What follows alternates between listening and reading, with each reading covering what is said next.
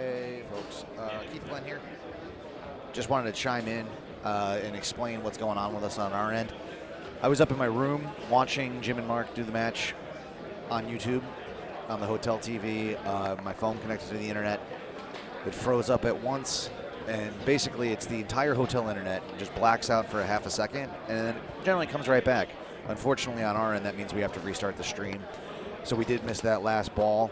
Tommy Orr and Brandon Munoz, excuse me. It's not 2019. Finished putting that one away.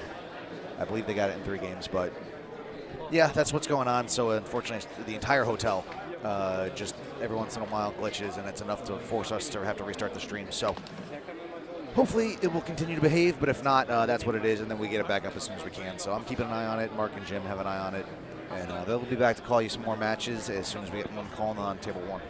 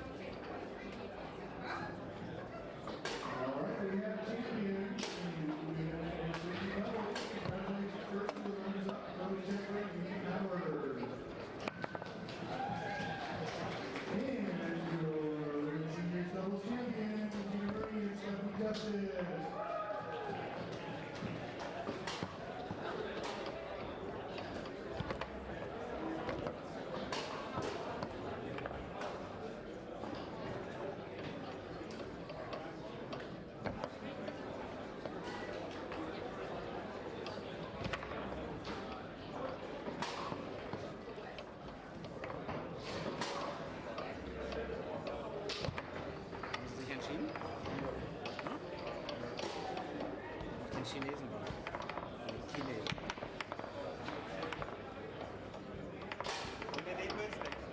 Wer nicht kommt, nee.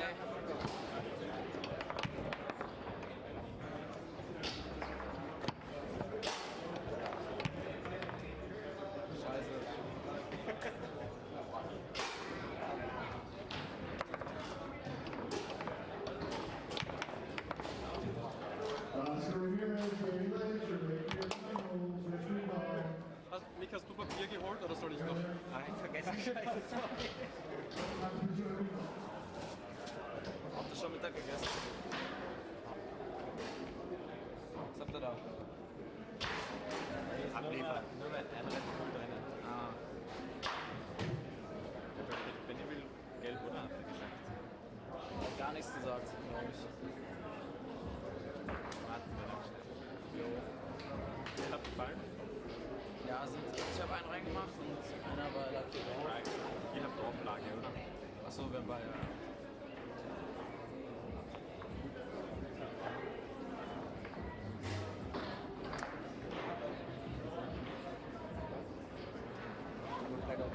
Alles was kommt.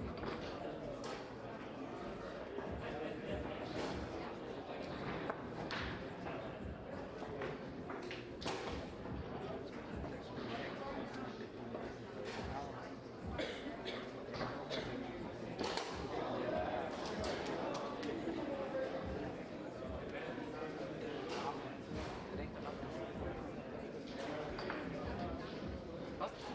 Ja, wir rennen wir gerne.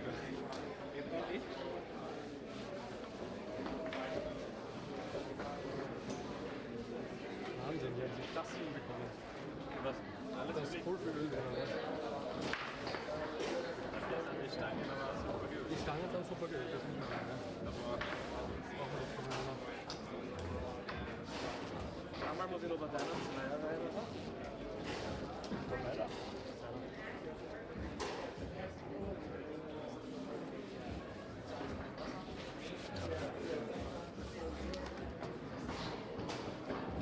Der reicht für 3 Sätze.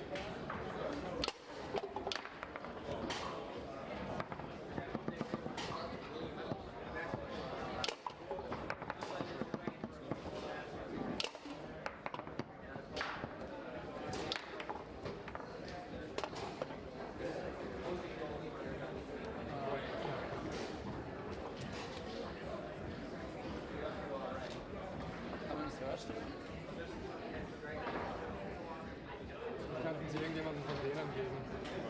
Wenn irgendwer Lust hat, das zu tun. Der ist, glaube ich, ganz gut aus, oder? Oder Justus? Ja. Wissen Mario, welche Bälle nehmen wir? Die zwei oder nur den?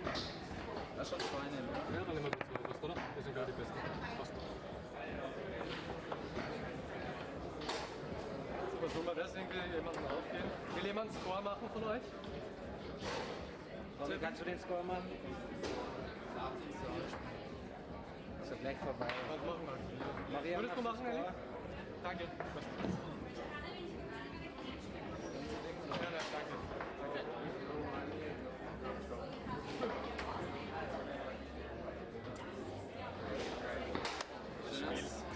Gespielt. Gespielt.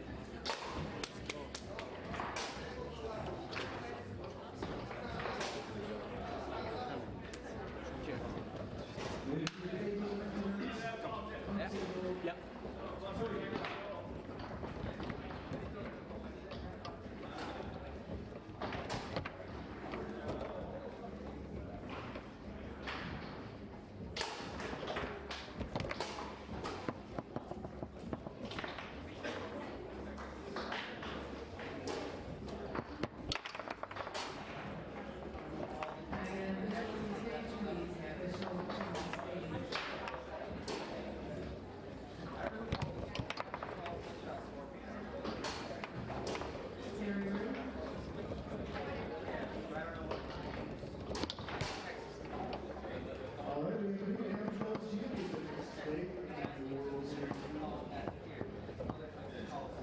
First, big hand to the runners-up in amateur doubles, semifinal, Michael Buildup. Big hand to the champions, Daniel and Jake Berlin.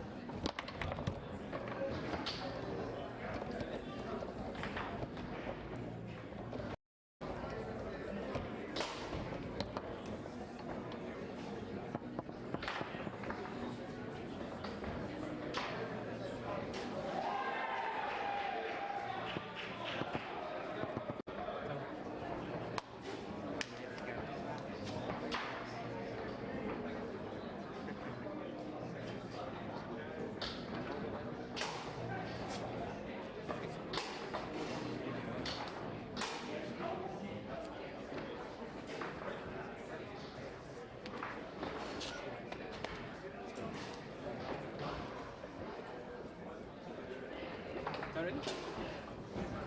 Yep.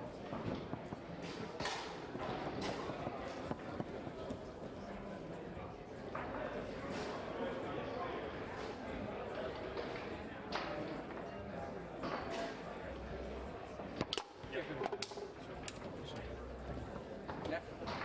Yeah.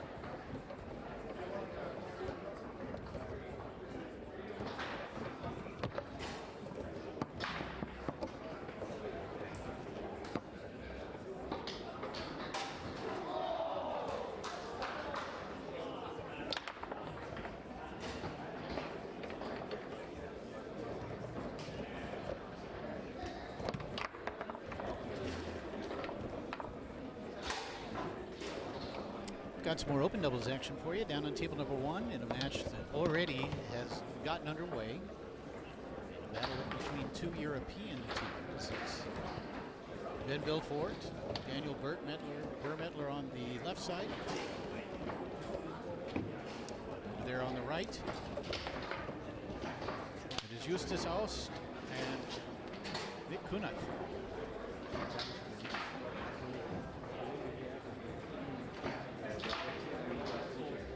Aust and Kunat versus Belfort.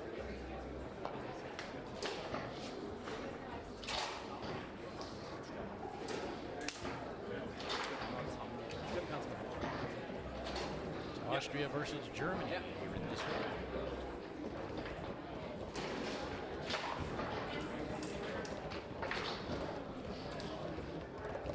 4-3 lead early on. Belfort and Burmettler. There's Daniel's brother. Last year, of course. Second place finisher in singles.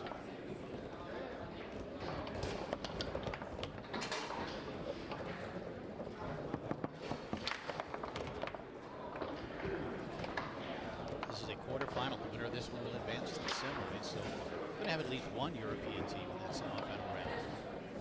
The other quarterfinals, Spredeman and Hildner, Robertson and McMillan.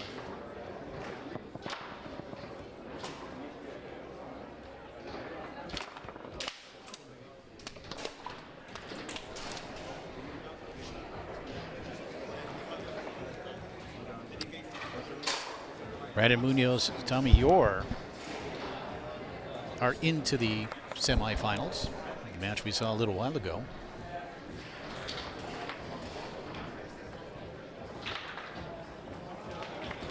Ryan Moore, Kane Gabriel will face off against Shimon Varosh and Peter Singo.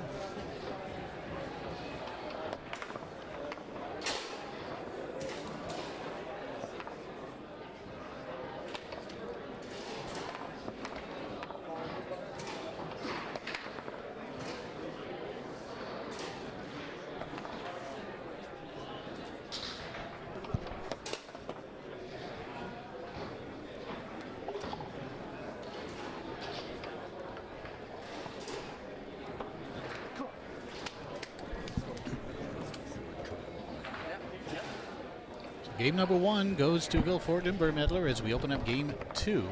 Aust with a pass attempt. Comes back to Kunat. Mick Kunat of Germany.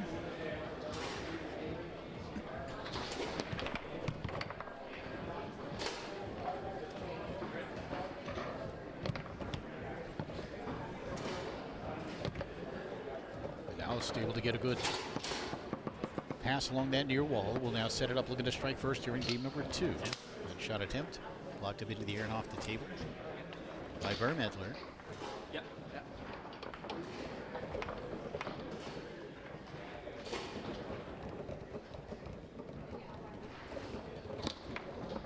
No score here in the second.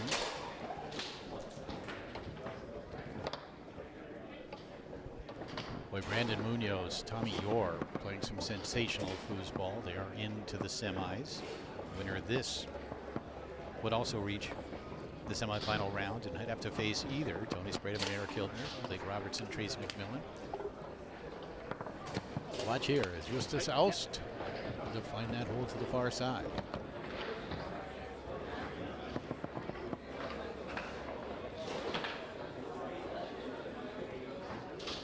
Guilford. Ben is competed here in America a few times. Outstanding Garlando player, of course. Lived in Canada for a little bit and competed in North America.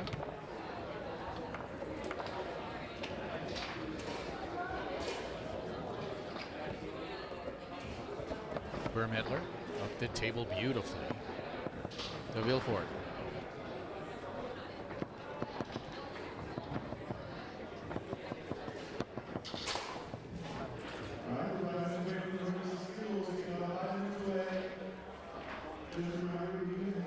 Nothing lead here in the second game for Kunat and Aust.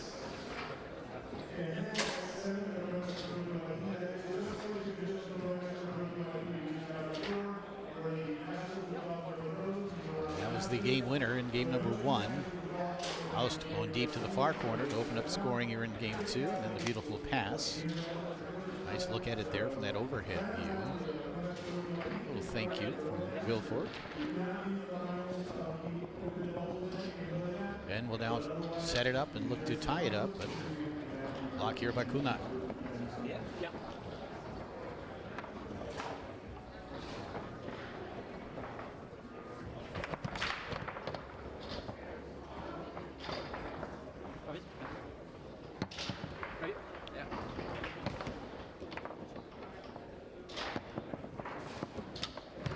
Guilford with a quick one here, and Kunat is there defensively. 1-0 lead in games. Guilford and Vermetler.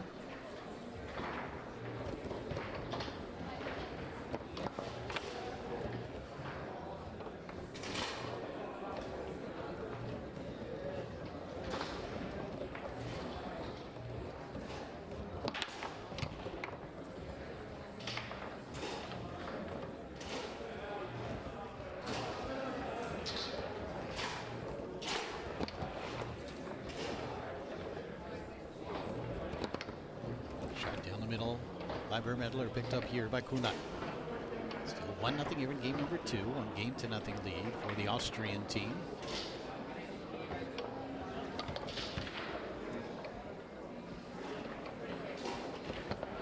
A lot of the international players here, in fact probably just about every one of them, preparing for the World Cup and World Championship in Zaragoza, Spain here in about 5 weeks. And there is Guilford finding the back of the goal.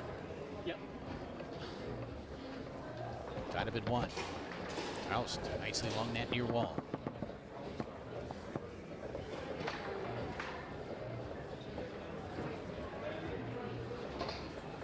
Taking his time, trying to come back down the middle. Blocked by Vermetler.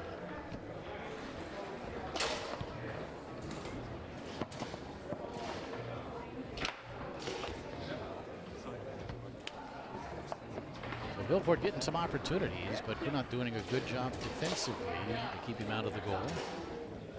Mick will set it up once again. Back there in goal. And have it taken away by Guilford.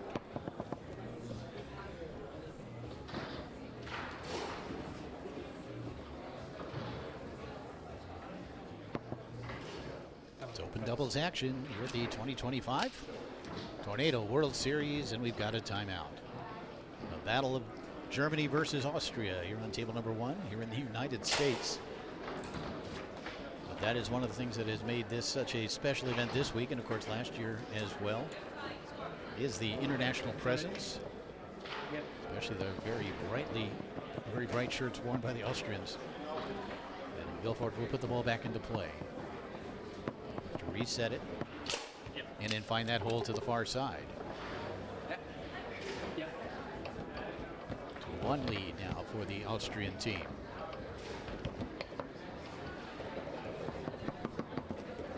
Aust passes, sets it up, and quickly scores it. Didn't take much time, didn't need much time to find that near corner. Or even at 2.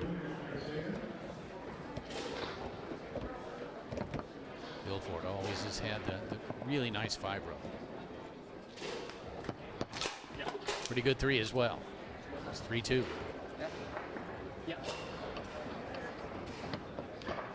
Aust brushing it up beautifully. And a possession here on that 3-run as he rocks, looks. Try to bring it back down the middle, blocked and taken away by Vermedler. Daniel Vermedler, brother of Stefan.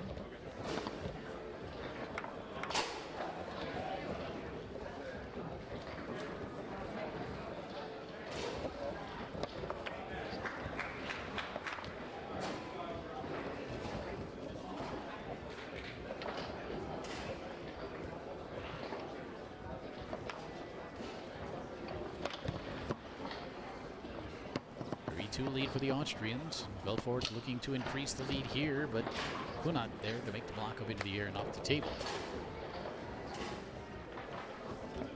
Yeah, yeah.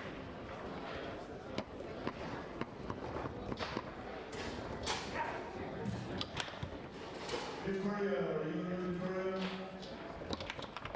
Is your number coming? Coming?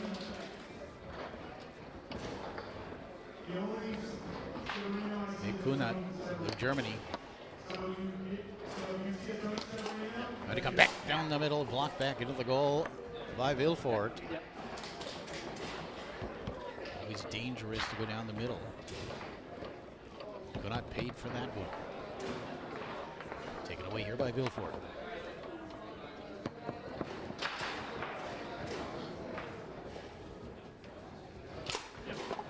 And it's 2-0 has been Vilfort able to put that one away. And they're just a game away from the semifinal round in open doubles here at the 2025 Tornado World Series.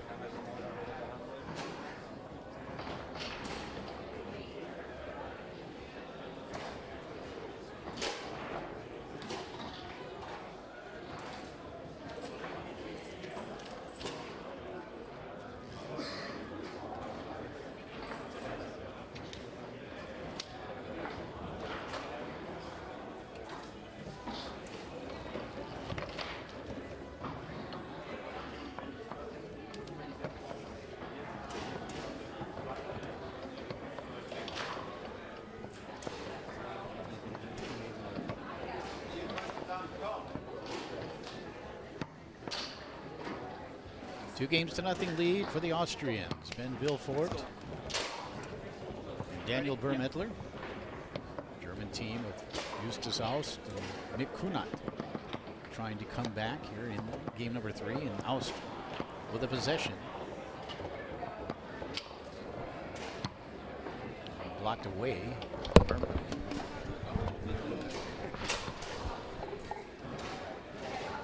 It's Austria versus Germany here on table number 1, Mark, as Mark Torres has now stepped into the booth. You know, Jim, those tacos, Uh-huh. I had to take care of that. But here I am. I got you. I'm breathing hard, but I'm ready. By taking exciting. care of it, I assume you mean letting Hey, someone don't- else don't get know weird. where the taco shop was? Yeah, the Chevron across from the Weston. All right, this is great, man. We're getting some international action. Tell me you're loud. Is that me or just Maybe I'm just loud? sorry.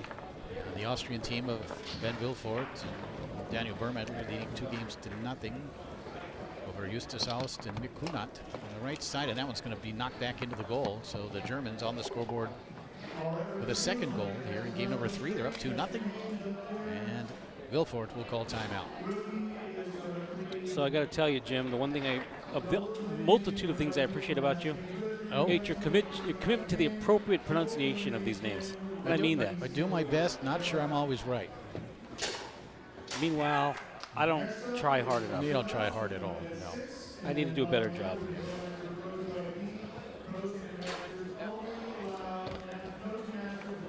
Daniel, at least in the United States, is the lesser-known brother, but seemingly equally skilled brother of Stefan Vermedler. Playing goalie here, and there's Vilfort able to set it up and find that hole out to the far side. It's now 2-1 in favor of the Germans, and this is Aust. Who will set it up. Quick shot attempt. It's wide of the goal. Rebound grabbed by Vermedler.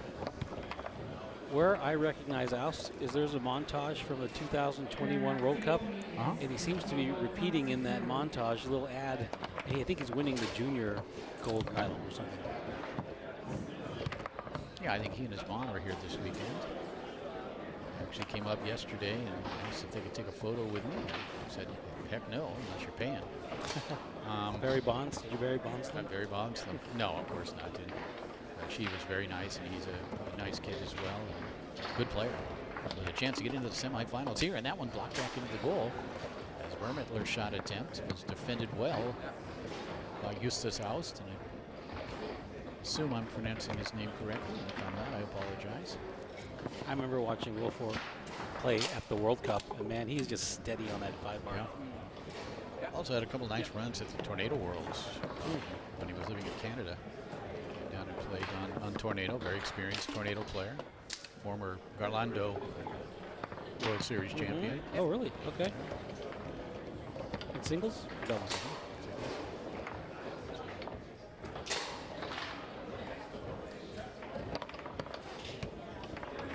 Taken away here by Aust. It looks like the Germans are going to get back into this match, and they do. It's now 2-1 in favor of the Austrian duo. Trying to join Tommy Yor and Brandon Munoz in the semifinals. I think Teddy Kruger just got beat in the finals of pro singles 2-0, 5-2, 5-1. Yep. If I'm reading that correctly. Is that the final? Musa versus Kruger. Yep, that's the final. It was not a good matchup for Teddy. Either the winner's bracket final or the final. Oh, he's got some work to do. It looks like he did well for himself to get to the final, but beating Mr. Dusa is a whole other task, I think. And again, we talked about levels of play. And there's Kruger, and then there's Dusa, and then we saw what happened to Dusa on table number 1 when he went up against Munoz and Yor, a whole other level of players. There are levels for sure. Yeah. It's a nice win for Martin Dusa, though, to win the pro singles event and add that to his 4th place finish in men's singles. Nice weekend for the gentleman from the Czech Republic. What Steve say? What, 289 players-ish here this weekend? That's what Mr. Murray said. That's fantastic. And he's expecting, and I think we're all expecting, as the popularity and the visibility and the aesthetic and the culture of this type of play grows, he's expecting, and I think we're all expecting, order of magnitude. Yeah. In other words, there might be one of these next year? I'm 100% certain. Okay. That's great. And again, this hybrid kind of format, it's hard to beat. Yeah. Got a little of the old, little of the new, and boy, they seem to work so well together here this weekend. There have been no issues. Done by 11 at the latest each and every night. And here's Vilfort opening up the scoring in game number 4 with this shot to the near side against Kunat. I'm familiar with Mick Kunat from my years covering German table soccer, and that nice one to the near corner by Aust. That was a nice, deep, full-side roll. He's got some talent. Yep.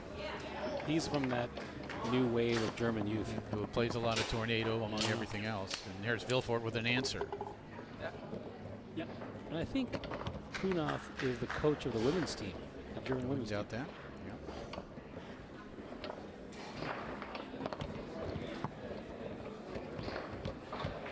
Yeah. Aust trying to chip that one up. Vermittler, Daniel Vermittler. Pull shot down the middle, blocked by Aust. 2-1 lead for Vilfort and Vermittler. In game number 4, lead 2-1 as well.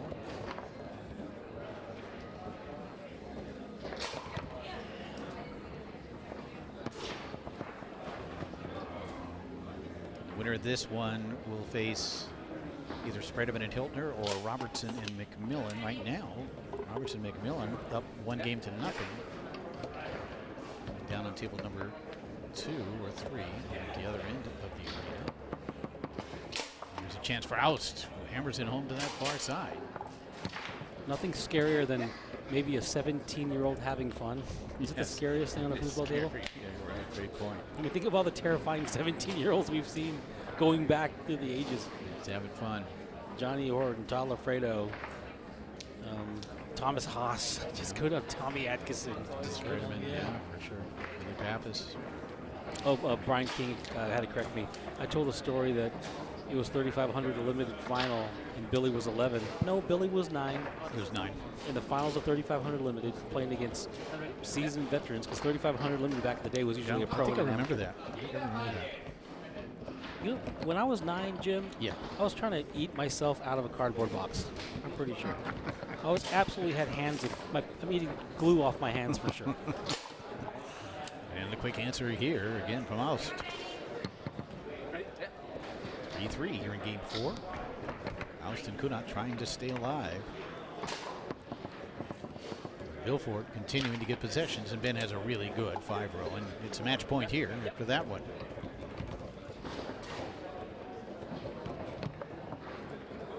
Aust along that near wall. And quickly converting to make it 4-4. Didn't take much time, passed it, set it, scored it. Even it at 4, but it remains match point for Vilfort and Burmettler, but Aust able to take it away. That brush pass set towards the goal. Picked up here by Daniel. Always interesting. I mean, the Burmettler brothers not playing together. Who knows why that is? We need to ask you guys if our mic is better. How is Jim's mic? How is my mic? We are testing our mics. So we have a timeout here. Yeah, let us know if we need to go up a little bit. I'm guessing I need to go up and Mark needs to go down. Just project a little bit better.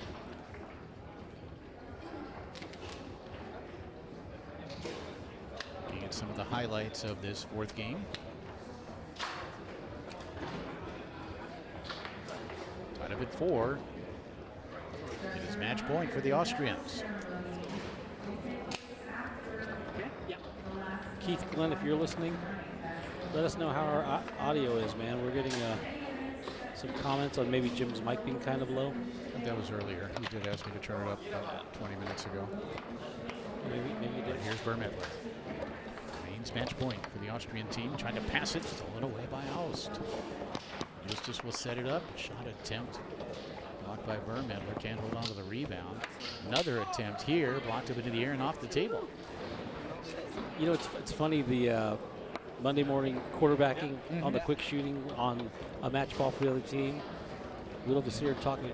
Like I said, it's beautiful when it goes in, but gosh, timeout seems like just Timeout and take your time ideally. At the very least, take your time. It was 2 quick shots, right? It was like a... And it had been working for him. The last 2 conversions had been quick shots, but there comes a point, comes a time when it's not beneficial to do so. It's a nice block there from Burmettler, and it bounces off the table. And Vilfort pretty happy about that.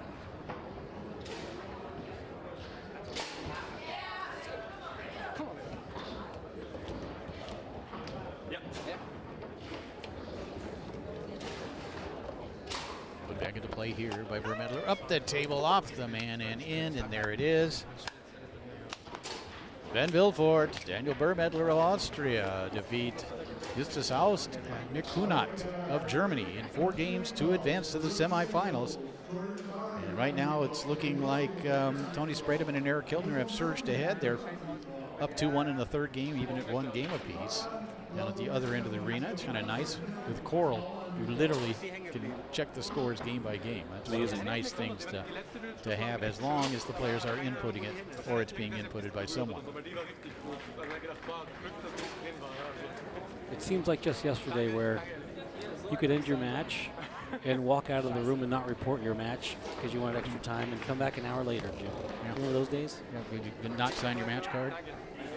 Yeah. Yeah, Not go up and sign the match card with a pencil in the tree with a pencil. Yeah. You just waited. You needed a little time, and hey, what are they going to do about it? Yeah. All the documentation was like on graph paper. And those tournaments tended to last till Wednesday afternoon in most cases. Yeah. You know, those tournaments where there were some long nights on those days. Looking over the highlights, and there were a lot of them from both sides of the table. Ben Vilfort in particular, the 5-row certainly to his advantage, but he also shot it as well against Mick Kunat. Break there for Mick. A nice pass. Missed all this action. Yeah, you're catching up now though, aren't you? It's like watching the red zone. Only the scoring plays.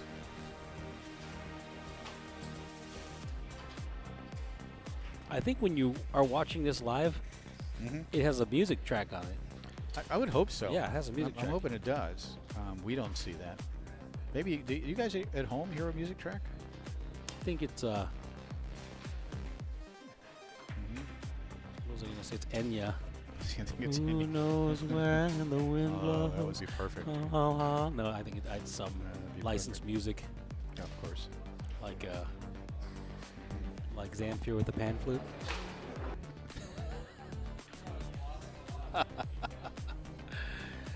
You know, I've never envied anyone more than Zamfir and the pan flute. I wish you could just pull up assets right now. Why is that? Just because it has this mythical quality. Have you ever seen a man with long hair and a pan flute, Jim? No, not that many times. That many times? No. I thought that was your Thursday nights at some point. No? No. No. It was Wednesday afternoons, but whatever. Oh, that's kinky. Those afternoons. Are we going to continue on this line of conversation? No, dude, we're killing time. We should probably take a break because it goes off the rails. Let's take a break, and the next time there's a matchup, you and I will both be up here, Johnny on the spot. I'm not getting any more tacos. I'm going to be here on time, Jim. Sounds good. All right, taking a break.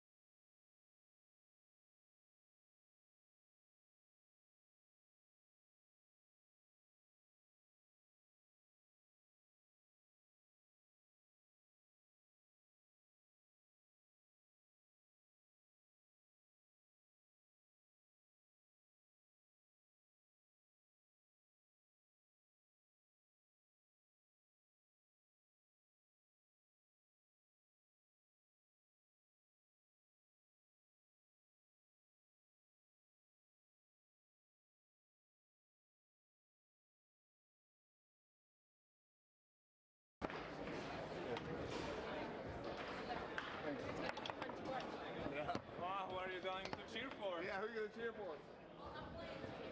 Good. She's not cheering. She refused to answer that question. Dude, if she said you, I'd be like, all right, you find your own way home. Her home is in Tulsa now, so. Take it to kids. Figure it out.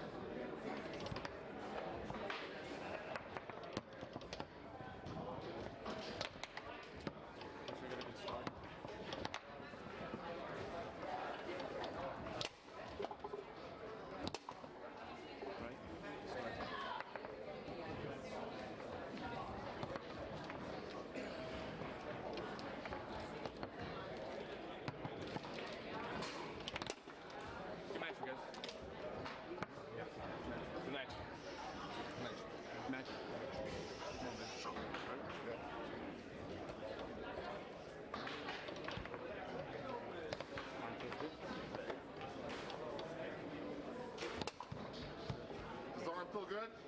Looks good. That was my happy.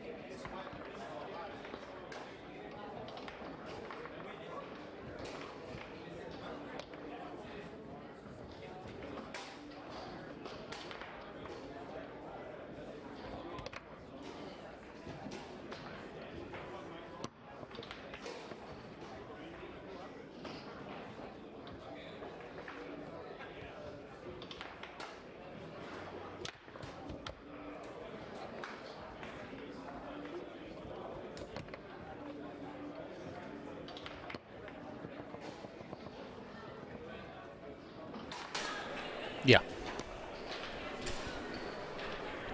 Back with you here on table number 1 for some more action in open doubles. It's a quarterfinal match with a winner advancing to the semifinals. It's an American team over there on the right side. It's a Slovakian team on the left.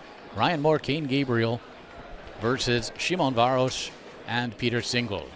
So, last year, Ryan and Kane won this event. Yeah. In an amazing match against Tony and Eric Hiltner. They're back again. They have other wins together on the Tornado Tour as former well. national champions. Yep. What's great about this match is if they can get by Single and Varos, they got Brandon and Tommy in the next round. Oh, that'd be a good one. Yep. Bringing it to open doubles, and we'll kind of update you on what's going on in the other bracket as well. In the other semifinal, which is already set, it's going to be Tony Spredeman and Eric Hiltner going up against the Austrian duo of Ben Vilfort and Daniel Burmettler. So again, Mark Torres in the semifinals. We're going to have at least one European team. It's amazing. One international team. And in the quarterfinals, 3 of the 8. And so again, we're seeing the influence of European table soccer. Previous to this, really, you didn't consider European players, beyond a handful of them, as being great Tornado players. But we're seeing that is not the case anymore. No, this is an incredible showing for the European players. Yeah. Like an amazing showing. And we love the diversity. If this was a typical American tournament, we'd see all the usual suspects in the quarters and That's semis. right. But not this time. You get people we've never seen before play. This is Varos. It's 1-0 here in the first game in favor of Moore and Gabriel. And getting that one way out there is Szymon Varos. It's 1-1 here in game number 1. Best 3 games out of 5. And the winner of this one would advance to play, as Mark Torres said, Tommy Yor and Brandon Munoz. So we got a conversation going. I don't know if there could be a call on the table or not. What's happening here? They're getting rid of the screen. They'll let someone else keep score, so they don't have to worry about it. As they bring the iPad over, hand it off to someone in the stands. Let's talk a little bit about the Ryan Moore, Kane Gabriel team. Ryan Moore is a superstar on both sides of the table. He Yep. could go. He's actually the best player on any rod at any time. He can go play Kane's position, and Kane can play Ryan's position, but Ryan can go back there just to score points. So this is a monster team. Kane is an incredible goalie, and we might just see that push shot from Kane Gabriel. He sets it up. He breaks zones down with his push shot. Yeah, one of the best on tour, one of the best in the world, no doubt. And these two will be competing together, apparently in Zaragoza, Spain, at the World Championships coming up here in about 5 weeks. Here's Ryan, who's been shooting the pull shot all weekend long. I don't think I've seen him shoot a single snake shot. He'll bring it across, set it up, and stroke it down the middle. Wow. He has been working that squared off split beautifully. And again, why wouldn't you? You really can build your entire pull shot offense around that squared off split, especially if they're going to show you that standard defense. Baros coming back. So if you shoot a pull shot, like I did for many years, you come to the table, they don't know who you are. You got to show them you can shoot a long at some point. Because now you could open up with your straight and shoot straights, but that's not the problem with Ryan. Everyone knows he has the dead bar long. Yeah. So now the split's gaping, right? Because they're like A or B and then the John Wayne. And the John Wayne, right? So they got to watch both corners, which means, yeah, that split is definitely gaping. Here's single. Let's see which one we see from Kane, the push shot or the pull shot. Let me start off the pull shot. Peter Single, was it expert singles he won here this weekend? Yeah. Yes. One of the many wins for European players in the Texas State side of things. Martin Dusa won pro singles. Pro singles, yeah. So the Europeans are just winning the events so far. Shimon Baros. Again, waits and then finds that hole far side. Boy, he gets great lateral speed and showed great patience as he finds that hole against Kane Gabriel. Ryan through the lane, tied up at 2 here in game 1.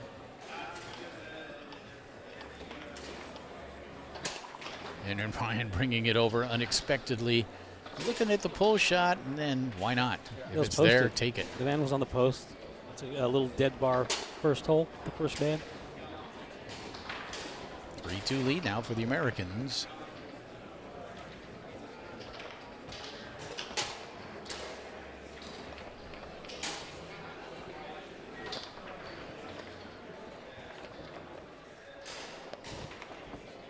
One off the back wall, cleared by Gabriel, caught by Moore. And Ryan able to rattle that one home down the middle. Ryan Moore doing what he wants here this week, and he's already won singles in that exceptional final match last night against Tony Spredeman. Certainly getting close to being in position to add a doubles title, a second consecutive doubles title with Kane Gabriel. But a lot of teams still to go through, including this excellent Czech Republic team, though. Gabriel there to make the block up into the air and off the table. Hey, Wall G, it's actually an iPad that live updates the score and game count and delivers it to the interface that we're watching on the video screen, as well as a feedback loop to the ITSF mothership on the other side of this wall. That's right. So, although I do not see it connected for this one. Wow. Game number 1 goes to Ryan Moore and Kane Gabriel after that one from the great Moore. 1-0 lead for Ryan and Kane.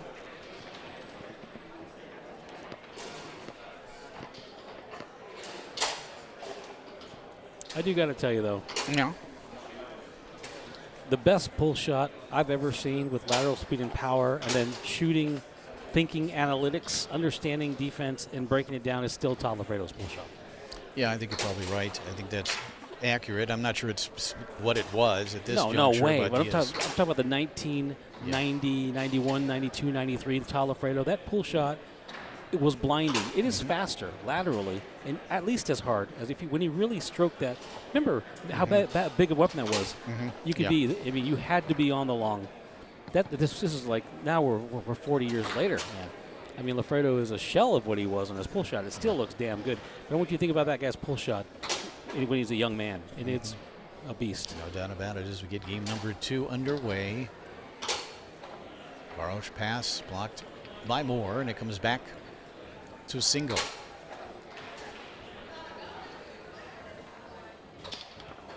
And stuffed back towards the goal by Moore.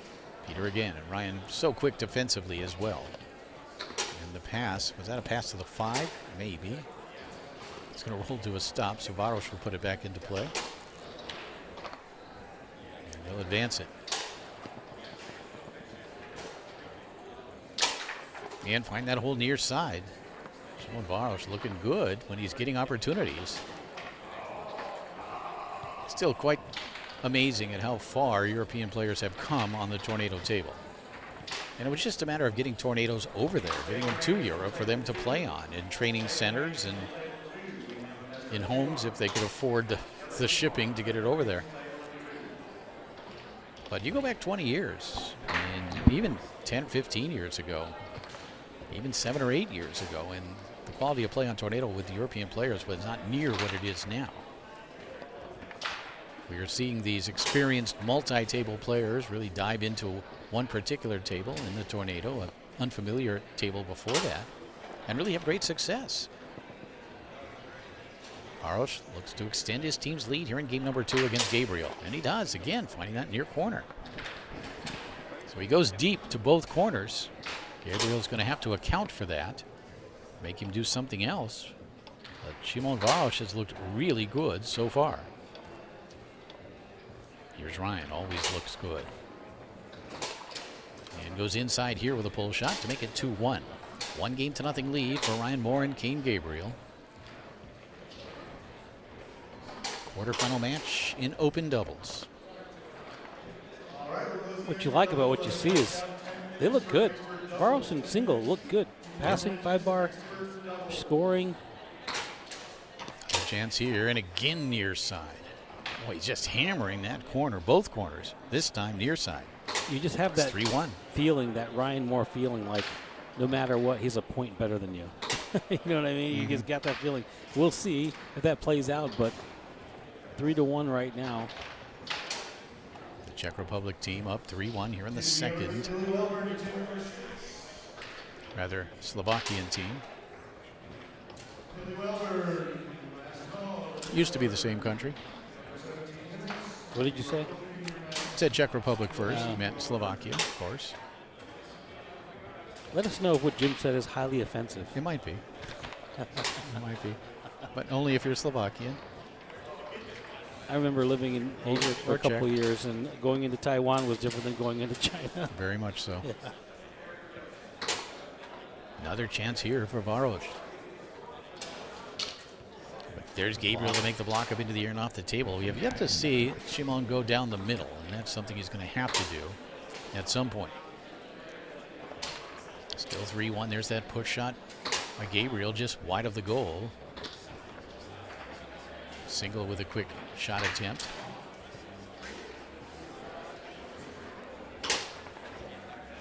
Got a question in the chat about, for the casters, is there anywhere a video with body mechanics when doing pull shots, like hip movements and things like that? There are some out there.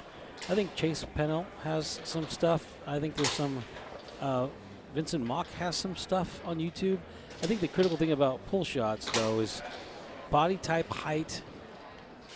Just it matters so much in how much leverage you have. And there goes single down the middle to make it 4-1. So Peter gets an opportunity and takes advantage of it. The Slovakians up 4-1 here in game 2. You saw the block of the John Wayne right before that. That means Single has been doing his homework. He knows about Ryan Moore.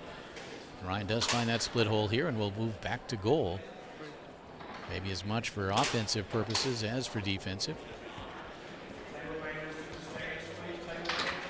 Varos trying to go along the wall, taken away by Gabriel. Let's see if Kane stays up there in this situation. He is going to advance it along that near wall. And he'll shoot a more conventional pull shot series. Gabriel will stop, call timeout, and bring Ryan back to forward. Ryan's actually more dangerous now than ever. If Ryan scores this and goes back, you're the forward that's passing that ball, and you're thinking, I got to make this pass. Because if Ryan gets this ball, he's going to fire one down my throat. And that's an extra dimension of risk. Yep. Right? Now the focus is always on him in these situations.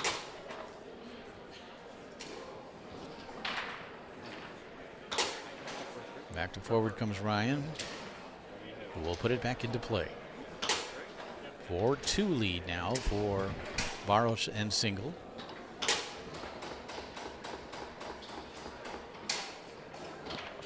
And Ryan's long pull shot off that rolling motion is blocked by Single, comes to Varos. Taken away by Moore.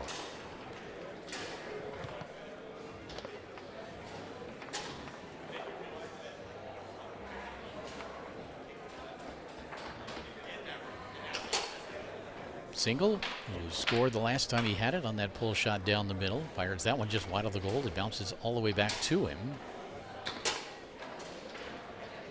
And he'll call timeout.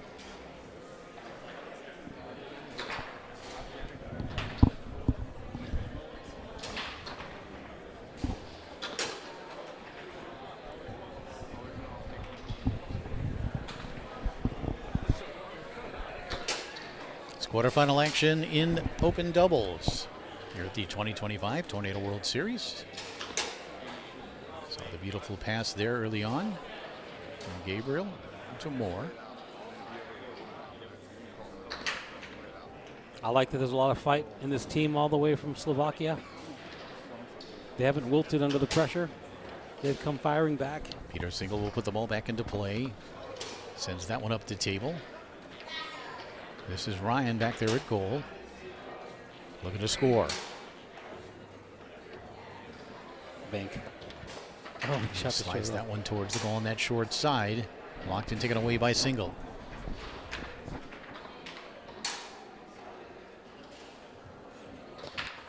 Peter on goal.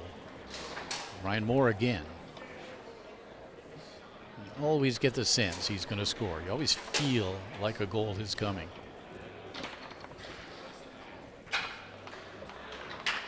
Hard on goal, right? Put some pressure on you.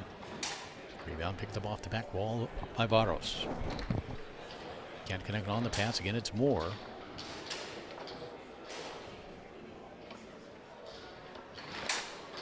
And the pass along the outside wall. With one timeout left, they're probably going to let Kane's probably going to shoot it. Ooh. Taken away by Single.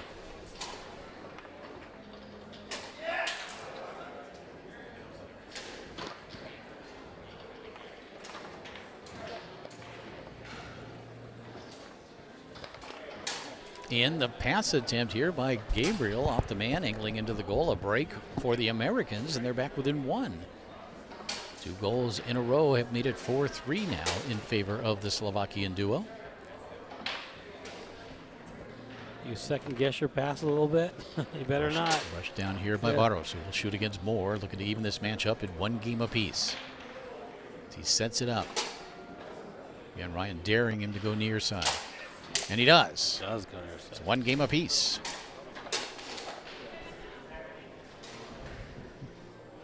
I love to see fight. I love to see a team that could normally come in feeling like they're outmatched and not acting like they're outmatched. No, they're just here to play foosball, do what they do, and so far so good as they are even at 1 game apiece against the defending champions.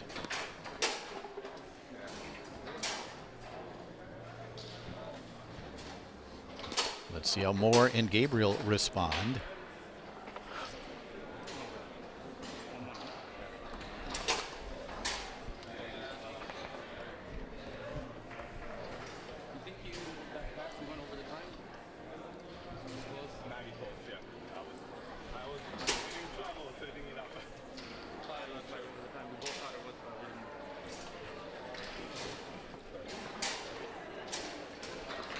Seems like just yesterday, Jim, there was a no practice rule. Remember when you couldn't practice between games? That used to be a rule. You couldn't practice between games. Yeah, the ITSF changed all that when the rules were sort of homogenized by Tom Yor and company now, what, 20 years ago plus. And practicing between games became the norm.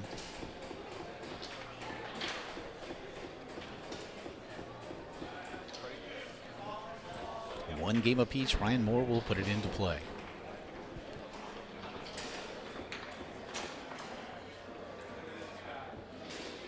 Ryan looking lane, looking wall, goes lane. Will set it up against single, looking to strike first here in game number 3. And he does. He's just looking at seeing a that long, but that one kind of hit off that man and in, and then Ryan screams at the man. He's just seeing that split so well, Jim.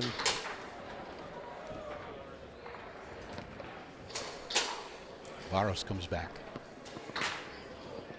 Simon Barros finds that hole down the middle. We talked about it early on. He had been hitting the corners. He was going to need to go down the middle, and he does so right here.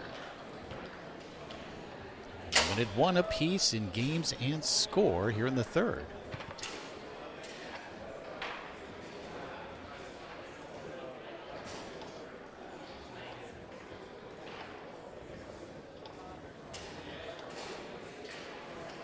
You know, we talked about how prepared the European players are coming over here, knowing they were coming to the United States to play in a tornado event.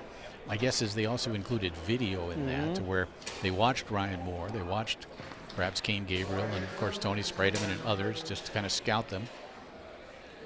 I'm not sure that worked the other way. Yeah, right. I'm not sure that that Ryan and Kane, although I'm guessing that Ryan has competed against Barros before. I'm guessing there was no studying of video and very little preparation in that manner. Ryan again has asserted himself here in game number 3. So now looks to send his team ahead 3-1.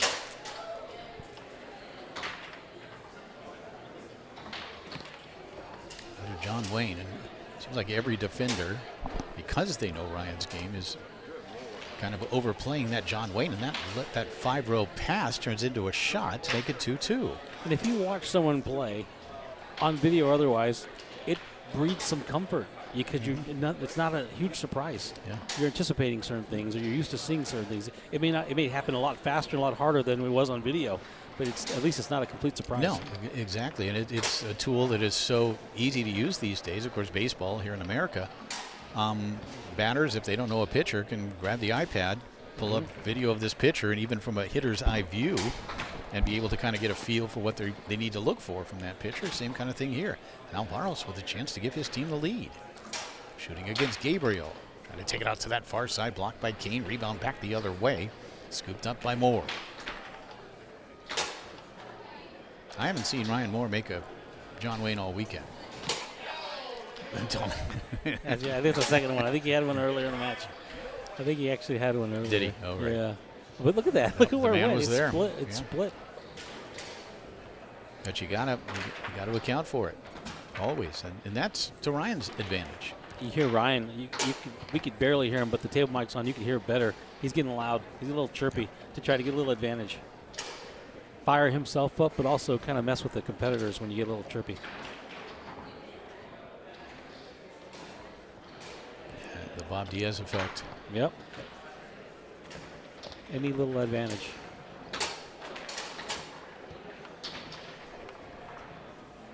Now 3-2 here in the third.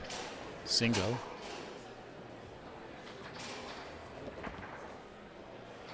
We'll call timeout. If Ryan even thinks for a second that getting a little noisy and making some remarks here and there are affecting play at all, it's just going to compound. He's going to do it more. Yep. Which, hey, that's part of the sport. Yeah, you don't engage with him. You do not engage with him. You just sort of stay focused, do your thing, and hopefully it minimizes. But you can see now, Barros definitely, both he and Single, laughing. They might have just fallen into the trap. We'll see. Oh, no. Give me a long night, or a short night, rather. Or a short night and then a long night, because you get to think about it later, right? Single will put the ball back into play, trailing 3-2 here in the third.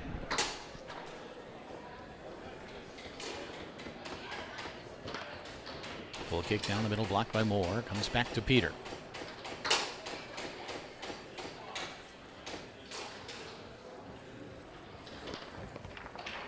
Single able to clear it. Picked up here by Gabriel. Best 3 games out of 5. 1 game apiece. 3-2 lead here in the third for the Americans. And the pass attempt stolen away by Varos.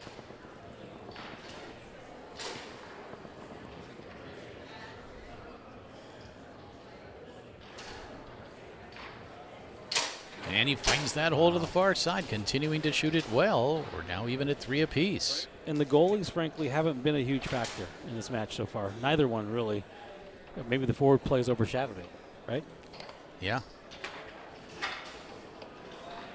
Both forwards have shot it well, have passed well.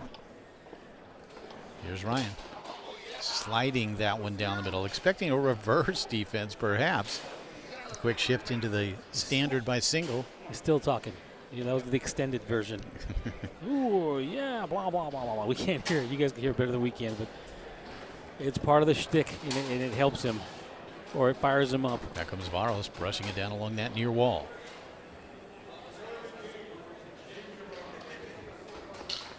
And that shot down the middle, blocked and taken away by Gabriel.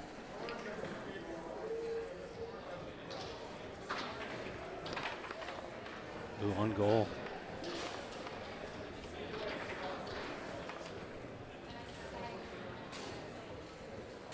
Single just need to get it out of there. And he does come back with a kind of hesitation. Reverse push kick. Push kick. Yep.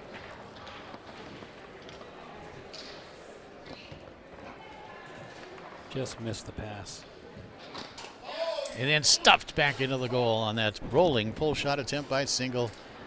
As Moore gets a defensive goal to close out game number 3, and it's now 2-1 in favor of Ryan Moore and Kane Gabriel of the United States. And now we're getting Showtime Ryan Moore. Ryan Moore's got something to say after every point, and it's entertaining, and may even, in a fun, competitive spirit way, take a little bit of that, moxie off of the Slovakian team.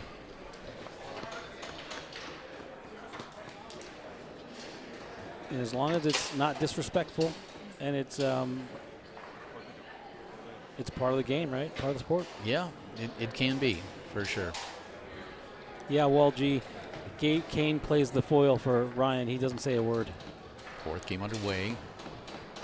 Varos able to pass this one through, and we'll set it up against Gabriel. And find that hole near side. 1-0.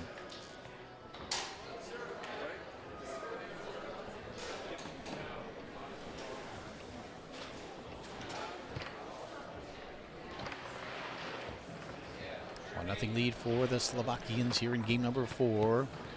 Simone couldn't quite hold on to it, then is able to block it back into the goal. It's 2-0. Little fist pump or hand clap, but no words. It's probably the best choice. Probably. There are very few players, maybe Tommy Atkinson in his prime over the last few years, could kind of hang with Ryan in that talking, chirping kind of contest.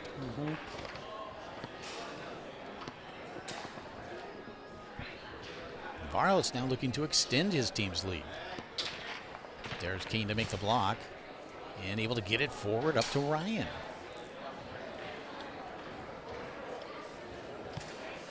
Moore fakes the John Wayne. And try to come inside, blocked and taken away by Single.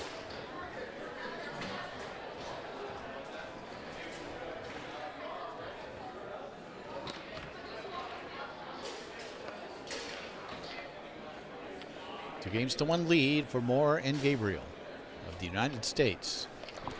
Here we go. The zone breaker. One to the short side. Rebound grabbed on the 5 by Varos.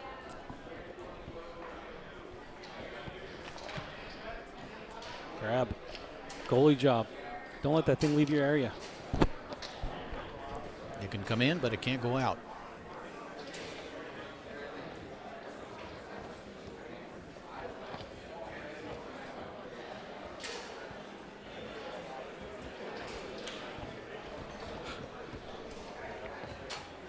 Varos with a pass attempt again, angling it into the goal. It's 3-0.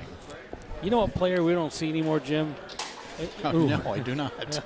Ooh. We don't see the Jeep who will wear you out full 10 seconds and just tire you out and then irritate you and then pass. Yeah. We don't see the Steve Morey that does that, right? That I want to see that guy play against these fast younger guys and just see if that, because that messed And there with was Todd. something to be said for that, no doubt. I mean, you're talking about two of the great fives ever in Perry and Morey, and they both had that in common. Yeah. I tell this story every once in a while, every few years. I watched those guys play. They decided not to have any time limits against each other in Campbell. It was a 5-grander. Northern California Open, whatever. They had a West Coast or whatever. Boy, that must have been entertaining. I wanted to jump off a cliff. Yeah. I couldn't watch it any longer, but these guys decided to have no time limits. That's how far back these guys go. Point being, it's not just they use all 10 seconds, because Fred used all 10 seconds. However, Fred still had a lot of action. Yeah. These guys moved the ball at a snail's pace for 10 seconds. Yes, they did. And so it's a whole different level of agitation when you're defending these guys. Agitation, boredom. Yeah. Exhaustion. Similar in that mold, at least the passes were harder and faster. Terry Moore would use all 10 seconds, but there was not a ton of dynamic action. Yeah, but again, another very effective one, and there's Ryan from goal. As he steps back there, sets it up, and then smoothly sends that one right down the middle into the goal. It's now 3-2. As the Americans now trying to get back into this fourth game. They do lead 2-1.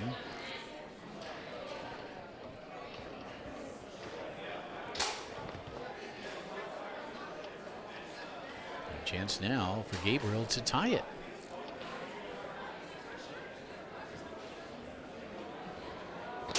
And he does. 3/4 split, long split. Let's see where this one goes. Yep. 3/4. It's 3-3. Slovakians got off to a good start here in this fourth game. But the Americans have come back. Now Ryan's got the ball in the goalie position. And Ryan fires it again down the middle just like that. It is match point. Dude, that's the same shot he was shooting on Tony last night. 4 goals from the Americans in about 2 minutes have put them in a position to advance to the semifinals with one more score. The Slovakians in a little bit of shock. A lot of stress on you when you feel like you're going to lose if you give it to the goalie. Yeah. A lot of pressure. Oh. Barros fortunate to pick this one up. He'll shoot against Ryan.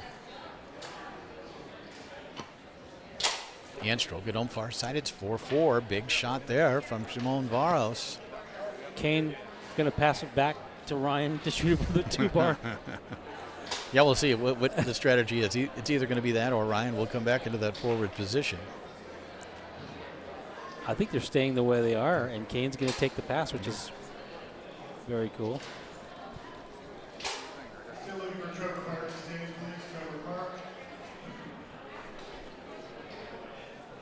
Here we go.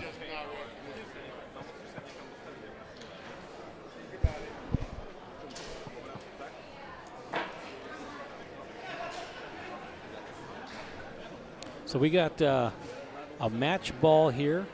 Kane Gabriel with the pass in the 5-bar.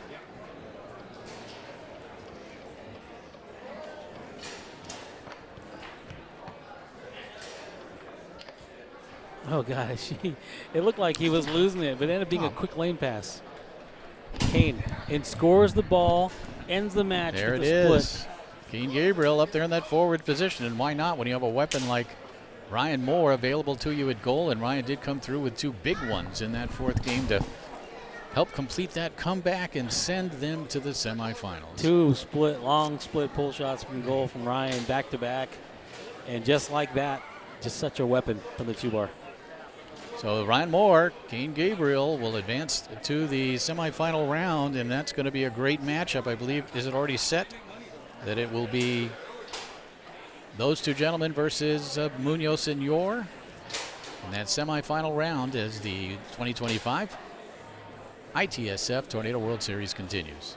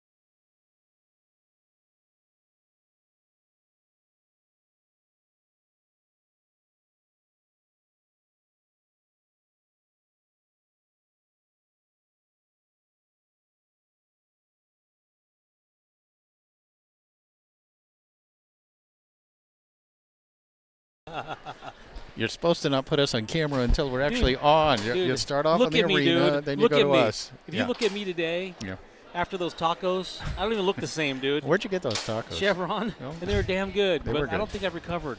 I mean, look at me. Yeah. Anyway. Those tacos are going to stay with you for a little while. They were really good. Yeah. But I'd go back and get more. You would. Yeah, I'd just look worse. Okay, we better focus. Let's go. What are we doing? We have women's doubles, and this is going to be a really, really good one. It's Mylin Tran. Yeah. It's Katerina Shabalescu, and they're going up against Hannah. And Sullivan. Yeah, and Sullivan. Yeah, so Hannah Buffkin, Sullivan Rue. Boy, four huge stars in the world of table soccer going to battle it out here on table number one as we now turn our attention to the women's side of things. Still 2 semifinals left tonight and a final in both events, although one of the semifinals has taken place, I believe, over on table 3. That's a good one. Miriam Ali and Stacy Fowler. Yeah. Isabel. And Iveta. And Iveta, yeah. We get to the women's. So 3 of the 4 are American teams here. There is a European on the women's team, side of things. What I love also about the women, the men come up to the table and practice repetitions of stuff that they've been practicing all day for about half an hour. Then there's table maintenance, ball checking, and then making sure the balls are all the right weight, height, and texture. And then they take a break, water break, and then second water break. And then they get a ref. Okay, and then they start thinking about getting the match started? And then they get pressure to start the match, and they consider starting the match. In that order. The women get wrapped up, whatever the hell the table is, and get rolling, man. Yeah. It's just a little bit of a difference. I think we are waiting for Sullivan Rue to re-enter, but she's always very prompt in getting started. Yeah, this is going to be really, really interesting. Best 3 games out of 5. It's going to be a semifinal in women's doubles. Kathy's doing this thing where she puts on, I don't know if she always does this. It's the first time I've noticed it. She puts her AirPods in and she paces like a tiger around the table, just like she's What do you think she's listening to? What would she be listening to here? I'm going to once again go with Dave Matthews. I think it's Dave It's always Dave Matthews. It's always Matthews.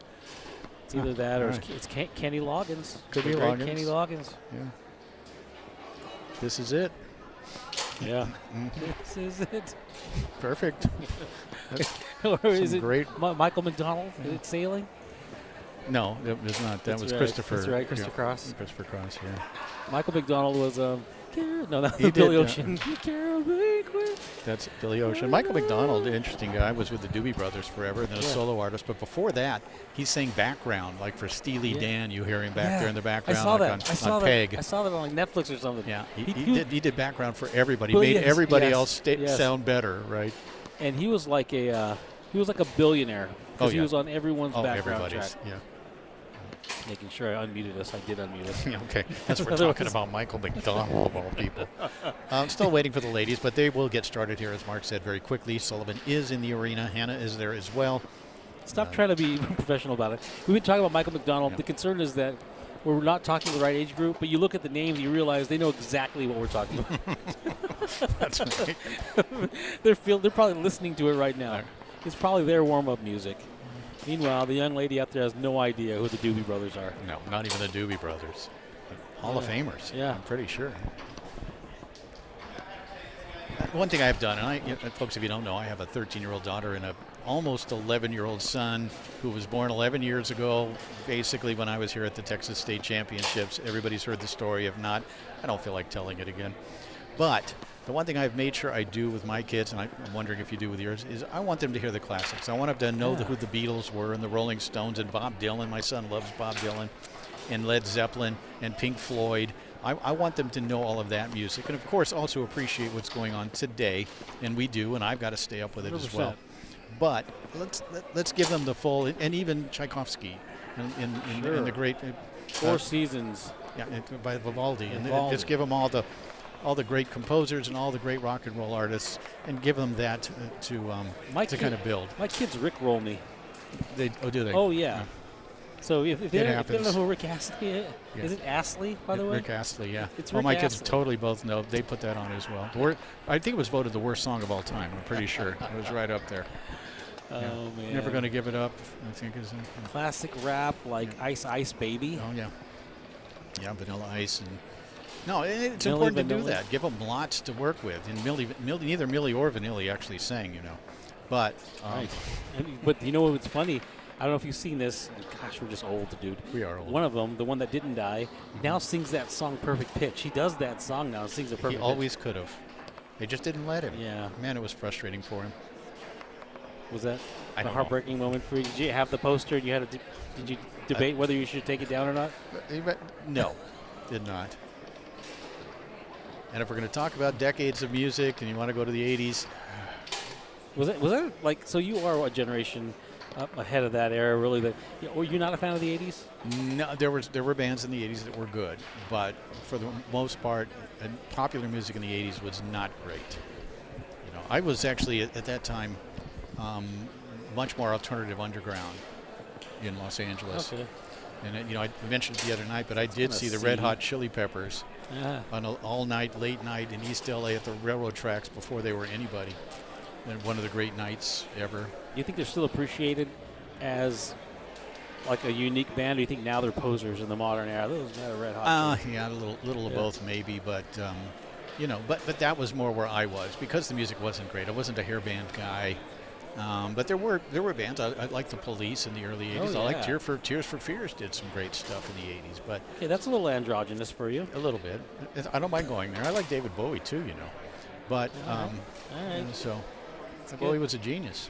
I was a Prince fan, and every time I tell Steve Murray that, it looks like he questions some of my life choices. But I'm like, dude, Yeah. All right, so the ladies are taking a little longer than expected to get going here. I take it all back. Take it all They're, back. they're as arrogant as the men now. Yeah. What Well, do they do? it's You just know the what it big is? stars. No, it may be that they're forced to have judges in the semifinals. And that may be what it is. Because I see Krause. Yep, Mark there's there. Krause.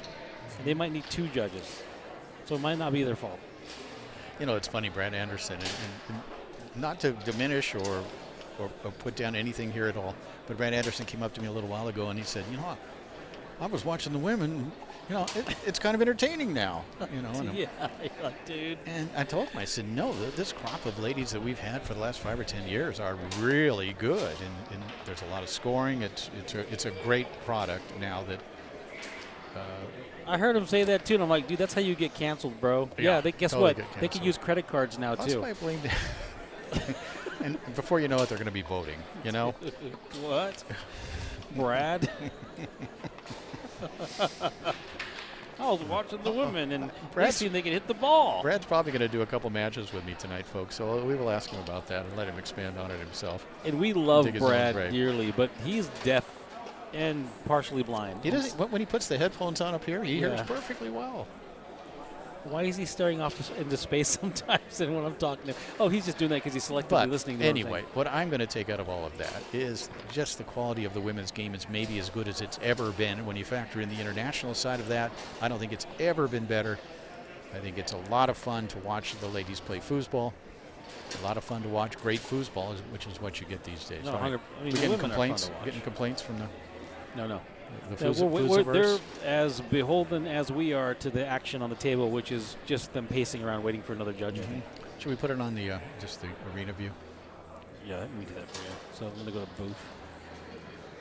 All right, Josh, 20 minutes left to sign up for the national WWE. Once again, Maybe they just. All right, so coming up here in a minute, be a table change, a rewrap, a flip, some officials, A blood national test. anthem.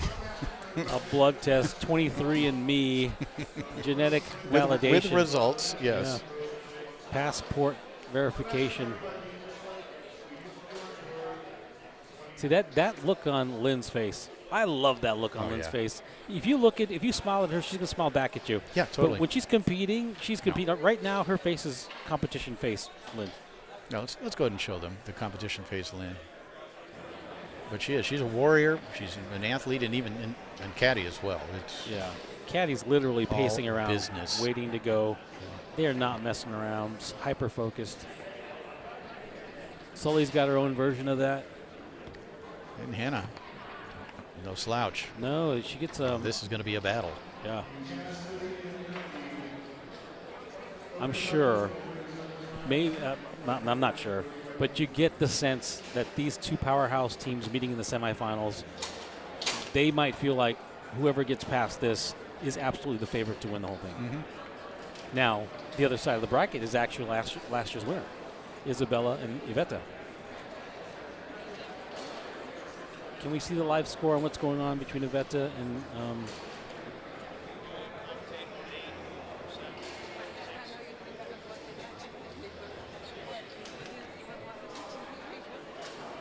let's see here.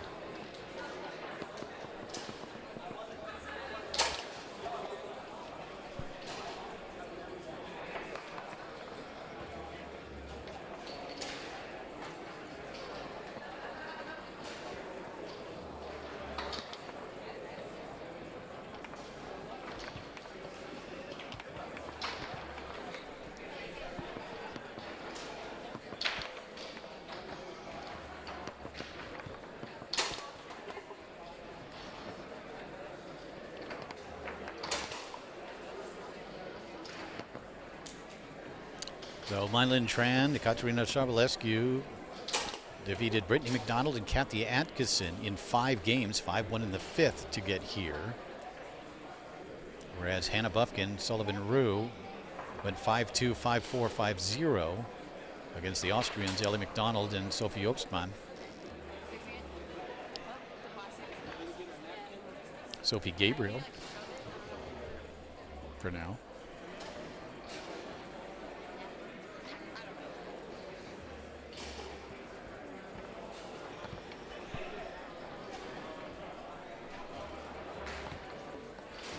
Right now it is 2-1 in favor of Miriam Ali and Stacey Fowler, and they're about to win that match down there.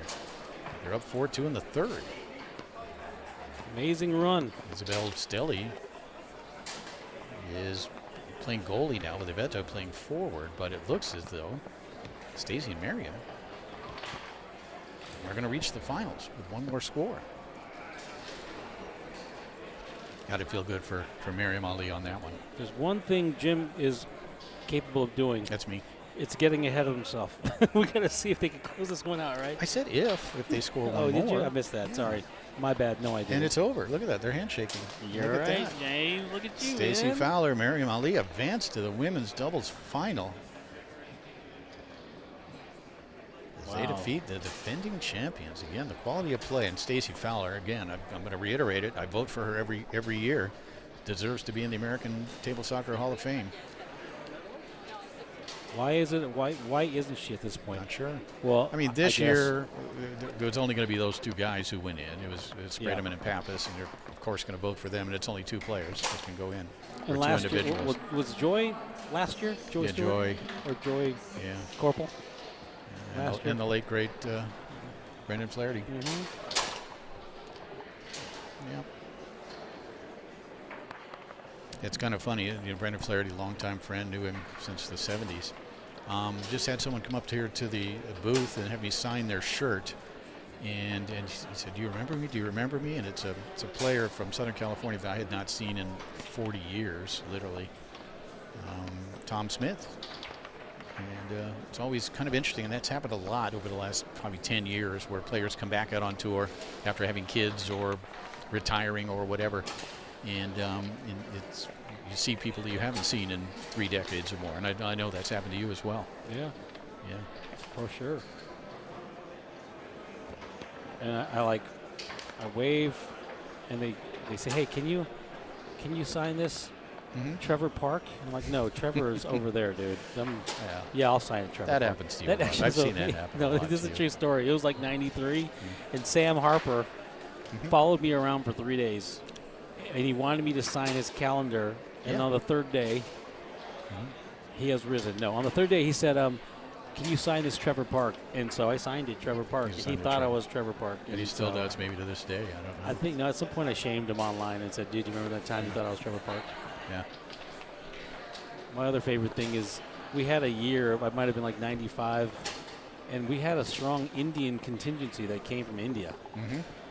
And you know, Trevor could have that look, and they followed him around. They thought he was Indian, and that was the joke for the whole weekend. Trevor, you've been adopted by India.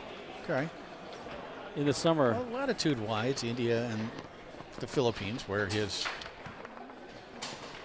ancestors had come from. Ancestors seems a little down the road a little. Is the ancestors. Probably his grandparents, we're going to say at the very least, right? The ancestors. The ancestors. The people. Oh, man. I think we're about to get underway here. It looks like it. In what should be a battle. The winner of this one will face Stacy Fowler and Mariam Ali. It is Mylin Tran on the left in the forward position. Her partner, Katerina Shabelescu, the singles champion here this weekend at goal. And over there on the right, the gold singles champ, Sullivan Rue. And the singles finalist, the women's singles finalist yesterday, Hannah Bufkin. And we're not quite ready yet. Mark Cross is being asked if the blood tests have come back yet. It's time to play some Rick Astley. Holy smokes.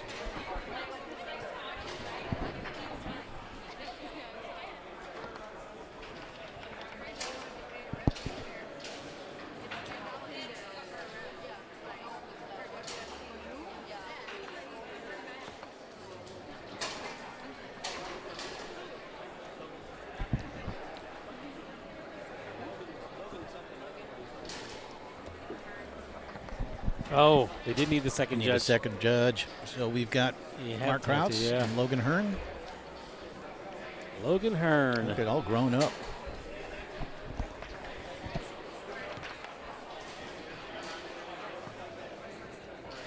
Looks like he's going to be timing.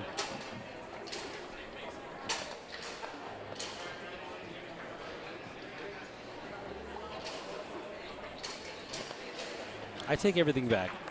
But you know, but I can't. It's not their fault. They're just waiting for judges. The men do this when they're not even waiting for judges.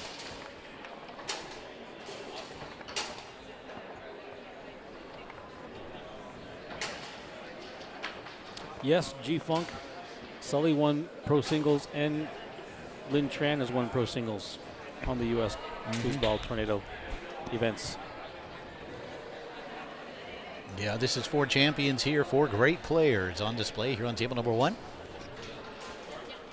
Looking to reach the women's doubles final, and we are underway. Rue smoothly along the wall will set it up against Shabelescu. And that shot attempt blocked by Kati up into the air and off the table. And we know that Katerina Shabelescu is an outstanding defensive player back there. And you know what she does?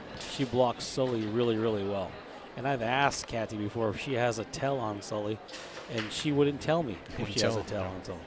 So what Sully needs to do against this kind of defense is just make sure she sets up, makes all 3 holes look the same, and executes with authority after 4, 5, 6, 8 seconds, ideally. But Sully oftentimes likes to be a flow player, a rhythm player. Tran will come back shooting against Bufkin.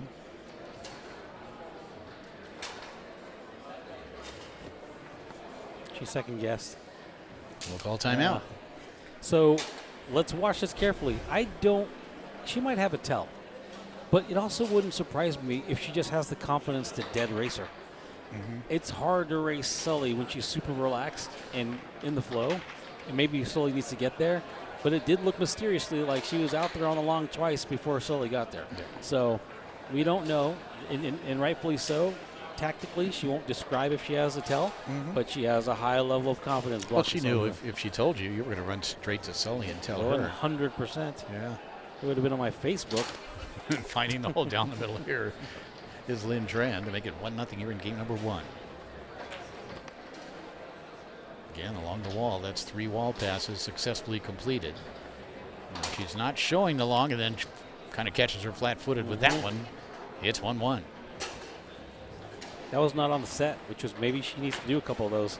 Not on the set. That was like almost a moving. Here's Tran. Trying to come near side, went wide of the goal. Rebound comes back to Conti.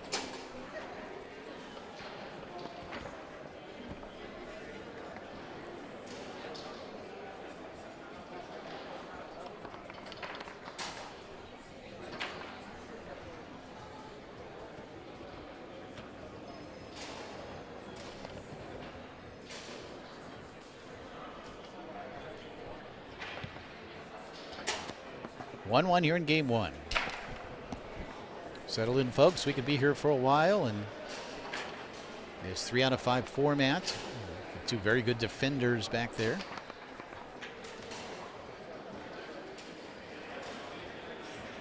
But how about Stacy Fowler and Mary Ali in the final? That's two great ladies. And again, Stacy Fowler just going to add to her resume.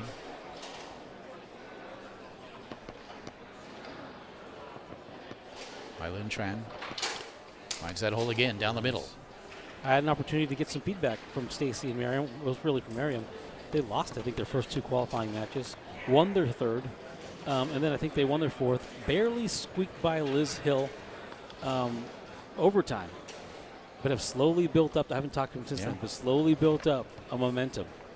And now they might be on the rise, like getting ready to peak, which is the best time to do for a final.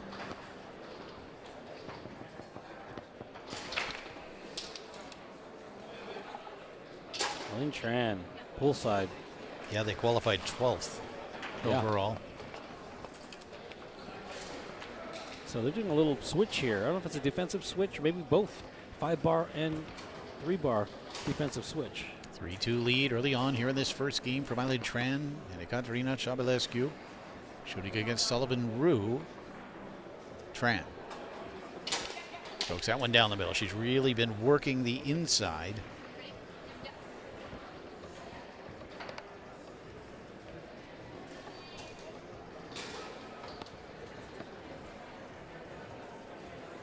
Looking at the seeding, the number 1 seeds, Jamila Nader, Sarah Klabund. I think they're out. They are out, yeah. Lost to, wow. They lost to Stelly and Moore, 8-7 in the 5th. Wow. What a rough one. And then Moore and Stelly then lost to Fowler and Ali in 3 straight games by a combined score of 15-6. Super hot. Stacy can get hot. Yeah. And she's like scrappy. Stacy's scrappy. Well, she's got a grade 5 and a grade 3. Yeah. When she is on, she is as good as anybody. But she also has that game where Miriam could just lay it up and clear the zone, and Stacy will fight for it. Well, people forget Stacy Fowler has won a women's singles world championship on Tornado and a women's doubles championship on Tornado, and multiple other titles and a gold medal at the World Cup, and contributed to Team USA on multiple occasions. As we look at the highlights here, Mylin Tran really shooting it well so far and has propelled her team into this 4-2 lead in game number 1. I'm the biggest fan of all 4 of these young ladies for different reasons. A lot of it is a huge amount of passion between all 4 of them and how they express that in their playing style. But Lynn is just such a mechanical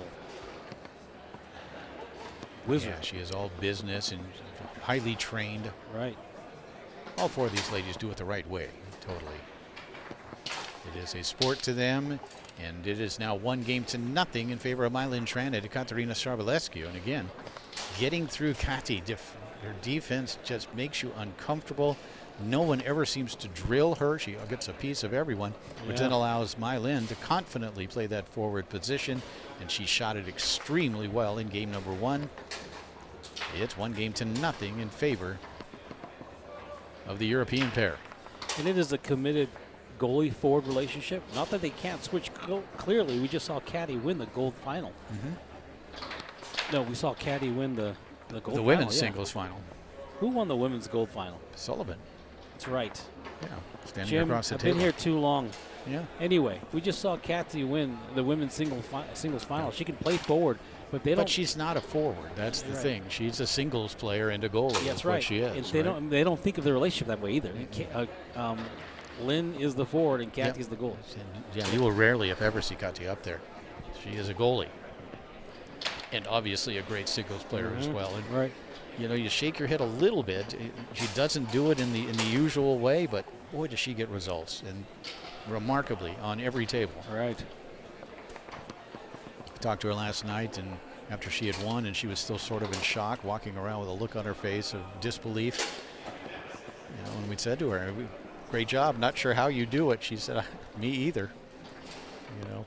But look out for Sully. This is Sully's table. This is Sully's house. She gets on a roll. Yep. She's going to be lights But out. can you get on a roll against Kati? That's the thing. Beautiful bounce pass here. But technically and physically, Sully just so good. And does find the hole here as she strokes home the long push shot.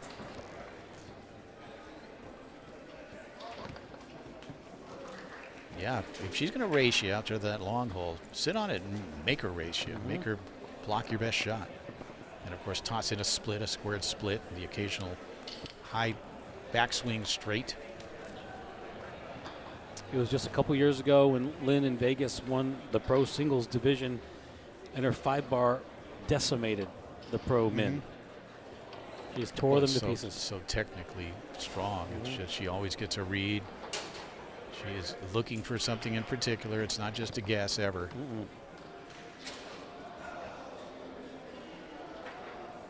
1-0 lead in games for Trana Shabalescu.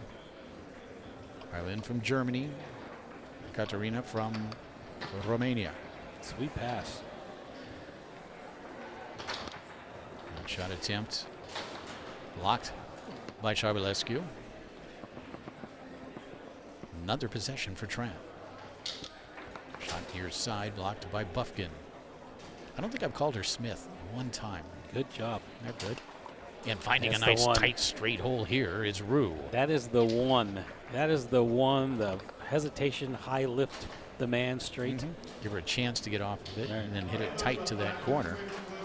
It's 2-0.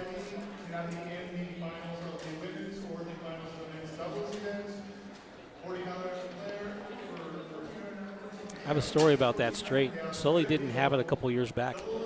She got raced by Todd Lafredo in the finals of designated mix, and Lafredo beat her. Lafredo was standing near the camera, and I said, Todd, what happened there? And he said, Sullivan just needs the high swing straight. Yeah. And so I told Sully that. And Sully, you just need. Todd said he raced the hell out of you because you he don't knew. have that straight.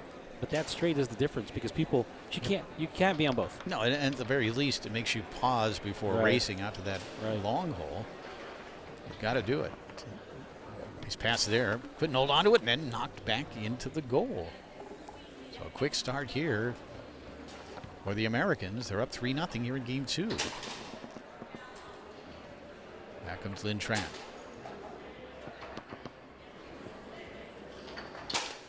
And finds that hole down the middle. That's just a good-looking split. Oh, she's so good at hitting those inside holes. Sully can't connect.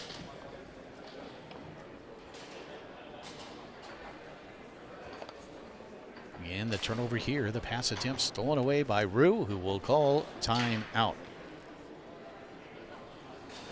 Watch this as that push shot goes to the long hole, then the beautiful pass along the outside wall from both angles. That was the one. Just lift the man up, let them jump out of the way. If it's too fast, it doesn't work. That's right.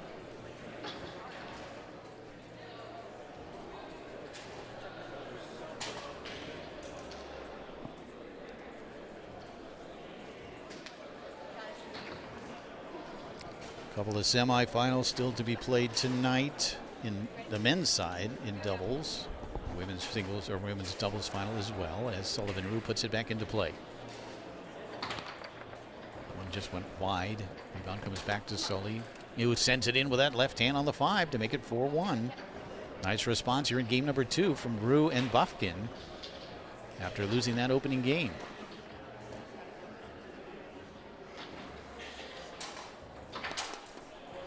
And there is Conti. Brings it across, comes around the ball, then banks it off that outside wall. There's a beautiful shot by Katarina Shabalescu. Chance here, though, for Sullivan Rue to tie the match up. Taken away by Conti.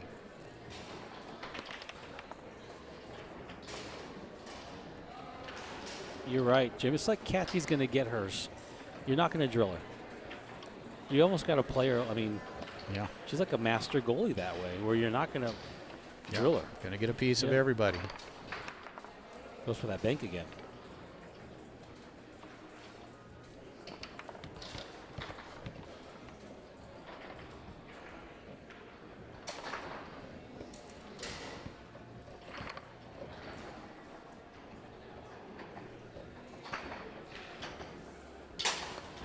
Tran nicely through that lane. Trying to cut the lead to 1, and she does. And a timeout called here by Rue and Bufkin, now leading just 4-3 here in this second game. There's a really great match between these two women teams in Las Vegas, and Sully and Hannah have the winner's bracket, and Kathy and Lynn win the first 2 games of the first set, and then the first game of the second set. And Kathy's doesn't clear that well, and they end up losing the next 2 games to Sully and Hannah. Mm-hmm. But that was a big loss for Kathy, and she says that in the back of her mind, she's reconciled it. It was tough. Here's Sully going with that quick one to that far side. Sobolescu all over it, trying to make it off the outside wall, scooped up by Tran.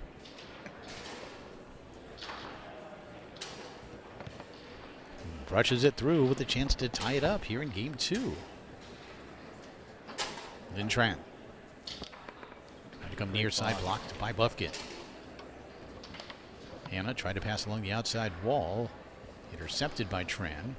Now, if you think about the last couple possessions on the 3-bar from Sully, they haven't been in line with what she's been setting up. She hit the big hesitation straight.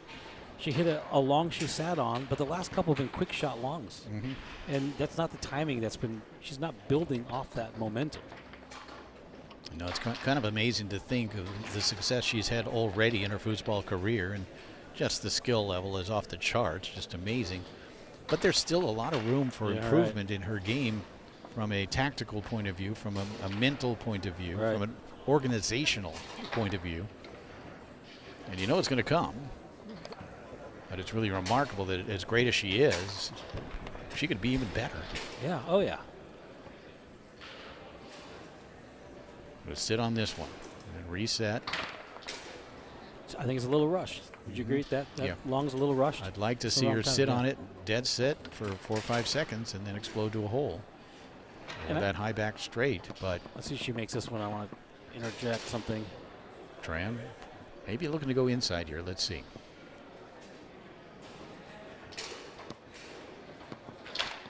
Nope, trying to bring it back to that near corner. Went just wide of the goal. Rebound, Karen's back to Sobolescu. And taken away by Sully. Went with that quick shot. And she's got to sometimes resist that urge to kind of roll. Yeah, see, she has a sense of urgency. She shouldn't have to put it away. Mm-hmm. She should have poise. Maybe a sense of urgency is the wrong adjective. Maybe it should be urgency, but not desperation.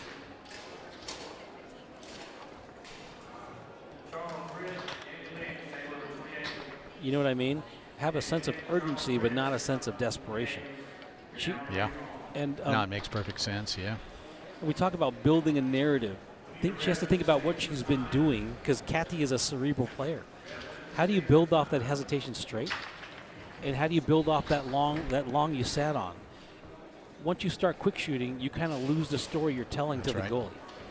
Yeah, that's a great way to put it.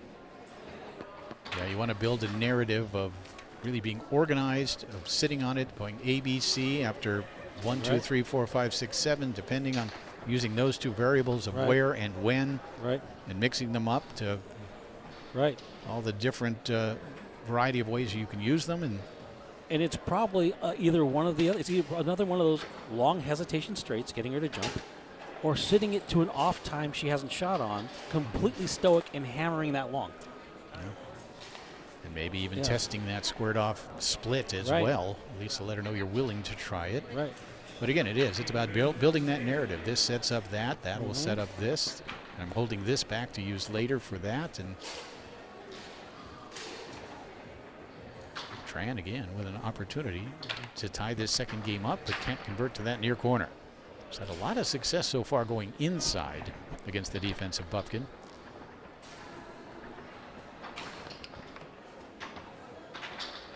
And there's no doubt there are times when Sullivan Ruin, when she's rolling and using that quick stuff, and it's so dynamic, and when it's working, it's fantastic. But there's other times, especially against great teams, and great goalies, really. Great goalies, that you've got to kind of change your approach a little bit and be a little more conventional. And Kathy's a serious thinker. And Lynn's keeping them in it, by the way. Lynn's keeping them in it. She could have put this away, too. Yeah, she's had 3 straight opportunities. I don't think any of them were actually on goal. Just wide of the goal. There's Hannah, who maybe needs to be a little more aggressive shooting it. She continues to try to feed Sullivan.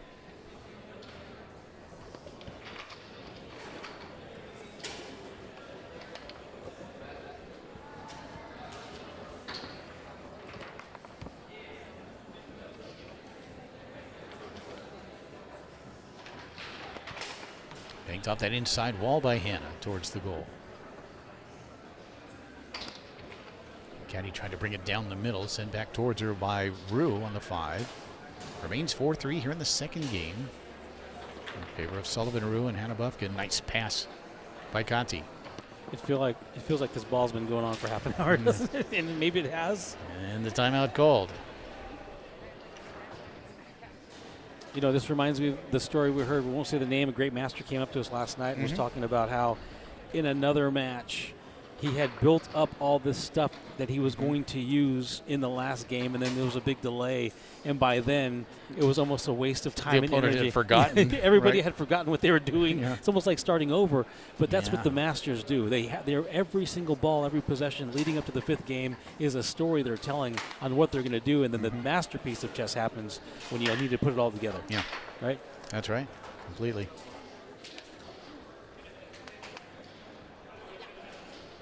Another chance here for Tran to even it at 4. She's had 3 or 4 attempts to tie it. And she does here. Again, going inside, which is where she has had the bulk of her success. We're tied at 4 after 3 in a row from Tran and Charbelescu. That's how Sully reacts. She is able to pick up the loose ball here. She comes back with that rolling push shot.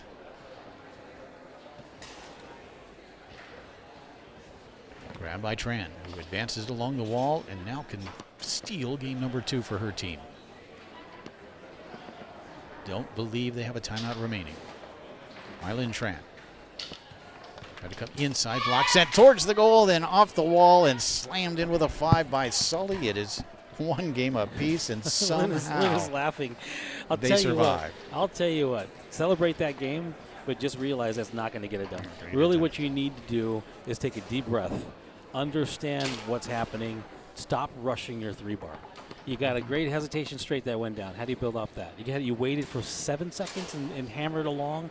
How do you build off that? If she continues to shoot like this, they're going to take her apart.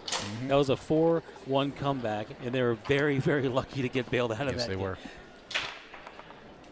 And I think Mylin Tran and Katerina Charbelescu understand that as well, although Mylin had some chances. Oh, yeah. Didn't take advantage of them. And she knows it. And she's like crushing balls right now on each side, push and pull And side. there's Terry. Oh, they got the in cam the on. hallway.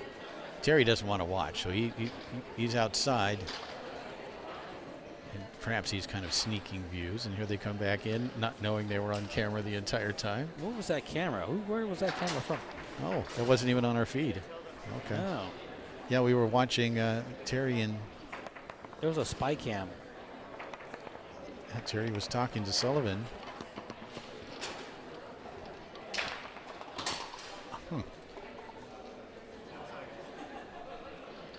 I wouldn't doubt if Terry's watching the match and listening to our commentary and running out there and saying, "Let me tell you what Torres is saying." You think so? Not a chance. Not a chance, man. That is a future Hall of Famer. Is whatever I'm saying is trash. He's probably got way better guidance for his daughter. Here we go. 3rd game underway. Mylin Tran will put it into play.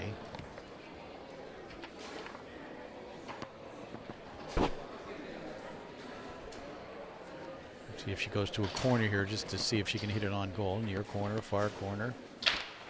Yep, try to come near, and again, spring it just wide. She is just not getting around it enough, but she's going to get another chance here after that beautiful pass by Conti. And she does quickly find the hole, this time to the corner. Back comes Sully. Rue. Conti out there to make the block. And that one's going to roll to a stop, which means Ekaterina Shabalescu will put the ball back into play. We're tied at 1 game apiece, 1-0 lead here in game 3 for Tran and Shabalescu. And then sent in again with a 5. But that's just not going to be enough. You got to find other ways to score. It's a little bit of desperation, perhaps, just lack of confidence on the 3-rod.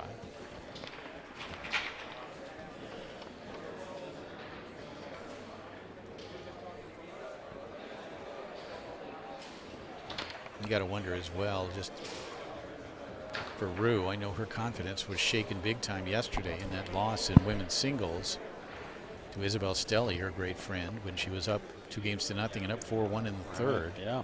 What that does to your psyche. Another great pass by Kati. Trina's not worked the far side very much. She's been working that inside on the near and the corner. Just that one side of the goal, and she does find the hole here to make it 2-1. As long as she's hitting that split, if that's your strength right now, Hannah's got to show you she can block it. You just keep hitting it, right? Just keep going after that middle.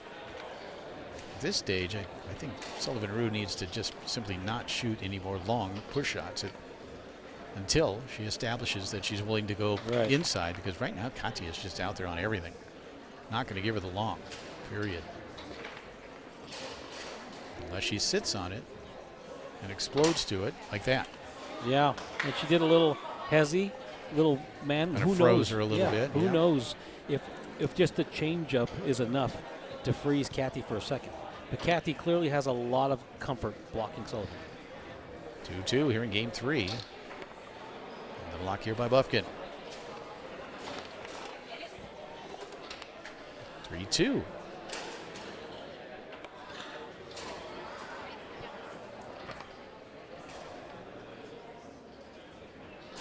Let's see if she sits on it a little longer.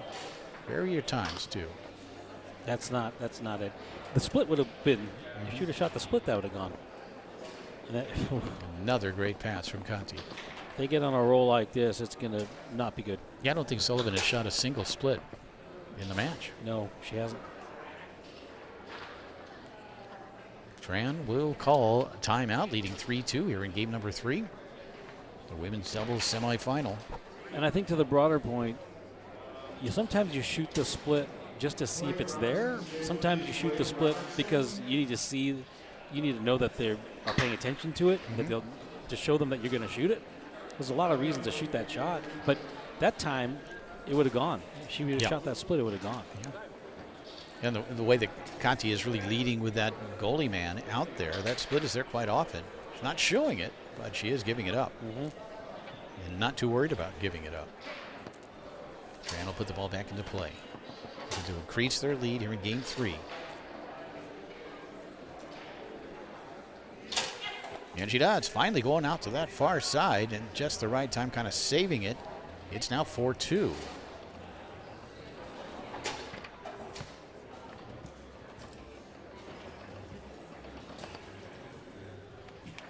Working the high lane here. We get a timeout called, and does this mean Hannah's coming up to shoot the ball? Or just getting some advice from her partner? Let's not pretend like Hannah had a great day of shooting versus Kathy either. That's a good point. All right. Yeah. Kathy's got a solid defense against everybody at that table, by the way. She blocks Everybody. Yeah. All of them.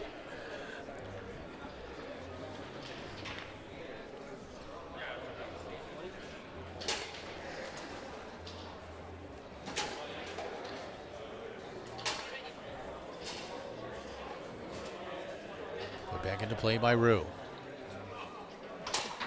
And stroking it home again, taking some time.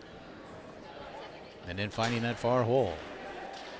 All she You needs take to away do. a little bit of Conti's speed defensively when the longer you sit on it. Right. A chance here for Mylin Tran to win game number 3 for her team. And strokes it home near side. That was against Sullivan Rue, who had switched back there. It's now 2-1.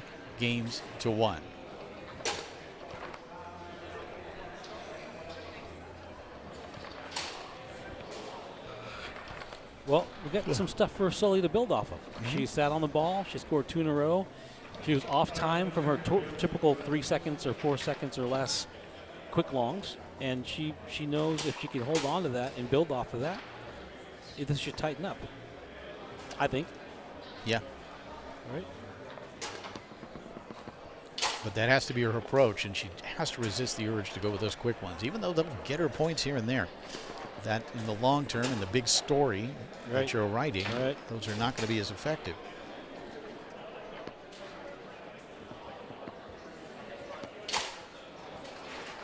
And Tran has been so consistent throughout the match in terms of getting the ball, getting opportunities, making adjustments.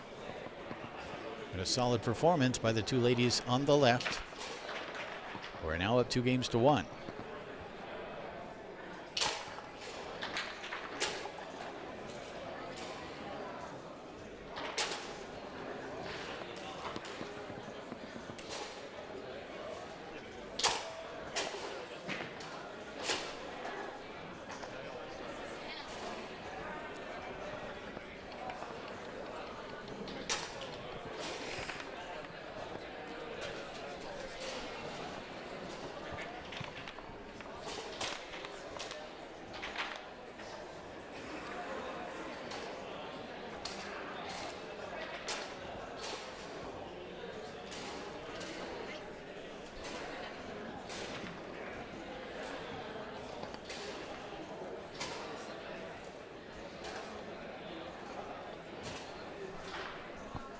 Fourth game underway. Sullivan Rue putting it into play and then opening up the scoring with this one as she does sit on it and find that hole, looks like down the middle.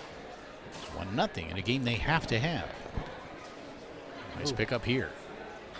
Can she resist the urge to shoot the quick long?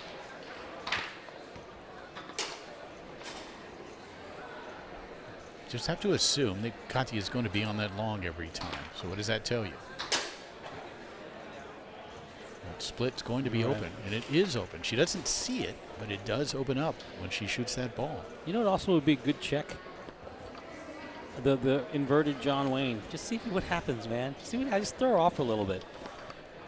A nice pass by Hannah, picked up here by Tran. Mylin Tran, Ekaterina Shabalescu leading 2 games to 1 in this semifinal in women's doubles. The one sent on goal with a 5 by Sullivan, picked up here by Kati. Looking to pass. Tran eventually grabbing it on the 5. There's that steady 5 bar. And then the quick set near side again, finding that split hole. It's 1-1. Sullivan Rue rattles this one through. Nope, not that one, Sully.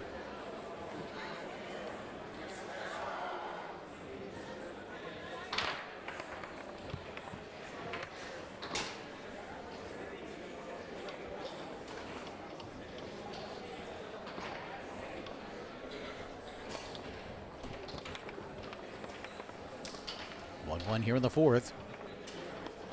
Hannah sends that one up the table where it's picked off and sent right back towards the goal by Tran.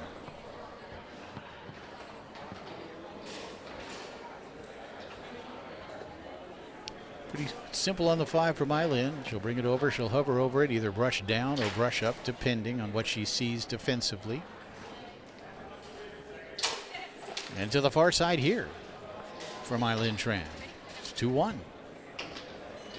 Kind of has saved that far side, that takeaway here. But she has saved it for these occasions. She's been successful to the far side after really working the inside and the near side, and she'll call timeout here. Leading 2-1 in games, 2-1 in score. You're in game number 4.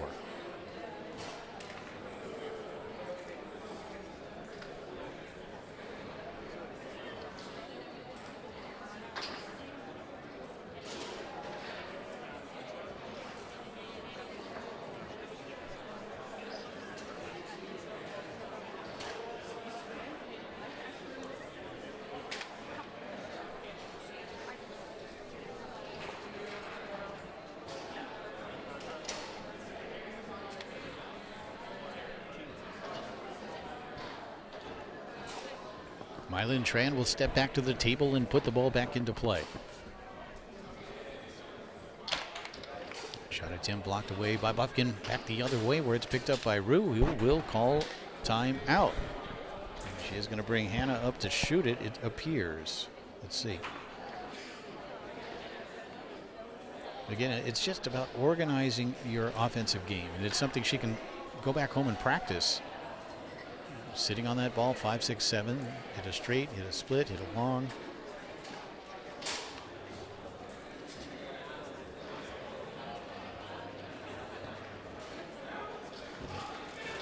But she is not looking super confident right now, talking about Sullivan Rue. She hit the wall a couple times, but she also, Kathy got a piece of a couple of those. Hannah shooting this one, and I don't disagree with this. It gives Kathy has to reset her brain now. So Hannah will be shooting the snake shot. She does set it up against Conti, looking to tie it up here in game 4. Bufkin, shot attempt far side, and there's Shabalescu with a block up into the air and off the table. She has earned the right to put this ball back into play. Up 2-1 in games, up 2-1 in score here in the 4th. You really gotta love Kathy, man. She's a cerebral thinking goalie. Shooting against Sullivan. Tran has it blocked and taken away. And Sully, of course, very good at scoring from back here, isn't she? It's 2-2. There you go. Nice.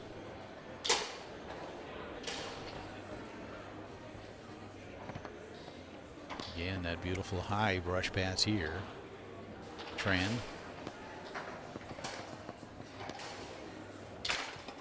He strokes it home near side. It's 3-2. They're staying. It's up to Hannah. Like Hannah's at forward now, yeah.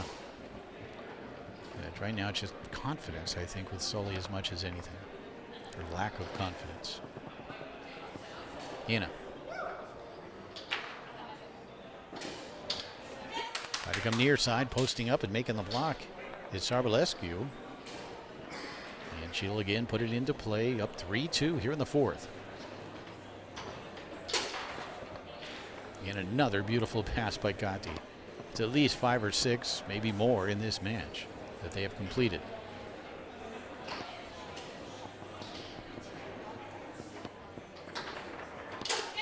And Tran fires it home. It is match point from Mylin Tran and Ekaterina Shabalescu.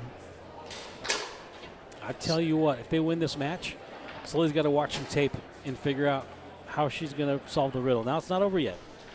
Sully back to the forward position, tried to go to the straight hole, but again, that's going to be more effective if you sit on that ball for 6, 7 seconds. Which tape do you want her to watch? This one? Probably. She can see what she did right. She could see some of it is just, I think, competitive maturity. Frankly, like she knows. She'll know the feeling. She's way better at this than I am. Yeah. But the point being, she's going to know where she rushed it, where she misexecuted. She'll figure it out. Jeez. High brush pass here. Chance to put her away from Mylin Tran. Regrips. And strokes it home far side. In 4 games, Mylin Tran, Ekaterina Shabalescu defeats Sullivan Rue and Hannah Bufkin to advance to the women's doubles final. What a great match, Jim. A great match to commentate and add color to. And I think that, gosh, you've got to give Kathy and Lynn the favorites going into the final. Yeah, I would think so, as well as Stacey Fowler and Mary Molly have been playing. This is the favorite. This is the team to beat still in this event. There it was, the final shot, the handshake. And Lynn and Kati moving to the women's doubles final.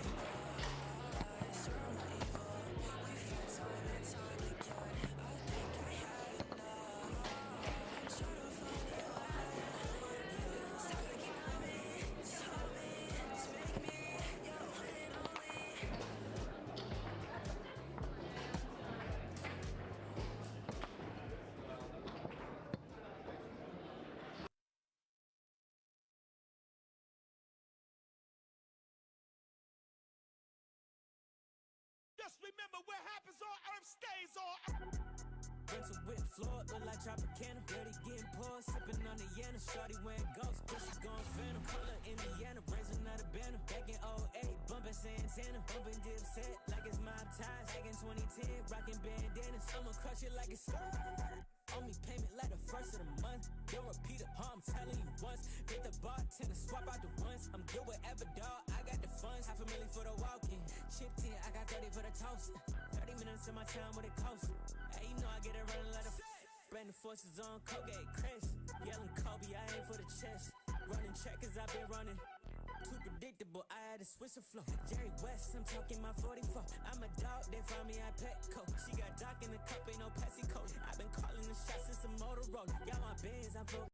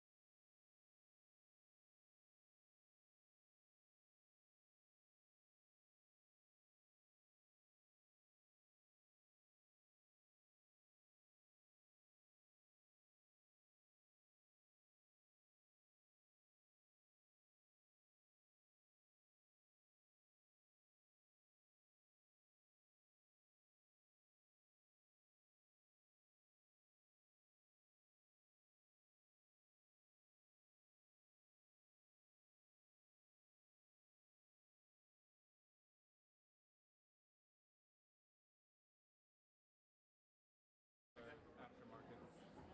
So I've had this with all the matches. Those are nicer and they're gummier and easier, but this is what the ITSF said we should use these. Okay. Fine, yeah. But we should get new ones because they get slippery. Yeah.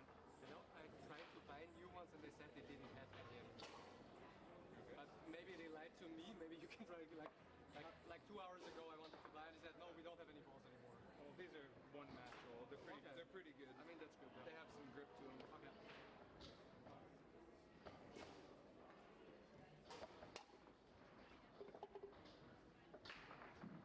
Yeah. They feel okay? For me, it's fine.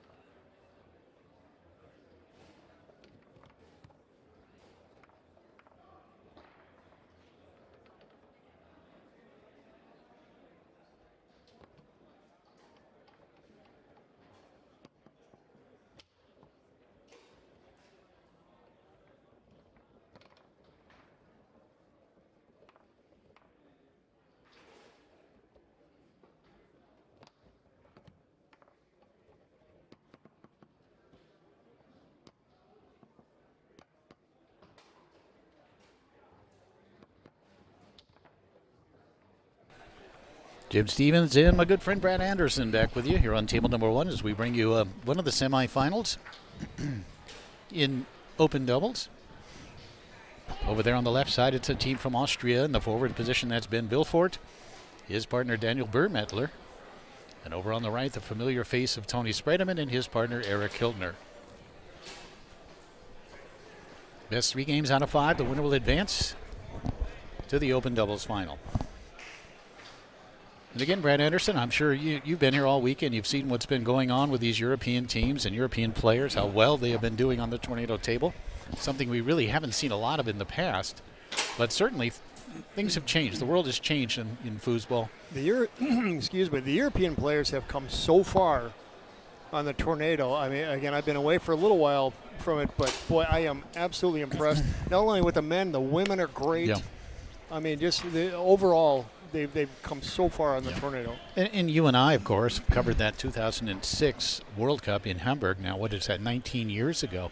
Back then, the Europeans, none of them could, except for Frederick Collignon and Robert Atha, right, could play on the tornado table. Now there's a bunch of really good tornado players from Europe. Well, it was so different what they're used to, and I mean, it goes for the American players. The Bonzini was a different universe, you know. But again, it's over those years, it has come really converged.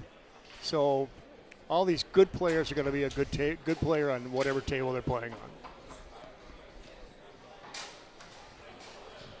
2-1 lead early on here for the Austrians, Vilfort and Burmettler. Appreciate all the really nice texts and messages today, folks, and I miss you too. Shout out to Mr. Bill Maloney up there in, I assume, hey, still Bill. in Wisconsin, and of course, Brad, good friends with Bill as well. Well, I'm just enjoying myself this weekend. I've been watching an awful lot. Haven't been talking a lot, but well, it's at least not here. I've been talking to a lot of different people. There's Tony walking it around, firing it home to that near side. Well, it's good to get out of that hellhole where you live. No, get out and about once in it. a while. Brad retired a few years ago from his home in the Twin Cities and moved to the Big Island of Hawaii. Big Island of Hawaii, that's right. There's Vilfort, shot at him, blocked up into the air and off the table by Hiltner. You know, I always tell, it's neat that Bill Maloney is texting me and Tony Spredeman is playing here, because I've told the story many times. You know, Bill ran the program up there in Wisconsin, ran a great program, ran a big no pro tournament every year, which was really successful, if you remember, right?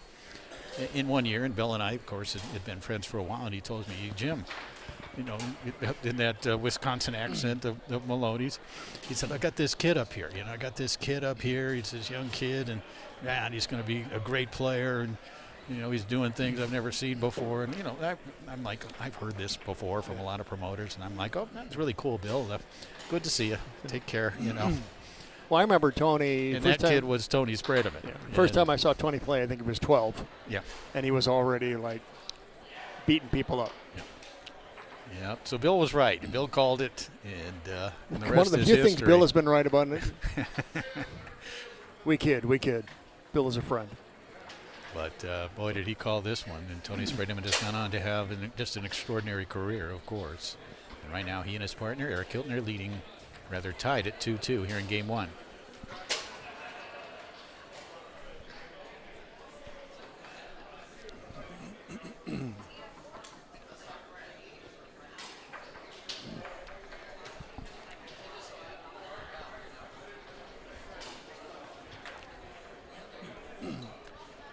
Here's Vilfort again, getting possessions.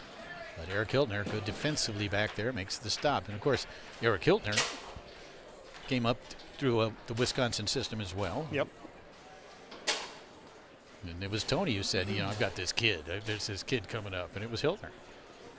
And, of course, they became such great friends, roommates in Florida. And there's Vilfort working the mouth of the goal and then firing that one home. So Ben coming out shooting well, shooting confidently. Has his team up 3-2. No, I mean, watching Eric play quite a bit this weekend, he's playing really strong. It helps, Albie, when you get Tony in front of him, but he's just got a lot of confidence, and he's just playing really great. Yeah, no, he's solid back there and very productive on both sides of the ball. Part of that Florida crew down there. Yeah. Might be the toughest foosball scene in the United States, I think. It was, you know, then Tony, of course, moved out of there and then living in Romania now. Still very good, of course, when you got, and even Tommy Yore no longer down there. I think Tommy is living in up northeast. But yeah, Tom Yore, Blake Robertson, Tommy Yore. Isn't that Kane Gabriel also living down there now? Yeah, Gabriel's in Florida, yeah. There you go. And his new wife, Sophie Obstmann, the Austrian player who is here. Bud Spredeman. Bud, good old Bud. Bud's It was player. great to see Bud this weekend, too. He's such a character. I love that seeing guy. Tony's father, Bud. Vilfort has been really good so far, but Hiltner able to get a man on this one. We talk about, we see guys, and Vilfort shooting it well, but table management still so very important. That was a 3-2 possession where he has the ball against Tony Spredeman and Eric Hiltner. For me, that's a timeout situation. For me, you're calling that timeout. We're up 3-2. We're going to step away. We're going to make sure we put something strong on goal coming out. Let's value this, because if we go up 4-2, there's a pretty good chance we're going to win it. Otherwise, if we don't score this shot, Tony gets it, he's going to score it to tie it at 3-3. Well, I think you've got a lot of these young players coming up, the really talented guys. But again, they're still learning the game. You talk about when to use timeouts and when to not use timeouts. Table management, the management side of it. And we even saw it with the great Sullivan Rue, who needed maybe to organize her management a little better as well. And, of course, that's our job, is to sit up here and criticize. Yeah. And, again, here at 3-3, Ben decides not to use the timeout and is able to score it. And that's going to happen. But in the long run, in the big picture, still good to use those timeouts, kind of control things when you can. They give you 2 and they're free, so might as well use them. Yeah, I'm a believer in using 2 every single game. Yeah, went up the table by Hiltner to tie it at 4. So despite a great performance by Ben Vilfort so far, we are even at 4 here in game number 1. See what Ben does And one here. of 2 Bettlers. It's a double Burmettler weekend. And Tony able to make the steal, make the pass, make a nice save. And he'll set it up looking to win game number 1. Quick shot here, far side, blocked up into the air off of Daniel Burmettler. Because that's the thing with Tony Spredeman, and Eric Hiltner in this case. And a big pull shot here from Daniel closes out game number 1. It's 1-0. Wow. And they're going to switch sides. Tony doesn't like this side. Had an interesting conversation with Tony the other day about moving far away from family and friends. Just kind of relate a little bit, going someplace where you don't know anybody. And he has the added factor of language. Although I told him that the pidgin in Hawaii can get pretty thick sometimes. Yes, it can. There may be more English spoken in Romania than there is at times in Hawaii. It could be. But no, that's got to be difficult. And what a change. And Tony always has been looking for what's the next challenge, both in foosball, of course, but also in life. And he is always looking to improve things. And in this case, he felt that was the thing to do. And it's been a good move for him. He has certainly gotten to play more European-style foosball on other tables. Got to experience a different culture. And from what I can tell, he is enjoying life. But it is tough. I mean, I know, like I say, moving from Minnesota to Hawaii, where you don't know anybody, you don't have any friends there, and your family's far away. Yeah. And it's a big adjustment. It is. It is. Yeah, similarly, I guess for me to some degree, moving to Durango, Colorado from Los Angeles, where I lived for many decades. You could drive back there, though. That's true. That's true. You can't drive anywhere. You can drive circles around your island. Yeah. You drive around and avoid the lava flowing down from those volcanoes. Here we go. Second game underway. Tony putting it into play, setting it up, and quickly stroking it home against Burmettler. Referees for the match, the great Franco Lupacella and the great Terry Rue. And I'm absolutely loving the matching outfits. Yeah. The players are wearing. Yeah. Now, the ones the Austrians are wearing now, I'm getting used to. Yeah. But no, it's mandated. It's how it should be. It's a sport. Let's look good. If we're ever going to get any sort of sponsorship, the illegal advance there. As you saw, Burmettler off a stopped ball, sent it forward, and then Vilfort tried to use the 5 to advance it, and that's, of course, illegal. Quick set here near side. Rattles in for Tony. It's 2-0. You know, we always talk about, you know, ancient history back in the TS days where it was, I mean, you wanted to look like a professional. Yep. It was matching shirts, polo shirts. Yeah, it was slacks. Yep. There were no shorts. No one wore shorts. Yeah, you had your name over your left breast here, but you look good. You wore a visor, not a cap. You wore a visor. That was very popular. You look like a golfer, is yeah, what you pretty did. much. So, and we're not asking for that, but uniformity is good, professionalism is good, and you got to like the approach of the ITSF on that topic for sure.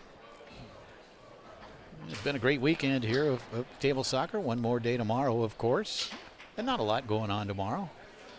There's a club championship event and a pro-am, kind of a last chance event. But Steve Murray, Farid Lunas, what a team those two are. Let's bring a little Texas State American style foosball and mix it with the international product, and you get what we think is a fabulous tournament formula. And from what we're hearing, it's going to be back next year, and what we're hearing, the new location potentially is going to be fabulous. There's that push kick by Tony. Boom. That's pretty good. He's pretty good. And, you know, one thing we don't see with Tony anymore, and that's kind of weird, is we do not see that tic-tac on the 5-row. European tables, you can't do it. Yeah. If you're not playing regularly on Tornado, you can't do it, or he feels he can't do it. So he's not using that tic-tac anymore, that famous tic-tac. For sure. Sometimes, you know, we don't know. There may be variations in the tables or something like that might be affecting it, but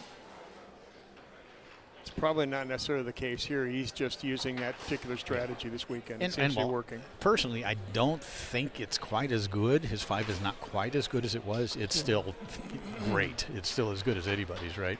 And most of that is just because of his mental approach. Yep. Going to get a timeout called here. 3-0 lead here in game number 2 for Tony Sprademan and Eric Kiltner. It's a semifinal in open doubles.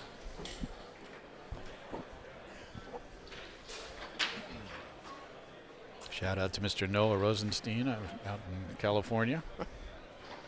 Great to hear from you.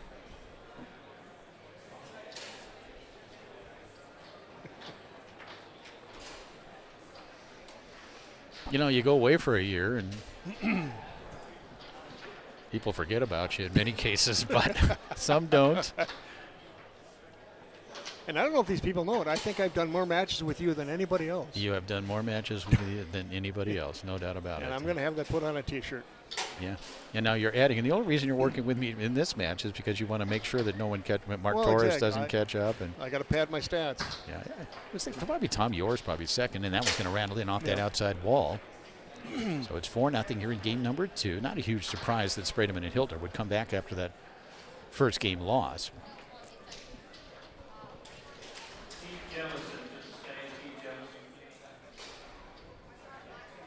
And I've seen a lot of brush passers among the European players.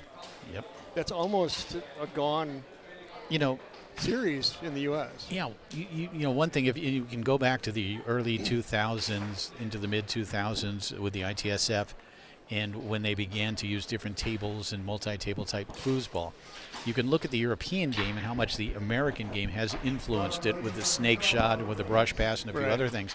But you can also look at how the European game has influenced the American game. The walking snake shot is a result of Frederick Collignone's using a pin shot, walking it around, faking off the defender off a hole. So I think they've influenced each other at least equally. That's true. And it's made for a hybrid, better overall product, which is now utilized across the board almost in every table. You saw Tony rattle that one in to win game number 2, and we're even up at 1 game apiece. Oh, 5-0.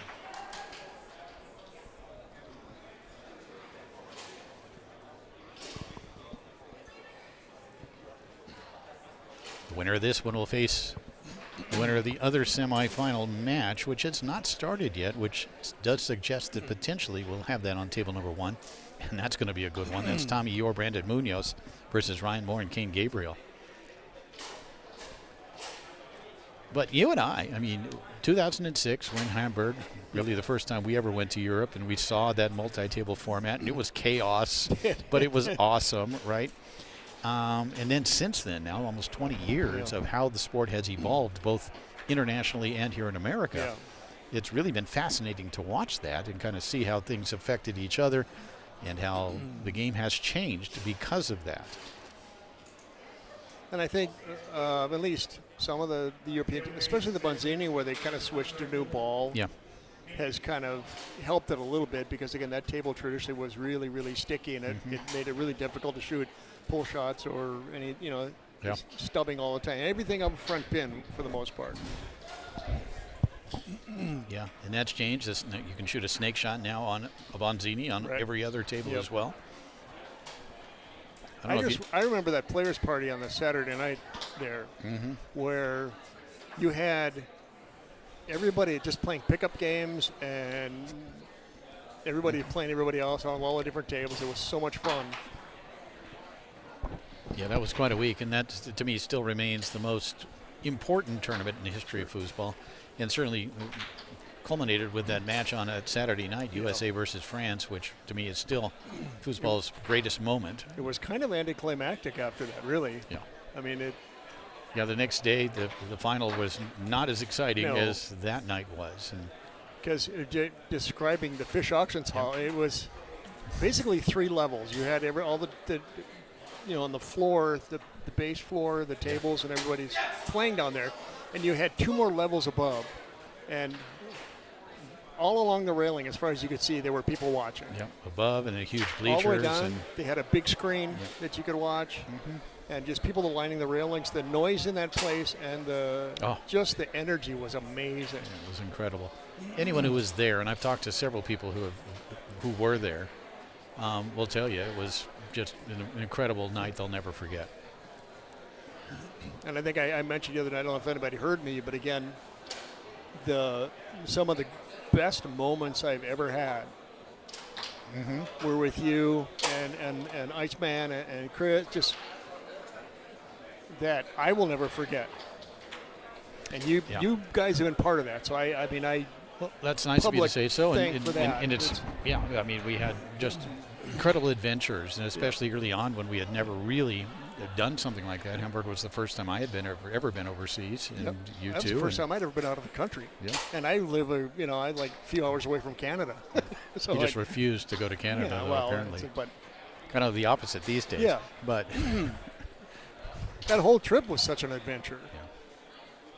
Yeah, those were great times. We ended up going the next weekend to, I don't know if you went. Did you go to Belgium? I went home. I did not go to Belgium. Went to a Belgian tournament the week after that Jupiter? World Cup on Jupiter, hosted by Frederick Collignon. Yeah.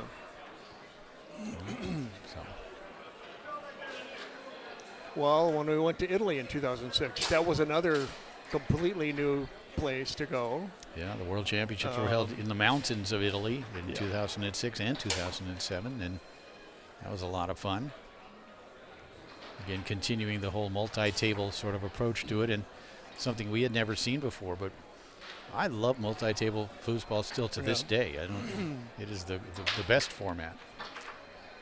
We saw some of that here on Friday. All right, a bit of a delay here in getting Game 3 underway. Not sure what's going on, but Tony looks like he has left the room as Brad and I sit here and reminisce. Tony has left. To our own enjoyment, I think, but Tony has left the room. I mean, you made a lot more trips to Europe than I did. But, like I say, the 4 times that I went, I mean, it's just such experiences. You know, we did the Garlando Worlds in 2007 in Austria. And that was a fun trip. It was really hot, but when it was over with, and you and I got in the car and took off for the day and went to the mountains and just did some sightseeing and stuff, and it was spent most of the evening along the Danube River. Next to amusement park. Maybe that we are switching out this table again. Not the fourth time this weekend. Went and slept in the airport.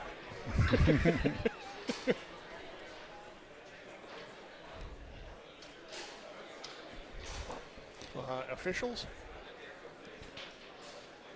No, we got table maintenance going on again. Here More on table number one. officials? Yeah, Tony did not like this side. That's why they switched. And there's something about this side he is not liking. Probably the 5-row, maybe a man on the 5-row. But either way, we're going to switch it, which probably allows you and I to go down memory lane a little bit more. Yeah. Well, I always enjoyed telling the story about, again, when the trip to Austria. And it was like 95 degrees, I think, pretty much every day. It was held in an arena where it was just so hot, and there was no air conditioning. Right. Many of the European players, I'm going to be gentle about this as much as I can, slept in tents outside the arena. It was right along the river. And it was a huge crowd, a lot of people in this arena on a very, very hot day, and with many of them sleeping in tents overnight.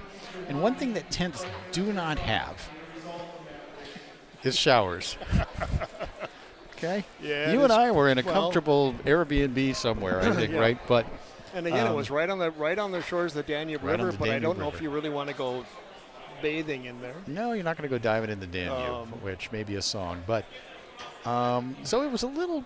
And what Brad and I did, and I'm not sure if anyone cares about these stories, but except for you and I, but we actually went to the local hardware store and bought a couple of fans. Well, we went to buy some cables or something, and they had a big stack of fans. Oscillating fans. Yeah, and so we got a couple for the Inside Foos booth, and that was a very popular place. It was a very popular place. Many players to be, but and then great event. And actually, Mark and I were talking about this the other day. We played on the national team for the USA with Todd Lafredo, Terry Moore, Billy Pappas. Yeah. And you and me. Yeah. So. I don't know. I played with Billy. We won our match. I don't know how you did, but it's the same. I don't recall. I don't remember how that went. But Terry Moore did win expert singles, which we found kind of interesting. There you see Tony kind of waiting again for the table. But to finish up the story with the fans, though, that every night when we went back to the hotel, we took the fans with. Fans with us. Ice goes. We left the equipment. We left the cameras. We took the fans. Didn't care about that. Took the fans. Yeah, those were the days. Because there was no air conditioning in the hotel. And that's what foosball is about. And whether you're a player from the 70s, they have stories. Ken Allwell, our great friend, talking about driving from tournament to tournament, really touring, and what that was about. That was memories that to this day with so many of those players. And on Foodstock Live, we talked with a lot of those players from the 70s, and the memories that they have from that time are so vivid. Right. Much like what you and I, remembering back in the early days of us traveling internationally and doing what we did, those memories are so vivid. And that's really what makes foosball special. It is about creating memories and connections. And I think for those of you out there who are taking some of this for granted, please don't. Please cherish what we got here with this foosball family and what's going on. And especially when the whole international mix kind of comes into it. If you have a chance to travel internationally, if you have a chance, and I know many of you are going to go over or have gone over to Europe to play, it is so special and such a great experience. And I know so many of the players that really didn't have a high opinion of international players or whatever until they finally went to Europe. Yeah. And found out what the scene was like and what the players were like and the competition was like. Yeah. And they completely changed their mind. Your tune, for sure. And then start going back. They're looking forward to going back. Yep. And in fact, of course, a lot of these players this weekend will be headed over to Zaragoza, Spain here in about 5 weeks for the ITSF World Cup and World Championship. When is that? The end of June. The end of June. Last week of June, yeah.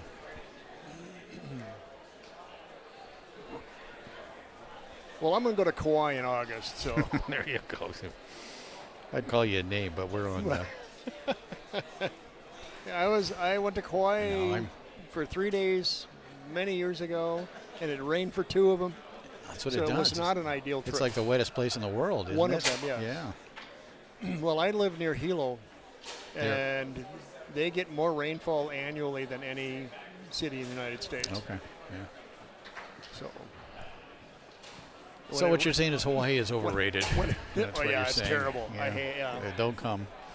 Yeah. I'm fortunate enough, as we touch on one topic after another, to live Kinda in bounce it around the a little mountains bit. of Colorado, in Durango, Colorado, and the summers there are absolutely beautiful.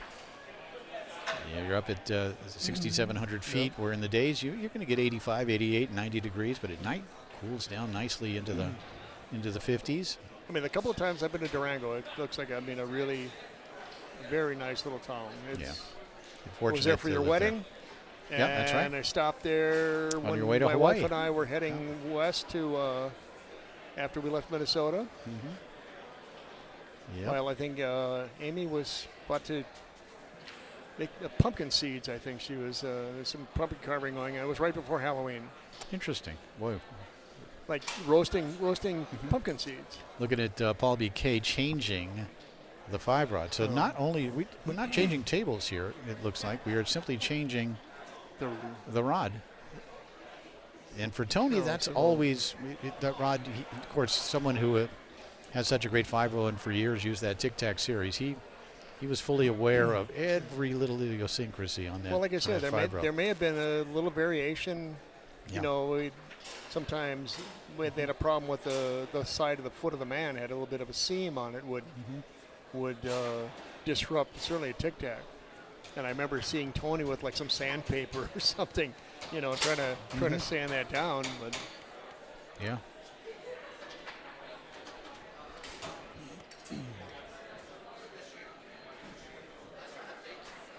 And your son Kean gave me a baseball card. Kean's of course, everyone knows, if you know me, you know I'm a huge baseball fan, and my son, thankfully, is one as well, and a player and a pitcher. 10 years old, weighed 69 pounds. But he also has a big baseball card collection and knew that Brad was a Minnesota Twins fan and gifted him with a Kirby Puckett. Yeah, we were standing at your foosball table playing, and this little tap behind me, and there he is, and he hands me this card. It was a 1987 or 88 Kirby Puckett All-Star card. I still have it sitting on my desk at home. Excellent, yeah. So yeah, nice. I told Kean, Kean loves baseball, loves baseball like I do. And he is playing baseball now, you know, in pitching and playing, and he's a pretty good young player. But I told him, I said, Kean, no, it's tough to become a pro baseball player, especially tough to become a major league baseball player, right? But keep playing baseball, keep following baseball, keep learning baseball. We're Dodger fans, so we watch almost every game. We talk about the inside game of pitching and everything else, base running and defense. I told him, I said, if you do not become a Major League Baseball player or a professional baseball player, I can almost guarantee you, if you want to, you can become a baseball announcer. Sign him up with a vocal coach. We will make that happen. With your knowledge and with our ability maybe to do play-by-play, we'll make it happen. All right. Some of that announcing, boys. Here we go. Finally, third game underway with right. a new 5-rod, a new black 5-rod for Tony Spredeman. Ben Vilfort puts it into play. We appreciate your patience at home, and not only in the changing of the rods, but in Brad and I. Yeah, that's right. We're babbling about the good old days. 1-1 here in game number 1. First game was won by the Austrians, Vilfort and Bermetler. Tony Spredeman and Eric Hiltner won game number 2, 5-0.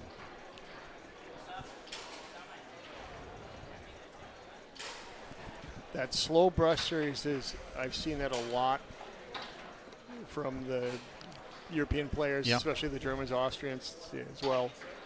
It's a smart series. You keep it pretty simple. They do it really well. Yep, they do. It's either up or it's either down based on what the defender does. Tony Spredeman now will try to come near side.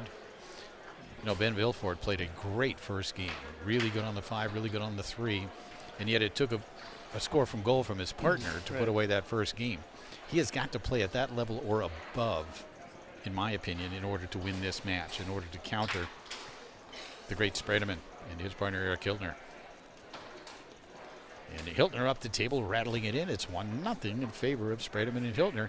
That one off Tony's 3-rod, off the 2-rod of Bermetler and in.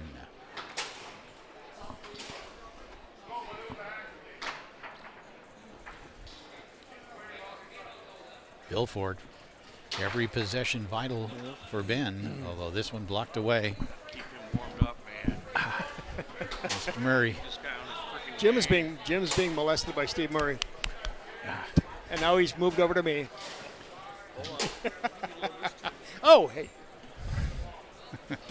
Oh, the things that And when go I say on molested, I'm not. in the inside foos I'm booth. not kidding. It was just a shoulder rub for me, which can lead to other I things. might have a bruise. I don't know. Yeah, Mr. Steve Murray, the man, the legend, the icon. I mean, has anyone ever done more for the sport than Steve Murray on every level? When you stop and think about him, his contributions as a player, as someone who worked for Tornado and did what he did there, as a publisher of a Table Talk magazine, and he's been promoter. a big cheerleader this weekend. Yeah, yes. 2-0 lead early on here for Sprademan and Hildner. 7 straight from the team on the right. Again, Vilford has to be almost perfect. Not saying he has to score every time or pass every time, but he has to create good opportunities. He has to put good shots on goal. That one down the middle, blocked by Hildner. Tony Sprademan and Eric Hildner have scored 7 goals in a row here in this match in the semifinals. Pass attempt there. Yep. What's the call here? What's going on? That ball is just a live ball. I'm not sure what else you would do here. Looked out of reach, but then he was able to touch it with the 5. Franco Lupacillo will make the call. And like I teach my kids, like I teach my son and my daughter, whatever the referee or the umpire calls is correct, no matter what. Yep. Right? Make the call, move on. Yep. It's a call. Or any. Yes, that ball was a foot outside, but it was a strike. Okay. Or any prospective officials. That's right. If you want to be able to be a referee, make your call and move on. Make your call, move on. Make sure the players do as well. All right, another stoppage here. Not sure what's going on. Again. Terry Rue looking for a ruling here, or talking with Tom Yor, I believe. Terry Rue into the stands. I believe he's talking with Tom. Is it Tom Yor?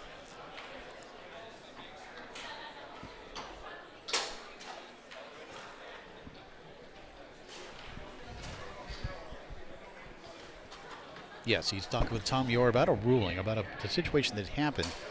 The ball kind of rolled to a stop. It looked like it was out of Ben Vilford's reach, and maybe they called a dead ball, but then Vilford actually was able to touch it with the man. It squirted away from him. So let's see what happens here.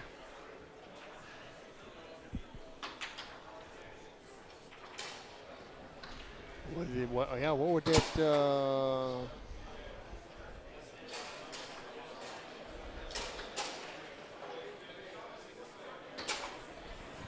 I'd like to see it again and see exactly what happened. Yeah, it'd be great to see that replay. It did look like he thought he wasn't going to be able to touch it, and he touched it just enough to actually put it out of reach. Yeah, we do not have any ability of communicating with the producers of this. We are not in control. But it would be nice to see the replay of what happened there. Terry's coming back now to make the call. Yep.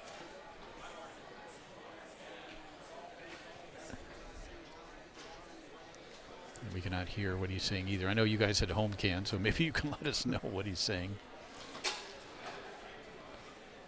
But it's looking like, based on Tony's body language, it's going to be awarded to Ben Vilford. Because maybe the dead ball was called, even if it wasn't completely dead. I can only assume that's what happened there. And we do not have access. I'm not monitoring the chat, folks. Sorry, Mark Torres is gone.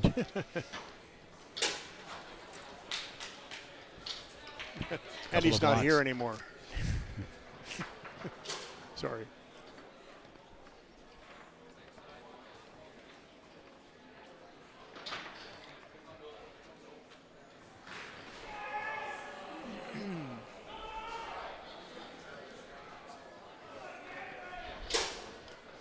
And stroking it home here is Tony. Again, you don't want to do anything that is going to get under Tony's skin, and that's kind of what happened there. That is 8 in a row now from Sprademan and Hildner. fairly certain he's let that go.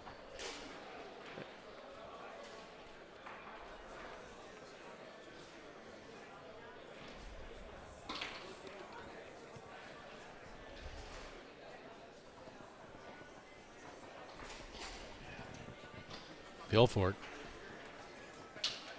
tried to come near side, blocked by Hildner. That seems to be like the popular defense, to post up that pull side and make him go the other way. One of a Ryan Moore's innovations, if you will.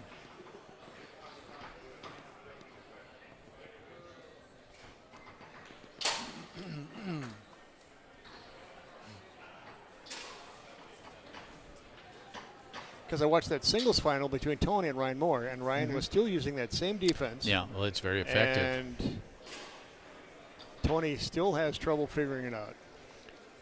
That was a great match, by the way. Yes, it was. Went right down to the wire.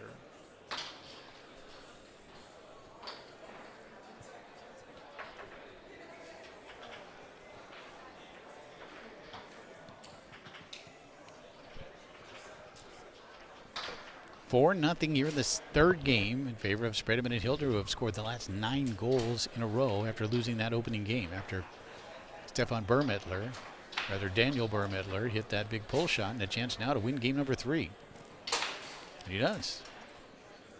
So after that first game, as you see Tony hit the far side, after that first game when they won 5-4, it has been 5-0 and 5-0 in favor of Spredeman and Hildner.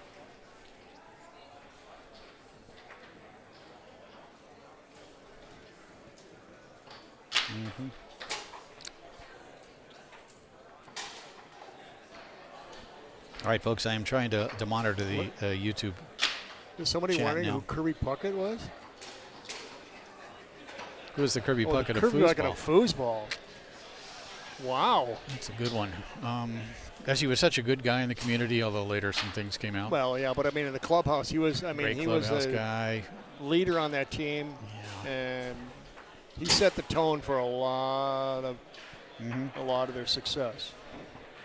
Boy, that's a good question. Are you talking physically? It's kind of short and round and.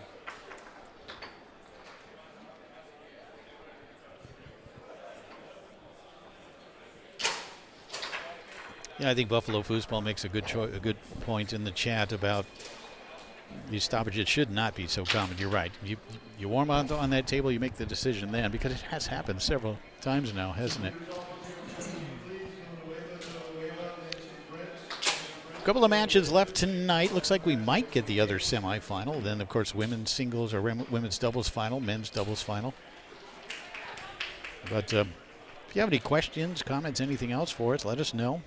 We are now monitoring the chat. Mark Torres has left the building. Not sure where he is now, yeah. Boy, what an onslaught from Tony Spredeman and Eric Hildner these last 2 games. We are in the 4th game. Ben Vilfort has not scored since goal number 4 of that opening game. Hoping to remedy that right here as he rocks back and forth. Calls time out.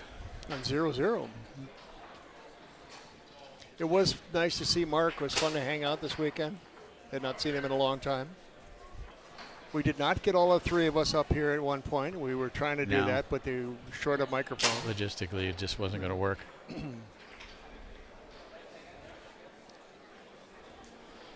Because in the past, we may have gotten a little carried away, and Jim had to discipline us.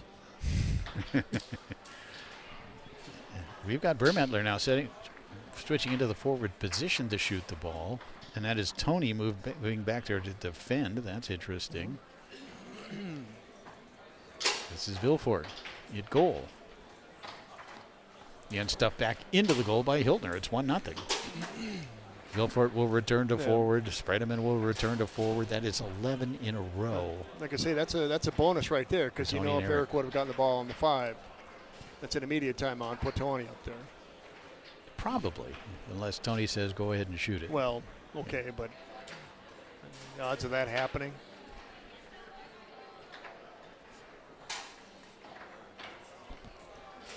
Daniel Burmedler scored the last goal for his team. It seems like about 20 minutes ago, including the stoppage. That was to close out game number 1 and to give his team momentum. He's had a lot of opportunities. He's gotten the ball, but it's just has not been able to put it away. Yeah, Ben Vilfort has had some opportunities.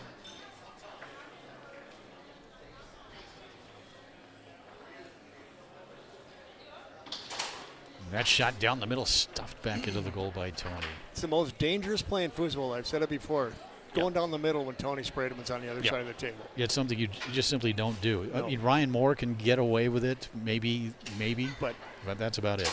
Well, when Tony and Ryan were playing earlier, again, and how good a shooter Ryan is. So 2 defensive goals, that one by Hiltner, and then this one by Tony, right back in. It's 12 in a row now. But as good as Ryan is on the 2-bar, he had to be conscious of Tony's ability to put that ball right back at him. Second timeout called already for the Austrians. Vilfort along the wall nicely. I think even Tony's rooting for him to score here.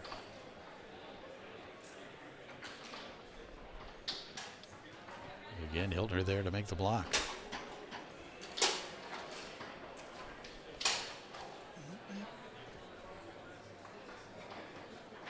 Hiltner will put the ball back into play, leading 2-0 here in the 4th game.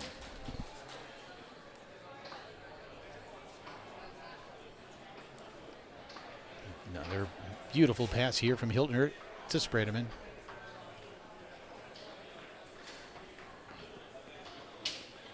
Shot blocked by Daniel. Vilfort's always had a really nice 5-row.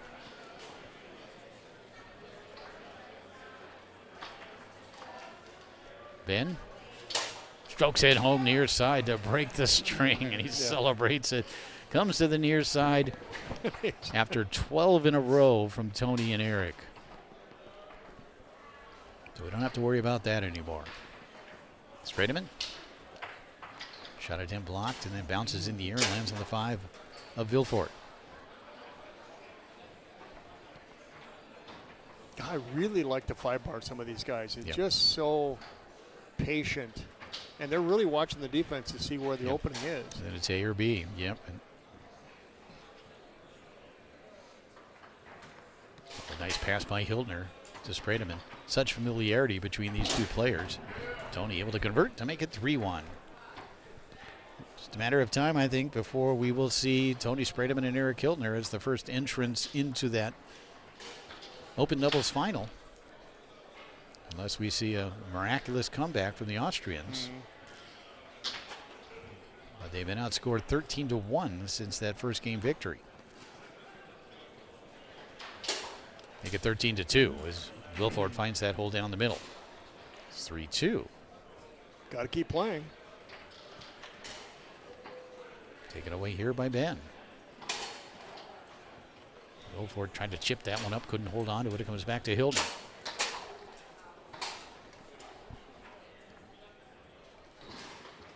Yeah, I think Eric is going to just keep trying to feed Tony up there.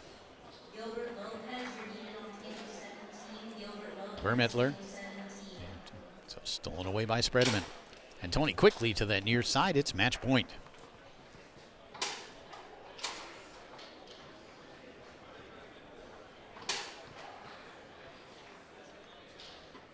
I'd be curious to see what stats were on this because he's got a lot of possessions, but just simply has not been able to finish it.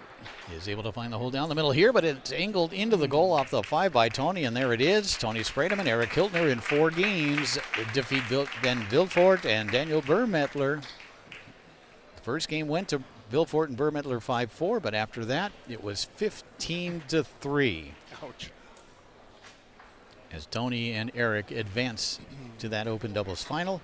The other semifinal has not been played yet. I can only assume who's we're going to have that side? one. That is the Ryan Moore, Kane Gabriel versus Tommy Yore and Brandon Munoz semifinal, which sounds like a barn burner. That'd be a fun match. All right, we're going to take a short break here. You can look at some highlights from that match, and we'll be back after this.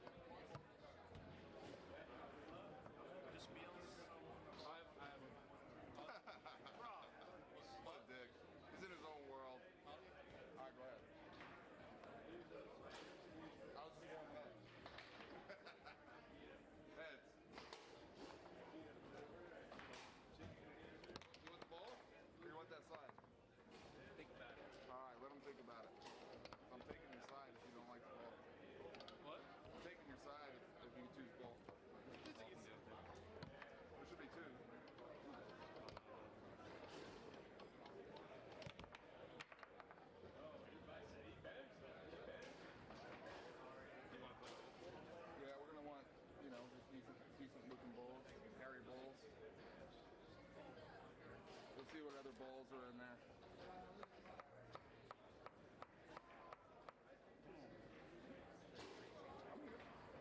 I saw that. My drawers on.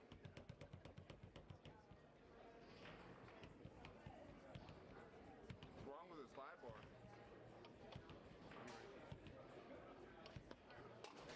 Why does the slide bar suck? You guys taking the ball or side? Let me see that ball. You see it? Yeah.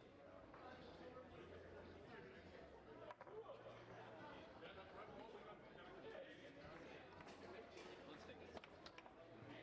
Cool. We'll take the ball. Can't block that. You definitely can't raise it. Yeah, they took the side. I conned them into taking the side. You did? Oh yeah. Actually, I told them I told them you can take your side if you take the ball. I wasn't gonna take their side. I like the side better. It's just all part of the act.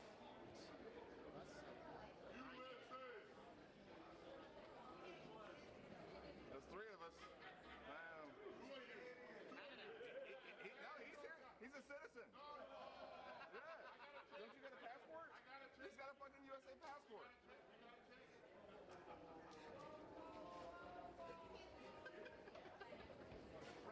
Thanks, bro. Thanks, bro.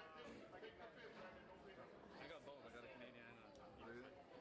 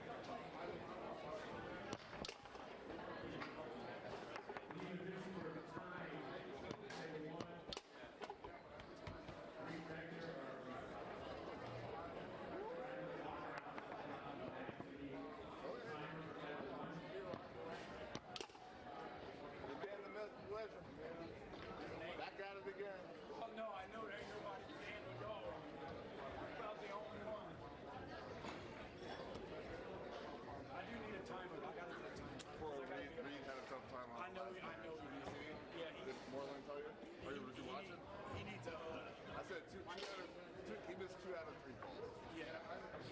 One of them, those 3 questionable, 2 were like pretty much, yeah. They should have been awarded with his arm. They didn't get it. That was a warning for the ref? You call it? We call it warning for the ref. I don't know what he just said. Wait, can I get those balls? You watched that one?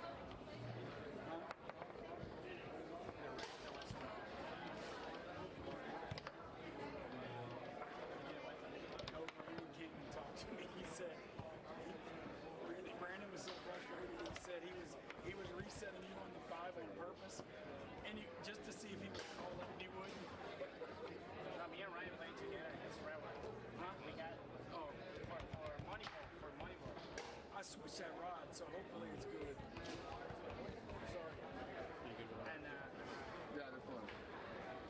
And I told Trevor, All right, looks like we're about ready to go with the other semifinal here on table number 1. And folks, those of you watching at YouTube, let us know if the sound quality is good, if you can hear the table, if you can hear us. If one is too loud, please let us know. I will monitor that.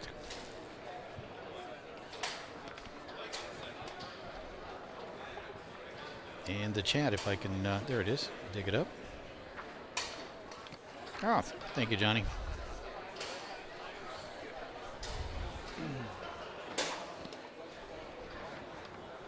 MedEdge Media, you are absolutely welcome here, of course. And who wasn't on that $1 million tour, by the way? We got a good one for you here on table number 1. This is the semifinal. The winner of this one will face Tony Spredeman and Eric Hiltner in that open doubles final. This should be a lot of fun, Brad Anderson, when you're talking about Ryan Moore doing his thing both on the table and off the table a little bit. His partner, Kane Gabriel, going up against that super talented team of Tommy Yore and Brandon Munoz. Those 2 guys there, when you're talking about athleticism, it doesn't get much better than this. The speed and power on this table that we're going to see is about as good as you're ever going to see. I'm curious. I mean, I watched a little bit earlier, but Brandon Munoz playing gold pretty much the entire time. Yeah. And he's been solid back there. He's been fine. Hasn't had to do a whole lot because of Tommy Yore. But when he has, certainly the defensive hand speed helps. Obviously, he can score what he wants to. He's a good passer. He's just a good foosball player back there. And I actually have grown to really like this team of Tommy Yore and Brandon Munoz, while having some questions going into it, wondering 2 forwards, 2 great forwards, 2 champions. Can they play together? And I think the answer to that is a resounding yes.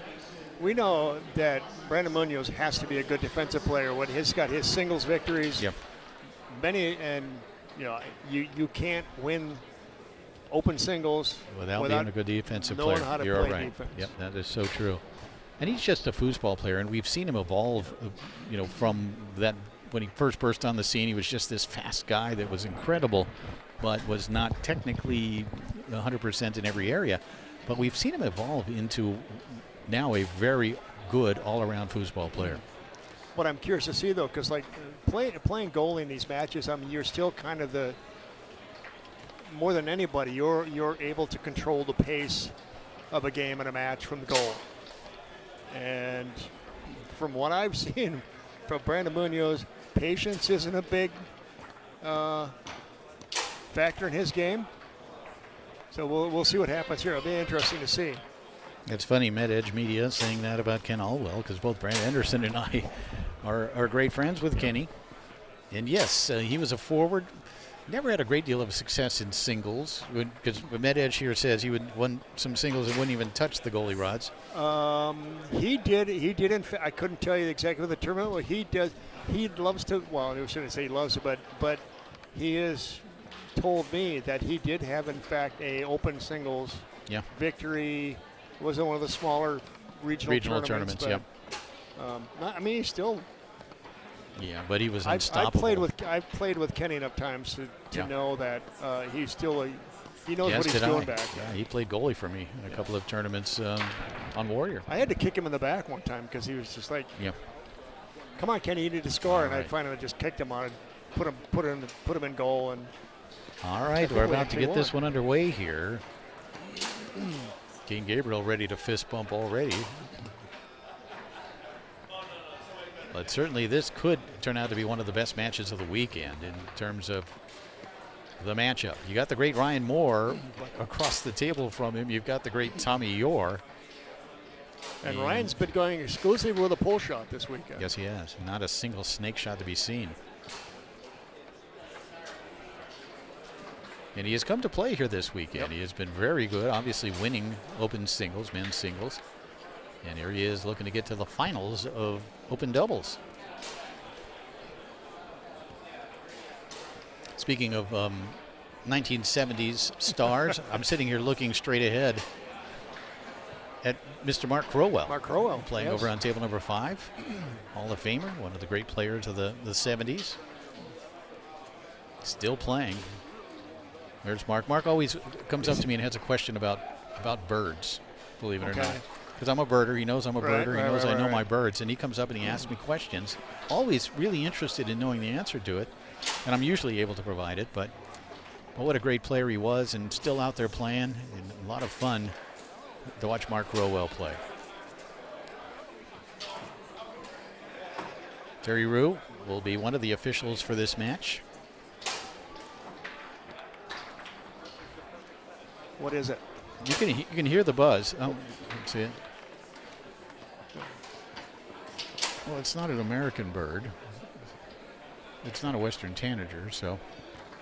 It's from Hawaii. It's a Hawaiian saffron bird. finch.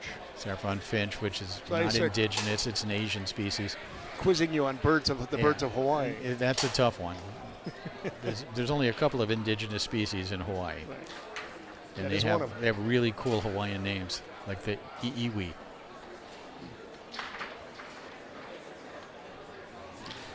All right, like most of the matches so far today, this one taking a little while to get underway, but it does give us an opportunity to reminisce. And it looks like Donald Wilson is going to come in and officiate as well,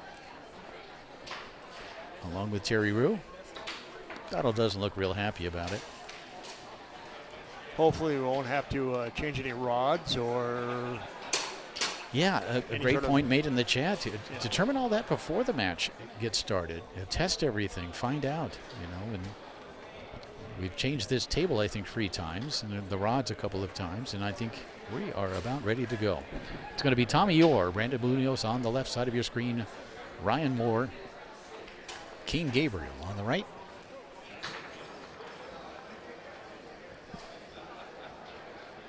Here we go. Yeah, the ball will be put into play by Ryan.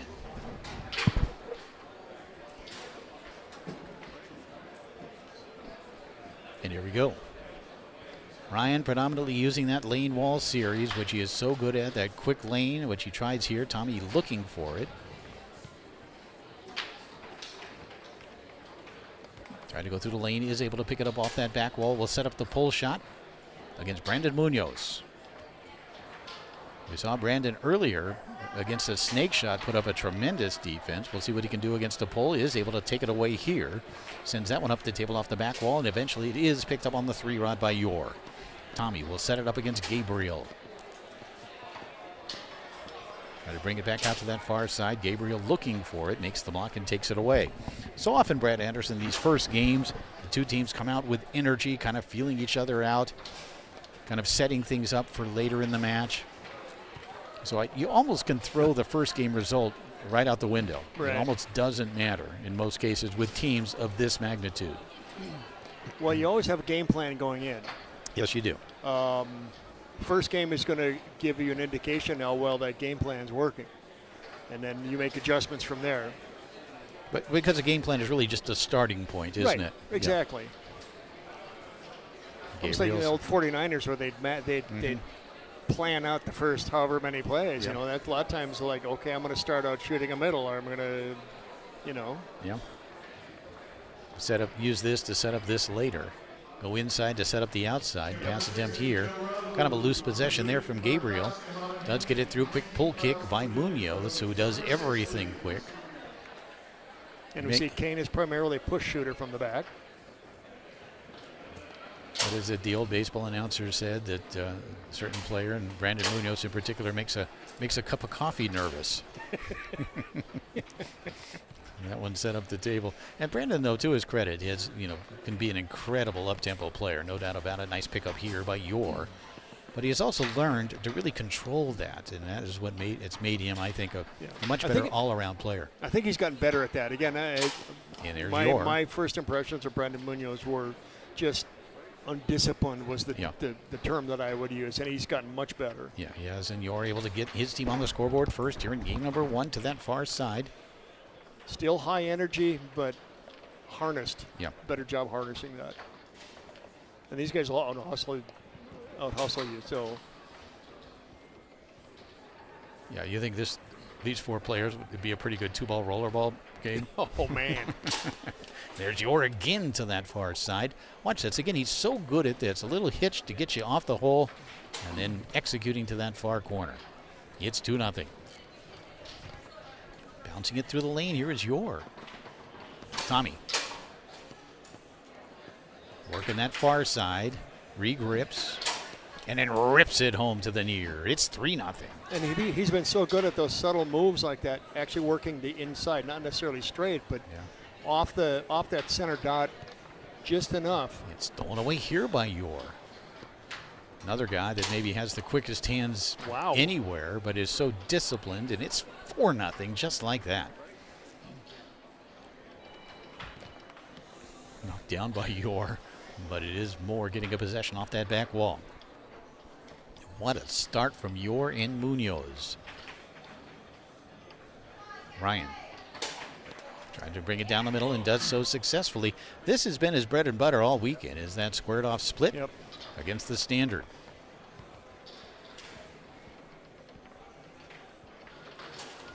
Yor can't connect on the pass. It rolls towards the goal. But I would see Tommy Yor using a tic-tac, and talking about how Tony Sprademan was just kind of using a static wall lane series. So I don't think it's a matter of, like I say, table variation or whatever. It's just simply a matter of choice, how he decided to use his passing for the weekend. 4-1 lead here in game number 1, stolen away by Moore, who hit a very tight split on the previous possession. Looks like he finds the long hole here to make it 4-2. He's got to be careful. Ryan Moore is as good as anyone ever at stealing games, coming back. Yes, he is. And but Yor with a chance to close out game number 1. Tommy rocking, looking, and firing it home to that far side. It's 1-0. So much to like about the game of Tommy Yor. And just him in particular, and the way he approaches foosball. Such a professional. Does it all the right way, and it shows. He's a very well-practiced player. As we look at some of the highlights from that first game, there's that tight pull shot split from Moore. But it was the Tommy Yor show in that first game. There's the long, but that was all Ryan was able to get. The rest of it was Tommy. Again, that little bit of a hitch when he takes it out to the far side. You can't help but come off that hole as a defender. He knows that. He's able to fire it home to that far corner. I was talking to Tom Yor a little while ago about why he doesn't team up with his son at some point and see if we get an open title. And he was relating this story. He said, I think maybe Colorado State a few years ago, he says that I think they did fairly well, but they had some issues between them. So he goes, hey, he never play with me again. And it was his choice. Yeah. Now, Tom's a pretty good goalie. It's just, can he play goalie for an entire event? We usually see Tom back there in spot situations. I mean, if he's smart, heck yeah, that's what he does, right? If that was my son. I am becoming a goalie, and anything he says, I say yes to. All right, here we go. Second game underway. Ryan Moore putting it into play, down 1-0. But Ryan, such a good comeback player, usually wins the next game after a loss. However, going up against Tommy Yor, who right now is really as good as anybody on the Tornado table. There's that rolling pull shot. Slice middle. Beautifully executed. What a great choice by Ryan Moore. Back comes Tommy, rattling that one along the outside wall. You're really been shooting it well so far here in this match as he sets it up against King Gabriel. Executes the shot. Gabriel with the rebound. And the turnover. Taken away here by Yor.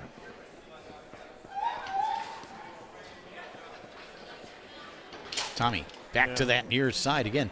It's the hitch to get you off the hole, and then the execution is so deep to the corners. He's even it up at 1.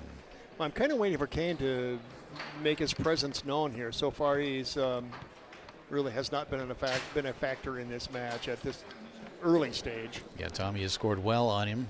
Has not had a lot of opportunities offensively. And we know Kane can be a very successful offensive player with that push shot series.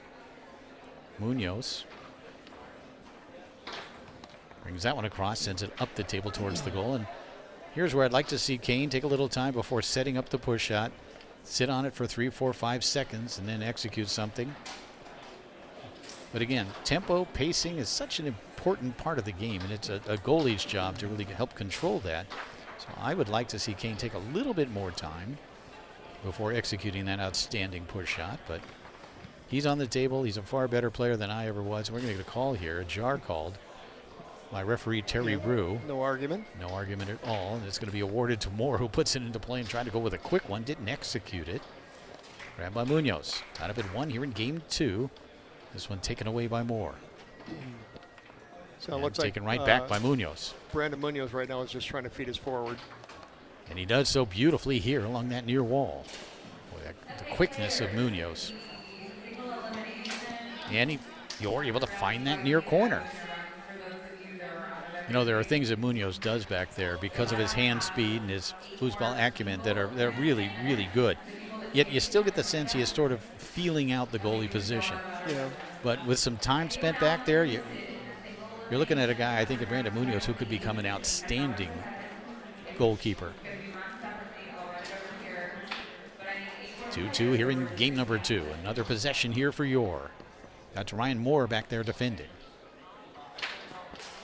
Ryan with that post up. And Tommy mis-executed to the far side. Now look out here.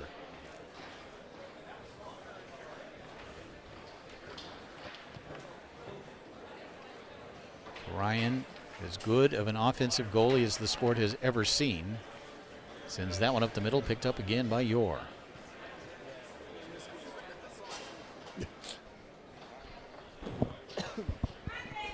A little bit of sweat on the table, it would appear.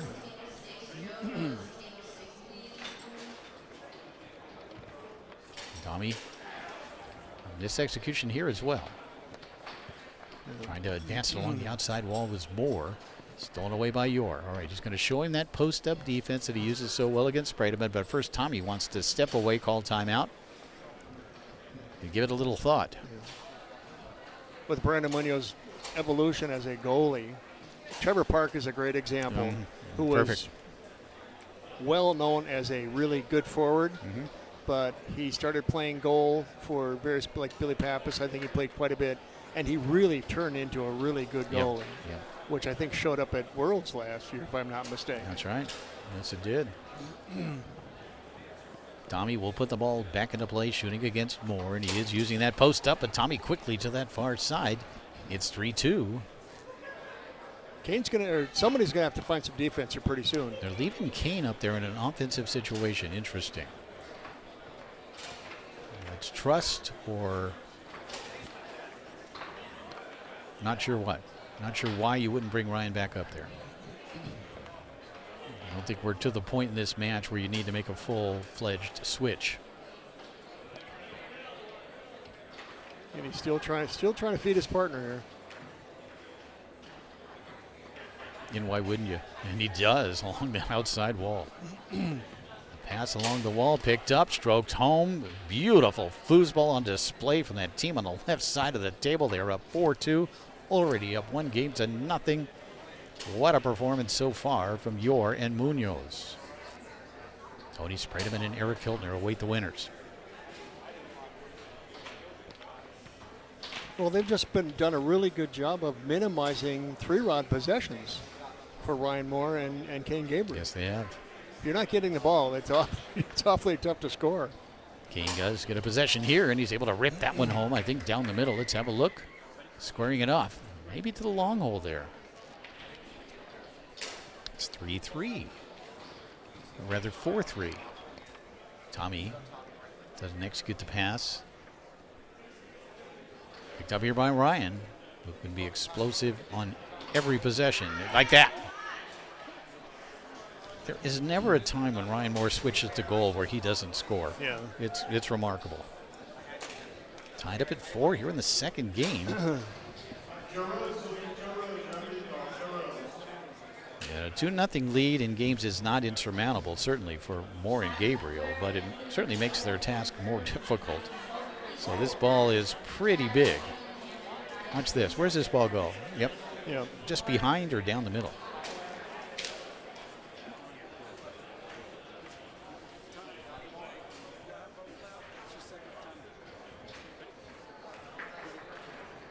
All put into play by York. Wow. Fortunate to get that one through. Hold on. What's the call here? The refs are going to talk it over. Did he say ready? What's Terry going to do?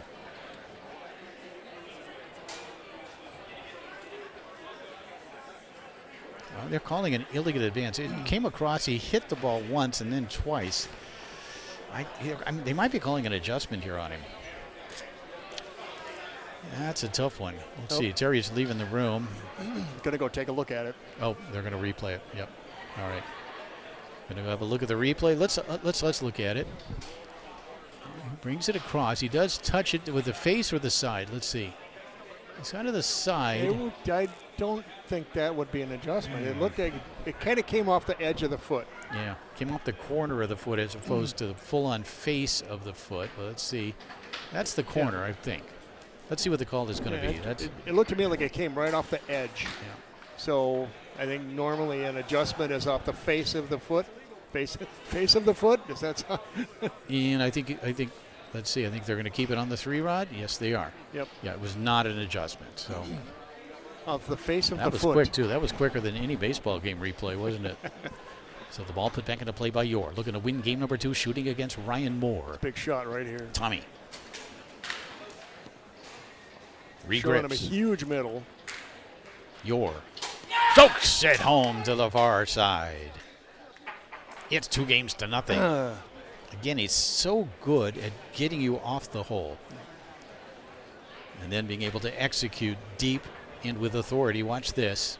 First the pass, which was legal, off the corner of the man as opposed to the face of the man. And then the shot, come on off that wall, Ryan, because I'm going to drill that far corner. And it's the subtlety of the movements in his pin that is so effective. They're not big adjustments. They're not big movements, but they're subtle and just to open up that defense just enough. 2-0 lead for Tommy Yor and Brandon Munoz. And Tommy Yor has been absolutely sensational in this doubles event today. For the weekend. He's had fantastic. A hell of a weekend. Only a 9th place finish in men's singles yesterday, which was disappointing for him, but he won the gold final on Friday. He's got some gold in his pocket. Yes, he does. Hope he's driving home. I'm not sure you get that through security. And of course, here in doubles as well, he's been fantastic. Tony Sprademan up here just to the left of us, checking things out. And we know Tony has such great respect for Tommy. He was his mentor for a number of years. Of course, Tommy's other mentor, Tom Yor, his dad. I think Tony really enjoys playing against Tommy. Yeah. He loves challenges. But lots of foosball still to be played. It does look like Keen Gabriel is going to stay in the forward position. Ryan Moore, as good a goalie as you're going to find at goal. But the quick pass here by Gabriel taken away by Yor. Tommy back along the wall.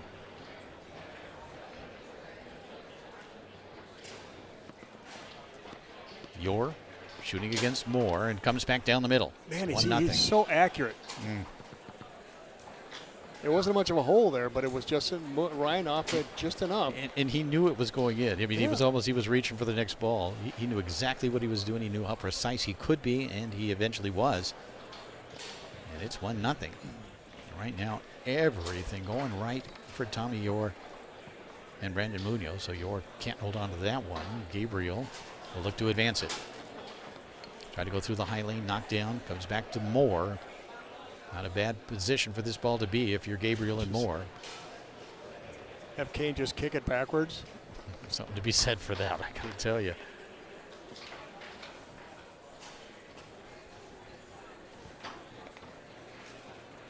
You know, Brandon Munoz has not had to do a whole lot. There's been some nice passes, of course. But the one thing Brandon does extremely well as a goalie is you're not getting any slop through him. No. The hands are too quick. He anticipates too well. Plays too much foosball in order for anything to get through cheaply. But I think Brandon needs to simply keep feeding Tommy. And we're talking about a guy who's actually a really good shooter back there. But when you've got Tommy Yor rolling the way he is, why would you not just want to get him extra possessions? That shot near side, beautiful shot, better block. We've seen Brandon Munoz shoot from goal in singles, but again, I mean, doubles is different. It is. And Tommy able to get this one through. Another chance to take a 2-0 lead here in game 3. Ryan posting up to make the block.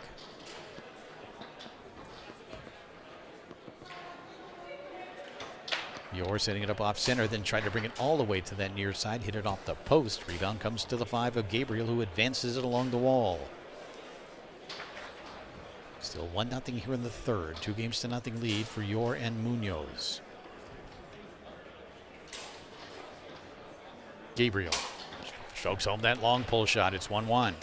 Took his time nicely and then executed to the long hole. Kane's got a very good pull shot. Yes, he does. Right now, if Ryan can hold off Yor for a little bit, maybe they can get back in this thing. But Tommy continuing to get possessions, goes inside the defense here. I'm not sure where that went, but that was tight. Did not try to go around it. He tucked it just inside that post-up defense.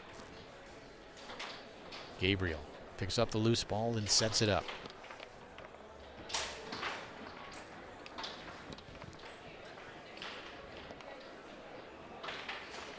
That's the thing about Munoz back there. He is so clever with the ball. He catches everything. He's not going to allow any slop.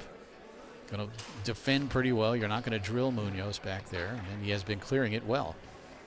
It's really something for a guy that is so explosive in singles and at forward. Can really be just a contributor at goal. Just be a good complement to what Tommy is doing. And that has been the case. He's been excellent back there doing the little things. See, now right now, Brandon Munoz is shooting to score. And there's a difference between shooting to clear the ball and shooting to score. Yeah. It's good that he's doing that at times, picking and choosing when you do that. Otherwise, just keep feeding your partner. As well as Tommy Yor is shooting up there, I want to get him the ball every single opportunity I can. But you also got to mix it up a little bit True. and show them you're willing to shoot the ball and then go right back to passing. A couple of blocks there. And again, see, that kind of stuff isn't going to get through Munoz, where it would on many goalies. But Munoz, with those hands and with that feel for the game that he has, he brings a certain something to that goalie position that maybe you don't get from a lot of guys.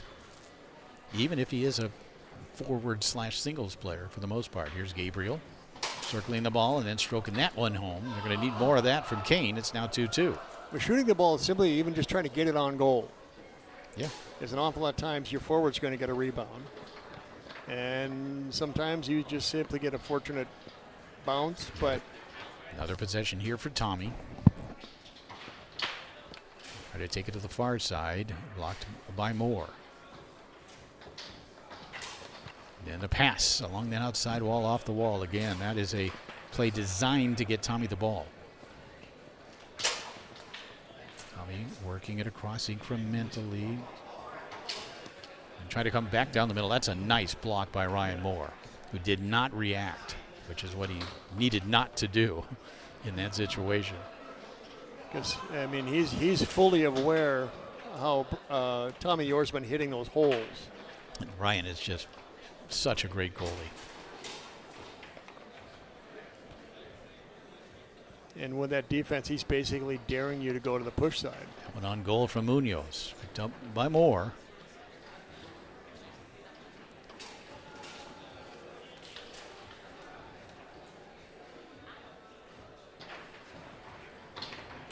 Ryan has that one blocked back towards the goal, but it is picked up on the 5 by Gabriel. Tied up at 2 here in game number 3. Gabriel will have an opportunity to give his team the lead. And he does find that straight hole. Yep. Good pick. Timeout called here by Yor and Munoz, who are up 2 games to nothing, trailing 3-2 here in game number 3. And again, you got to credit Ryan Moore, and Gabriel certainly has shot the ball pretty well here in this 3rd game, but it's Ryan Moore giving him those opportunities with defense, with a pass, with his ability to clear, but primarily to keep Tommy Yor out of the goal.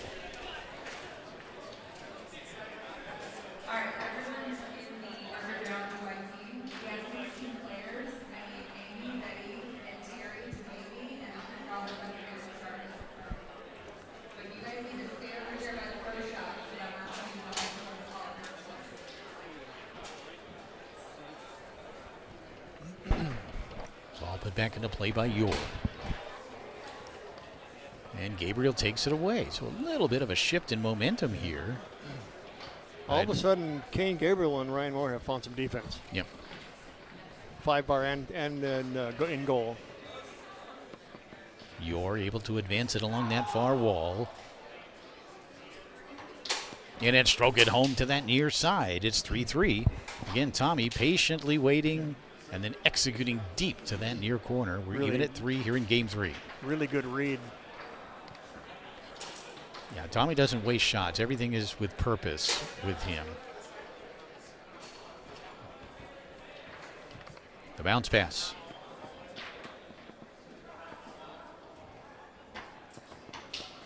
And that one back to that far corner, and Ryan Moore reading it perfectly, does not react out of the way.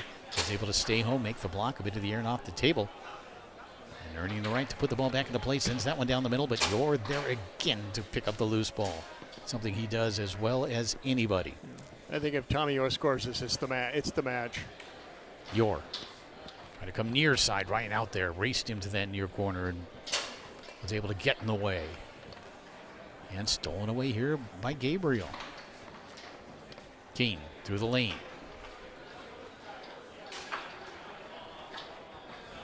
Gabriel strokes home the long pull shot. It's 4-3.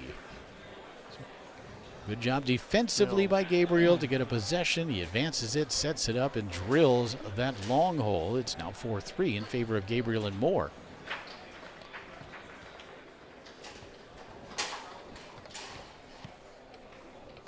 And we're going to get a call here. And that ball's going to be awarded to Gabriel.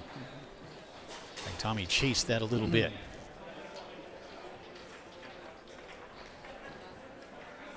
Looking for a 3rd game win. Oh, drills it. Strokes it home. It's 2-1.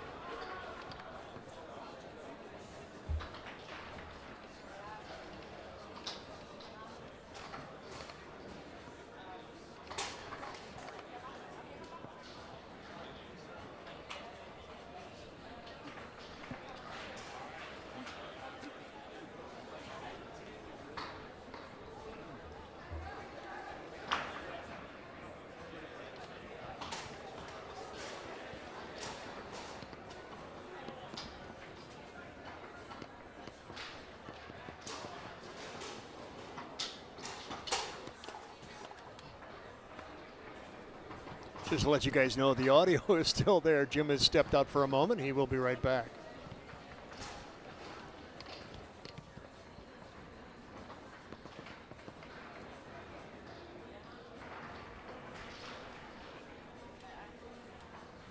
And here he comes.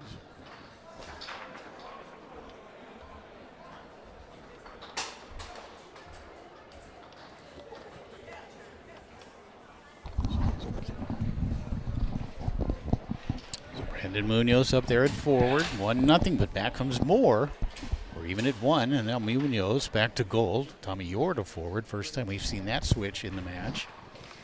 It's starting to get interesting down there, Brad Anderson.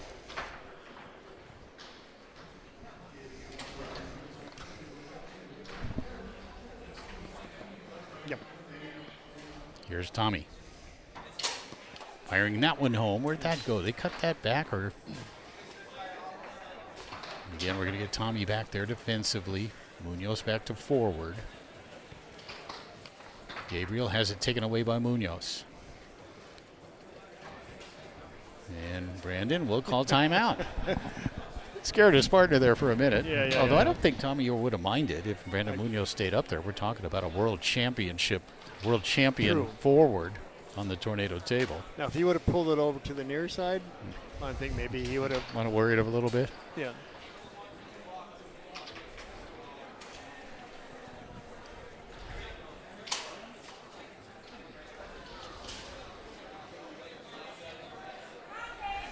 There's the replay of the timeout. 2-1 lead here in the fourth in both games and score for Yore and Munoz. Tommy can't connect on the pass. It comes back to Moore.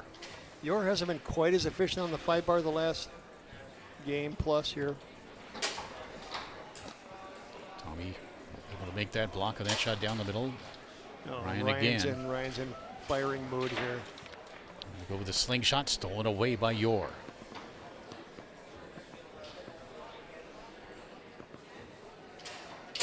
And stroking it home to that far side is Tommy Yore. It's 3-1. So after losing that previous game, Yore and Munoz have come out to get 3 of the first 4.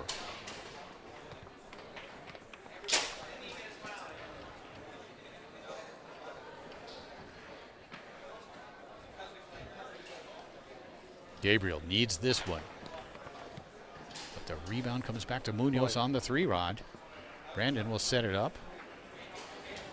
It's dead still in it, fire it home. Match point. Everything going right for those guys right now. It is going to be a handful for Spredeman and Hiltner in that final. At least from the looks of it, the way it's looking now, 4-1 lead. Munoz staying up there. Yeah. At 4-1, you're going to leave him there. I almost feel like Ryan probably in at least an offensive situation needs to be back up at forward, but it'd be too little too late at this juncture. But Gabriel trying to cut the lead to 2, and he does with that long pull shot. He has let loose with a few of these during the course of this match. No, like I said before, I mean, Kane's got a really good pull.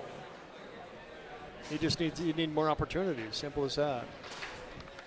Tommy back to forward, can't connect on the pass, comes back to Moore. And if Ryan could put this one in, things would start to tighten up a little bit.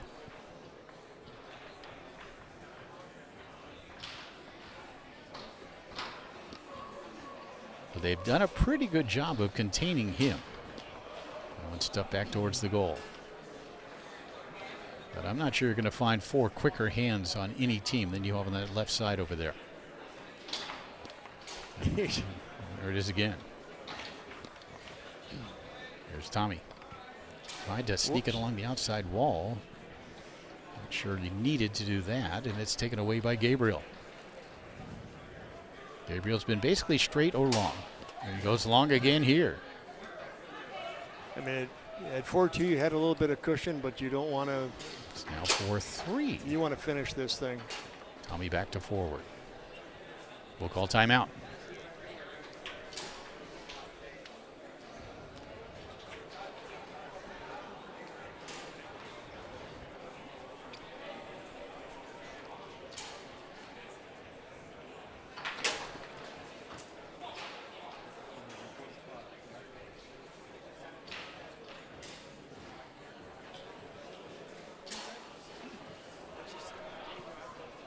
Remains match point for Tommy Orr and Brandon Munoz.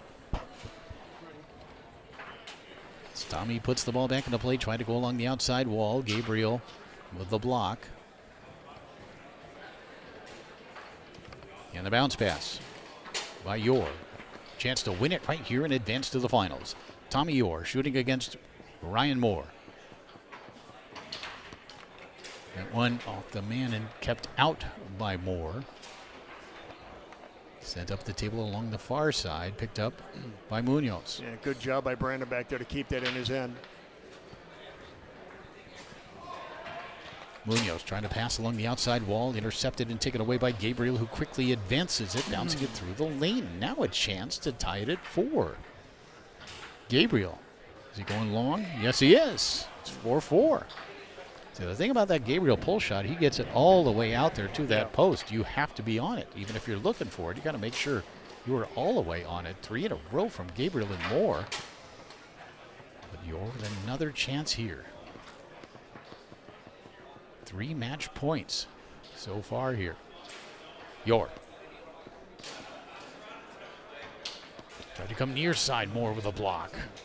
He's had really good success to that And push stolen side. away by Gabriel. Kane going to send it to game 5. Tried to come down the middle that time, sent towards the goal by the 5 of Yor. Rebound picked up by Moore. They were down 4-1. Yep. Here's Ryan. Look out here.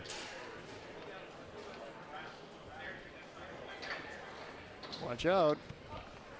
Staying with that short side. Look for him to come down the middle, maybe on this next one. Nope, back to the short and stolen away by Yor. Another chance for Tommy to close the deal if he can. Yor shot attempt blocked again by Moore up into the air and off the table. Like I said, he's been having success to the push side, and Ryan is basically camped on the push side. Tommy has had at least three opportunities to put the match away. Ryan with a pass up the table to Gabriel. Good to send it to game 5 once again, Kane Gabriel. Long pull shot, Munoz out there. He can't contain it. It comes back for a straight here, maybe from Gabriel. Or does he go back to the long? But first, a timeout.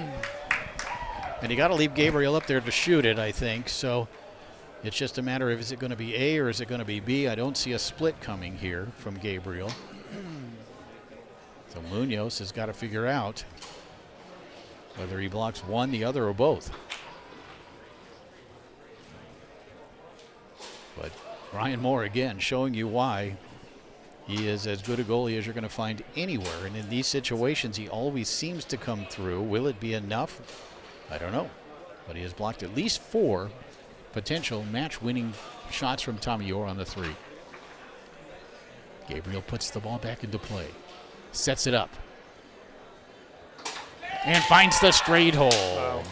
4 in a row to close out game number 4 after being down 4-1. They overcome 4 match points and send it to a 5th and final game. Wow. I mean, Ryan Moore scored the first point of that game. Okay.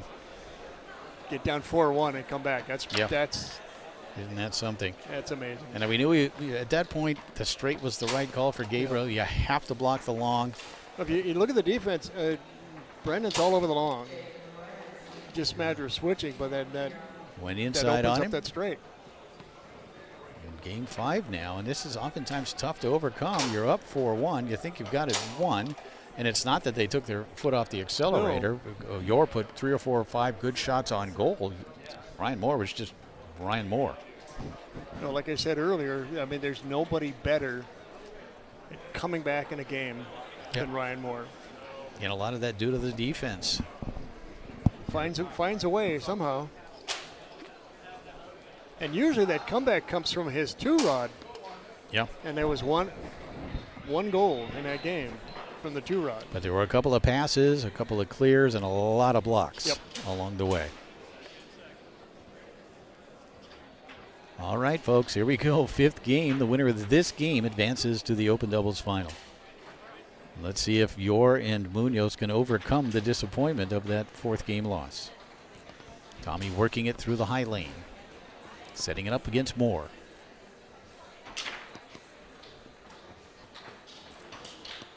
Tried to come near side, didn't execute it, sent it wide. Here's Ryan picking up the loose ball. Sent down the middle on goal. Gabriel scoops up the rebound. Kane's long pull shot. Munoz out there. Not going to give him that one.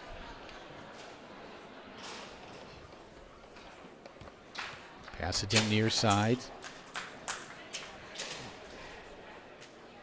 Moore. How long can you hold him off? Fires that one down the middle, blocked up into the air and off the table. And you wonder if maybe it isn't time for Brandon to get a little more offensive back there. Yeah. Feeding your forward's always good, but every once in a while you need to let something fly. He does feed him here, though. Puts it into play and goes immediately along that near wall to Yor. Tommy's just got to make some adjustments. He is able to find the hole here as he rips it home to that near side. Not sure about this switch, because I think Munoz had been doing a pretty good job against Gabriel these last few possessions. But maybe just a different look. Gabriel can't hold on to the pass. Yor able to pick it up at goal. Tommy, you want to call a timeout here? Bring Munoz back? No, he's going to send it up the middle and in. Kind of a fake bank look and then scooping it right down the middle at a nail to that near corner. It's 2-0. No one saw that one coming. And that pass attempt's going to rattle in.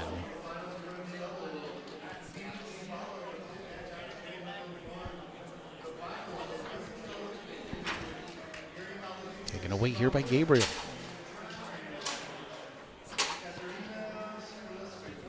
Gabriel tried to work it through with that 5 to his 3. Couldn't do so. Munoz at forward, able to pick it up off the back wall. Quick set, firing it home is Munoz to make it 3-1. He got a bit of a break there, I think, on an offensive situation. He did bring Tommy back up. But he got it, went with it immediately, which is certainly one of his strengths. What's Tommy going to do? Trying to bank it off the inside wall, does clear it. Comes back to Moore, who will call timeout. Let's see what Ryan elects to do here.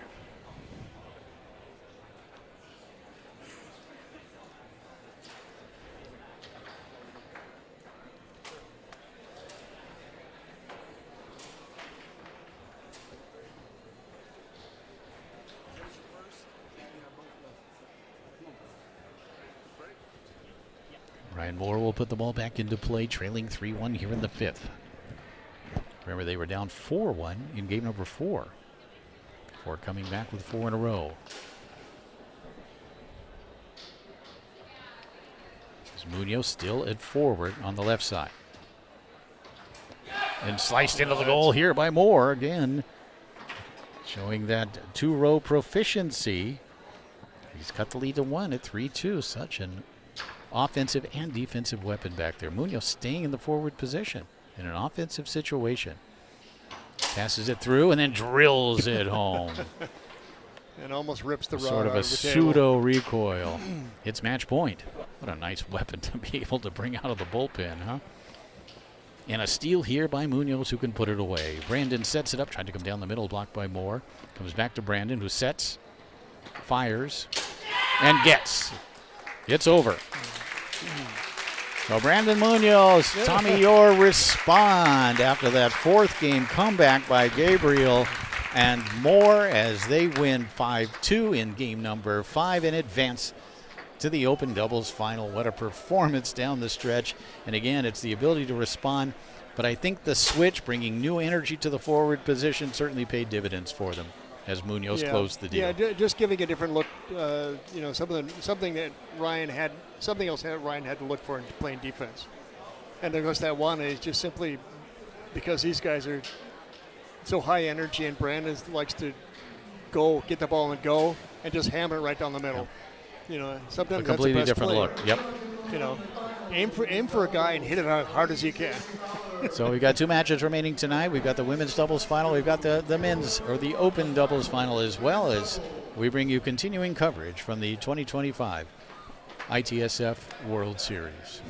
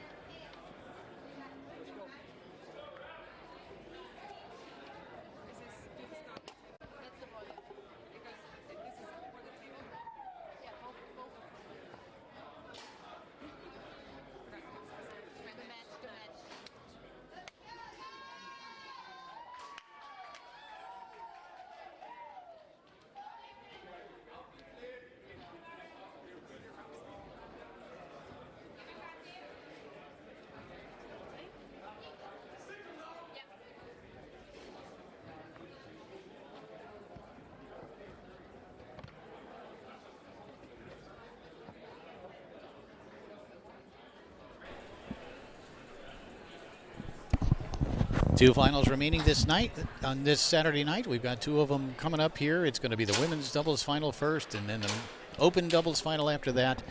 There you see Mylin Tran, the forward.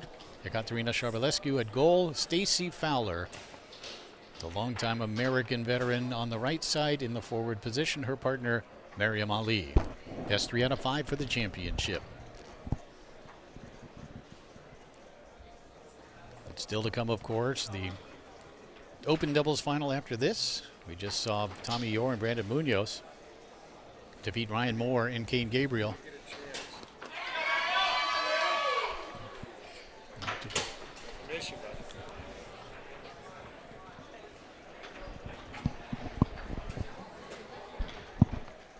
And of course, it'll be Tony Sprademan and Eric Hiltner facing them. But right here, we've got the great international team of Tran and Sharbalescu going up against the Americans, Stacey Fowler and Maryam Ali.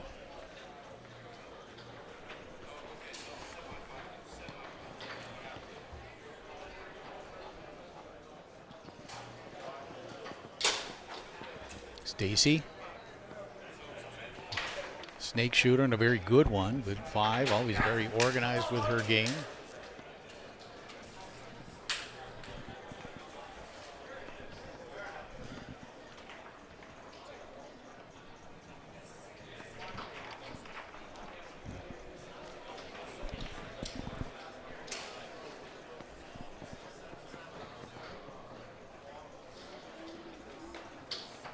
Fowler again, but Sharbalescu, first time we've really had a chance to see her go up against Fowler or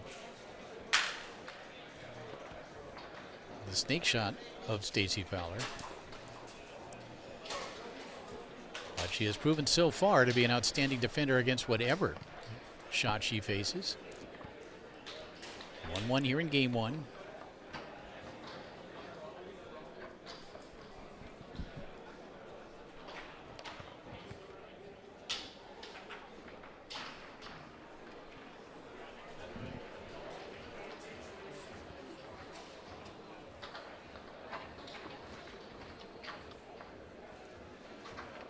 Maryam fires that one down the middle, a push kick.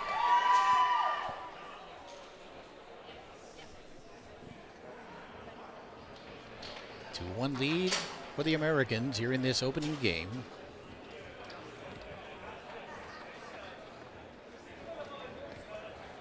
Picked up here by Tran.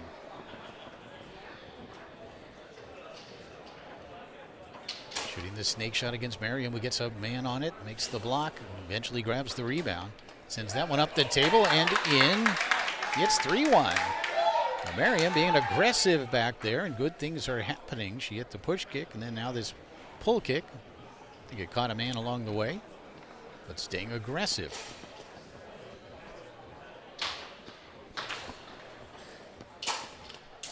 And back comes Tran to cut the lead to 1, now 3-2 in favor of Fowler and Ali.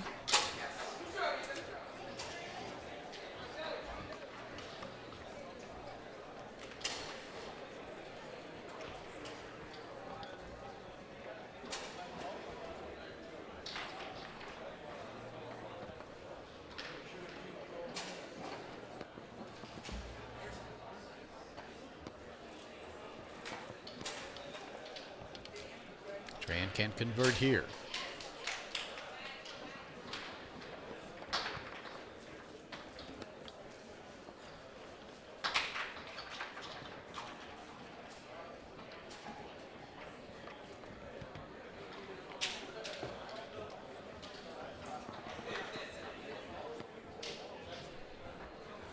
Lynn Tran looking to even it up at 3, but Ali there with a block.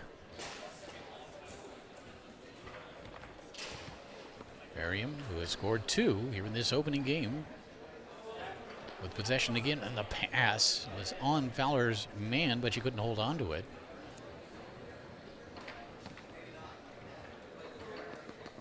Tran able to sneak that one through that near wall. Will set it up, looking to tie it up at 3. And that shot attempt near side off the post. It comes back and around and lands on the 5 of Stacey Fowler.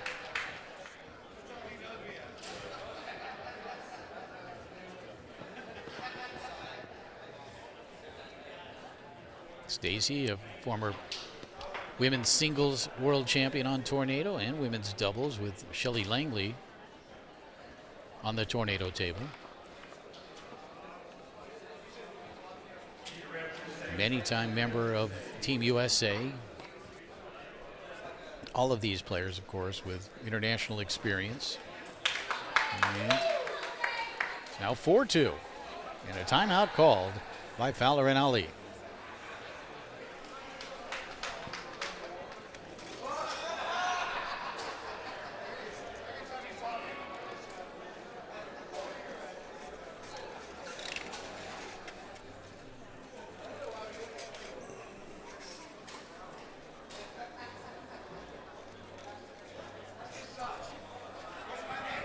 Tran and Katerina Charbelescu trying to get back into this final.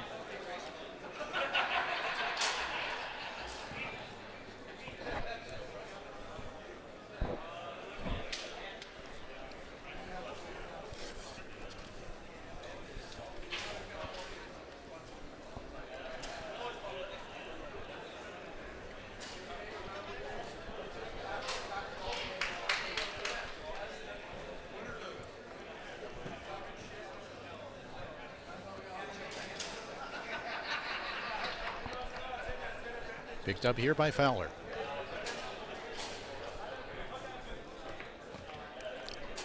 Tran along that near wall will look to cut the lead to 1 here in game number 1.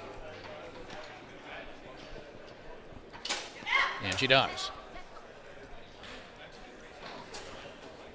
4-3 now in favor of Fowler and Ali. And this one taken away by Tran. And a timeout called by Tran and Charbelescu, now trailing 4-3 here in game number 1.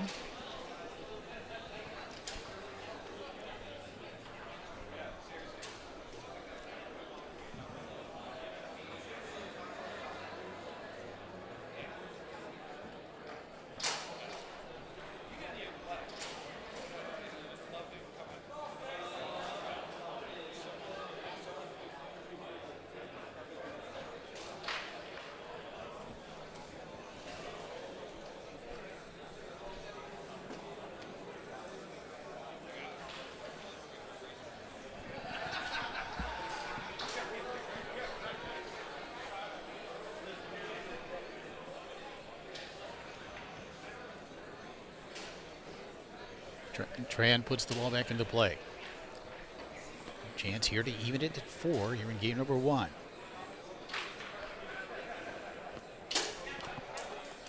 She works that inside so well, finding a tight hole here.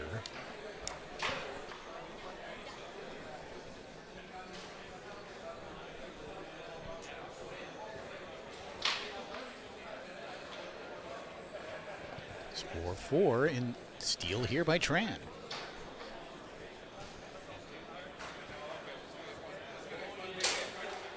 And the second and final timeout called by Malin Tran here in game number 1, as we are even at 4 apiece.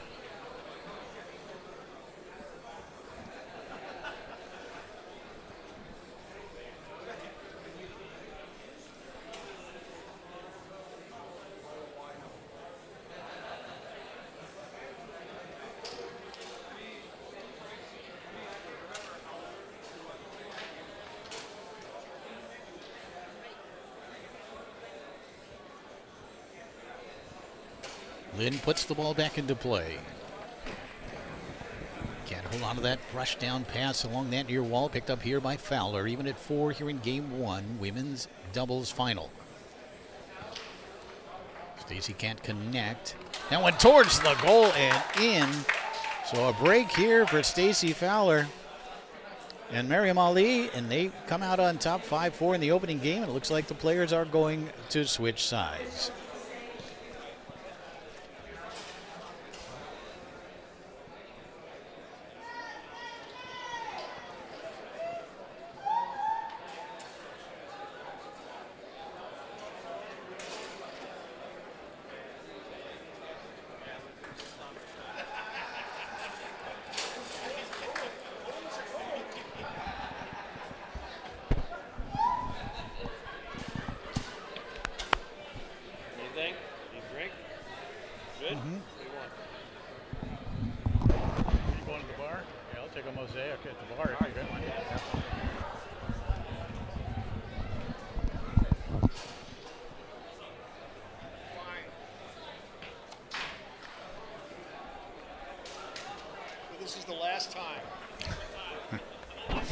It sounds like Brad Anderson's going to join us.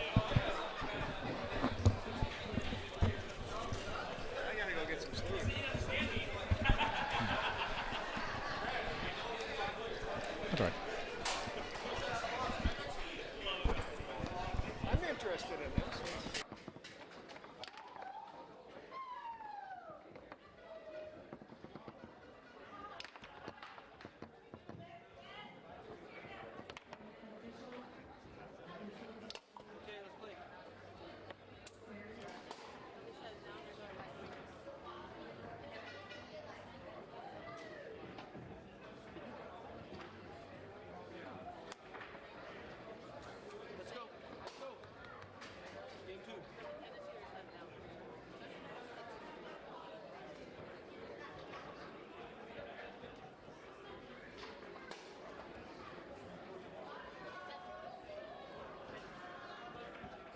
Well, what time is Second game underway.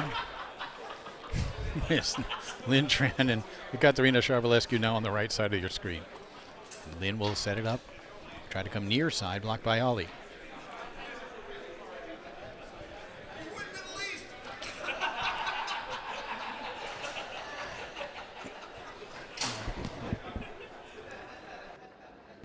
Hey, Tybo. Stop having so much fun. Stacy Fowler able to get that one to the back of the goal, and big round of applause from the American fans in the stands. It's all 1-0. Home field advantage, home table advantage here for the Americans.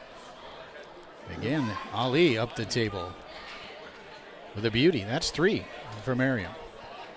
Yeah, I watched these two play in a little earlier matches. Stacy is playing really well this week. Merriam has scored 3 of their first 6 here in this women's doubles final. But Stacy, of course, we know what she can do. We've been a fan of Stacy former women's Fowler world champion in singles and doubles. Yeah. On Tornado. And that one knocked forward, comes back to Merriam.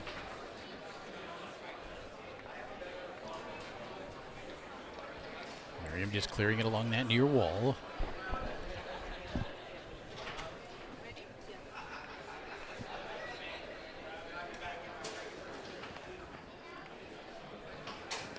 And again, it's Merriam. This time the tic-tac pull kick to the near corner. And the crowd goes wild. There's 4 for her so far in the match. 4 of their 7. They're up 2-0 after winning that first game 5-4.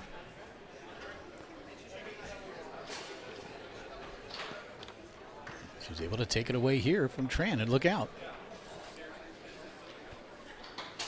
And another one. It's 3-0. All of them from Merriam Ali. And the crowd goes crazy. Wow. So just kick the ball back there and see. She is on a run. And she's hit that short slide. She's hit it farther out, that one. Mixing it up. Down a game, down 3-0 here in the second. They've already used 2 timeouts here in game number 2.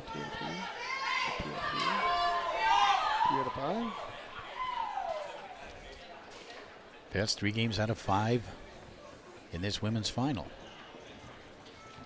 Lynn Tran and Kati Sharvalescu have got to regroup.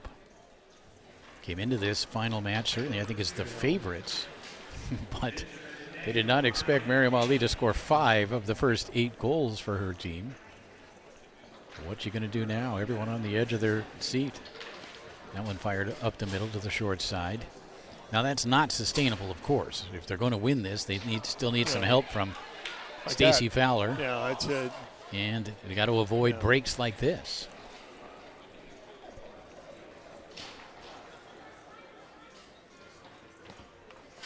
Stacy can't connect on the pass. Kati, the pass near side. Rebound grabbed by Merriam.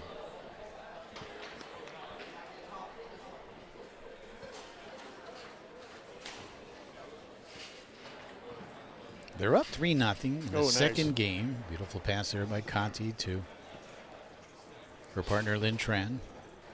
But they're up 3-0 in the second game after winning that opening game. And Stacy Fowler has scored exactly 1 from her 3 rods so far.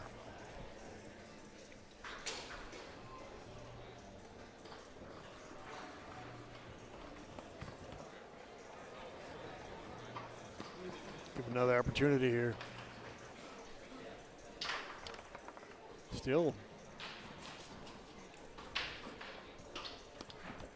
not a lot of 3-rod effectiveness in this match so far. No, not yet. Lynn is getting opportunities, but Merriam has defended her well. Another block and takeaway here by Merriam Ali. They need some help from Stacy, you would think, because you know that Lynn Tran and Ekaterina Sarbalescu are going to respond to this. They are champions. They are great players. They were really the favorites coming into this match. You have to anticipate that they are going to find their game. So if you're Stacy Fowler and Merriam Ali, you're going to have to do a little more. Certainly Stacy is going to need to, and she'll have an opportunity here.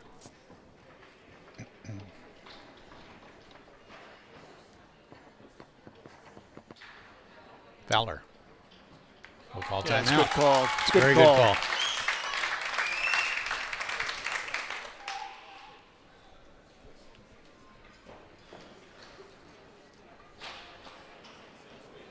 That's a gorgeous pass there from Kati. Look at that. That's a beauty. And another little bounce pass off that inside wall. These two play together so often that they really know each other so well. I'm talking about Lynn and Kati. Crowd into it. Yeah. Look at this.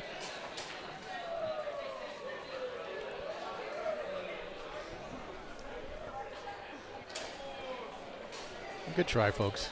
The closest we ever had to a wave at a foosball tournament, I'm pretty sure. As Stacy puts the ball back into play.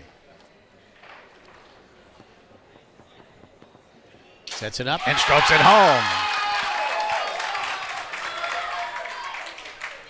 Gotta love the crowd's enthusiasm. It's 4-1 here in the second. Now she uses that high lane like that. It's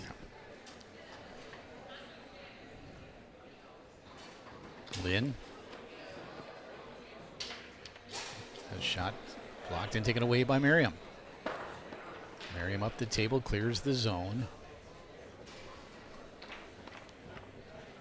if I'm Stacy Fowler playing deep against her 5 here, I'm keeping my guy against the wall because again that lane is so high that You think that second man's going to get a I piece think of that it? second man is in the way. Island Tran shot attempt near side, blocked by Merriam, who keeps it out And all it the way squirts up through. the table. We're going to get a call here. Mark Krause making a call, and Merriam not agreeing with it at all. I think maybe they're calling her on a recoil or a follow through. Let's see. If I'm Merriam, I don't argue a whole lot here. Let's just move on. Let's just keep playing. Let's not have anything get in the way of the momentum. And they're going to go talk this over. Mark Krause is, but you're up 4-1. Let's let it slide. That's true. At this point in the game, I don't know if it's going to be a factor at all. So It can be certainly a factor in terms of shifting momentum. Yeah. And that's what you don't want.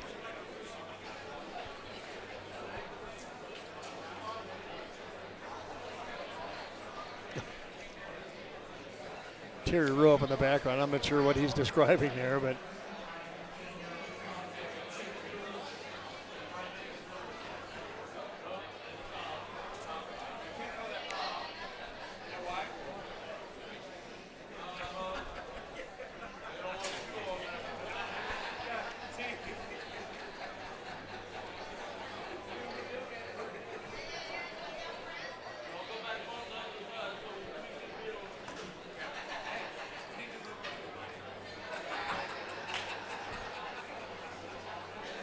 So maybe we are looking at a replay of what happened. Let's see here. Pops up in the air. I don't see anything wrong there, do you? Pops up, down, sent forward, keep going. You say keep going. Are they wanting to hit the top of the table or something, or? Definitely did not. Certainly didn't look like it. It's not a good view.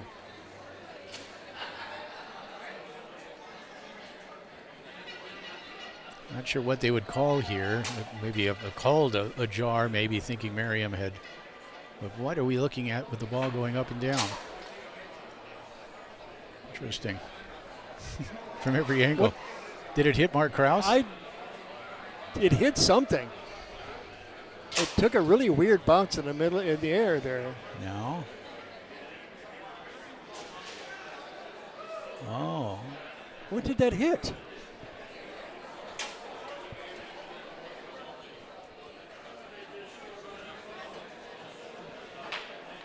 And then it sneaks through. What was the original call? And unfortunately, we don't know. We didn't hear it. They're continuing to look at the replay. And hopefully they'll sprint back over here from the replay booth and let us know. We are at the mercy of a French production team, the ITSF production team. So they're going. Again, it kind of looked like it hit something, but there was nothing there for it to hit. That's what it was like. Except the official. Sort of a weird, invisible. Let's look at it again. They're continuing to go at this angle. What are we? Well, Stacy maybe jarring it through. Maybe that's what they're looking at, the jar through by Stacy. I don't know about that either. She kind of had her man up right up against the wall, and it just kind of snuck through. So I'm not sure what.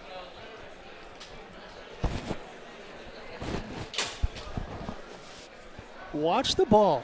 Goes up. Well, you can't really see it right there, but it took a diversion somewhere in the air.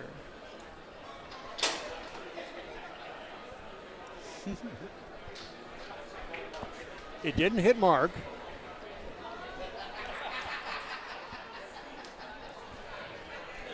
Thank you, buddy. I love you, brother. Thank you. So whatever the issue was with the ball in the air, I don't think it had anything to do with. No. Stacy never touched the ball with her But three rod. You see Lynn Tran look up as if there was something to be looked at. Boy, they are replaying everything back there, aren't they? Taking a lot of time doing it, too. And then that one's going to sneak through. And I think, if anything, it's whether Stacy maybe did something that allowed that ball to sneak through Lynn's 5. I don't know. Because it didn't look like the ball even touched her three rod. Or I should say it's 5, but it's Interesting hard to say. description over there on the right side of the impairing play check. I still want to know what the ball did in the air. See, she never touched it.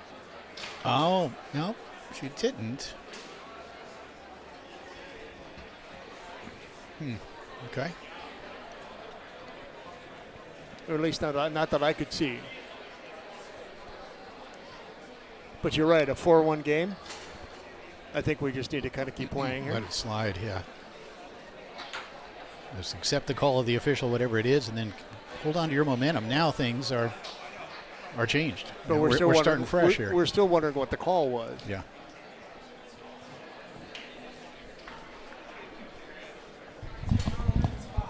What? Why? What were they looking at? So he was worried. The ball came up, his hands were here. Yeah. The ball comes up. He does this to slide He his did, hand so yeah. it doesn't hit. It does tap, tap, tap. I think it should stay on the 3-ball because when you look at everyone's eyes, they never see him do this. But they decided that he goes to Lynn's. Interesting. Okay. Here we go. So I'm not sure I still understand what happened there, No. but it's going to Lynn's 5 because apparently the official distracted the players. I suppose that's possible. We saw the hands come off, which was kind of an odd thing, but just Mark Krause trying to get out of the way, not impact the play. Either way, kind of a moot point at this stage, except for the fact that momentum, oftentimes, when you have momentum and then you stop playing for 10 minutes, things can change, but we'll see how it all plays out. Still 4-1 here in game number 2. So let's see where, if she goes that high lane again, where, again, I think if Stacy keeps her man on the wall. Yeah, but would she go that high if she did, is all I guess is the question. But it is a really great passing series, and one of the strengths of her game, if not the biggest strength of her game, is that 5-row. She won pro singles in Las Vegas. Yep. And really out-fived everybody she played. That one set up the table and rattles in for Tran and Charbelescu. It's now 4-2. Again, Miriam Ali coming out hot, scoring 5 in the first of their first 7 or 8 goals.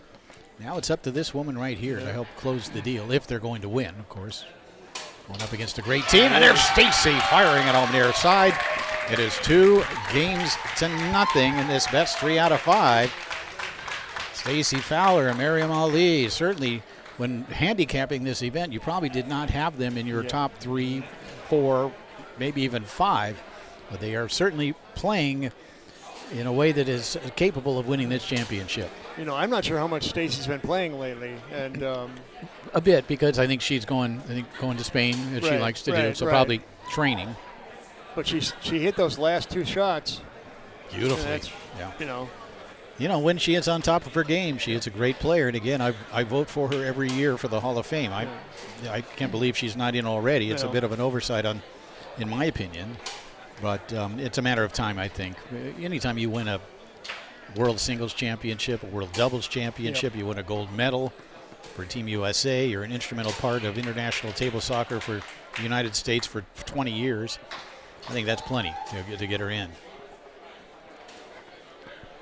So any voters that are out there watching, put her on your ballot. Are there any Hall of Famers from Iowa? Well, Thor Donovan originally, but not a Hall of Famer. No, I don't think there are. See, there you go. Yeah. Do we need one? Is that part of it? You need one from every state? I don't know. I would say she's the best player ever from the state of Iowa, probably, you know. Who did not migrate from somewhere else? Yeah. I mean, we got Crowell's from Kansas, right? Yeah, and a couple other. So you talk about Thor Donovan. But Thor didn't put together the resume, as great as he was, did not put together the resume to be a Hall of Famer. No. It is 2-0, folks. Just top players coming from Iowa. Let's put it that way.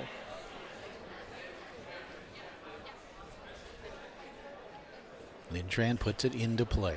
A lot of work to do for Tran and Charbelescu. Miriam Ali has been very good offensively early on and good defensively as well against Tran. Lynn Tran. Try to come back down the middle, blocked and taken away by Miriam. Miriam's good doing it. And up the table, off that inside wall, and in. Let's see what happens here. She just kind of hammers it up. Off that inside wall and into. That is 6 in the match for Miriam. Wow. And she does that. She's giving the other team even more to worry about when she's got the ball back there. The performance of her career, undoubtedly. But can they finish it off against this great European team? Mylin tried to take it out to the far side. Off the post, picked up by Miriam. Little change up there. And brushing it through, can't connect. Comes back to Ali.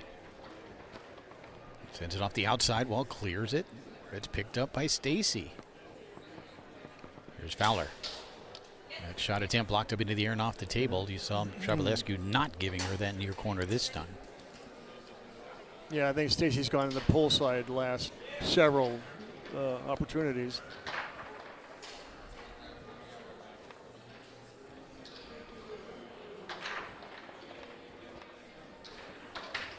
Miriam tried to bank that one off the outside wall, just wanted the goal. Finally, a brush down. You take what they give you. Tran. Tried to come near side, blocked by Ali and kept out by Miriam. Made the second block on that shot. Ball popped up in the air, is heading right back for the goal.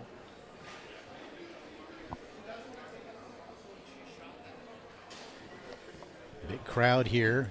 And again, at this time of the night, most players are done for the day. Yeah. And they can come over here and just sit down, watch some great foosball. We still got a great open doubles final still to come. I'm really pleased to see full bleachers here. Yeah.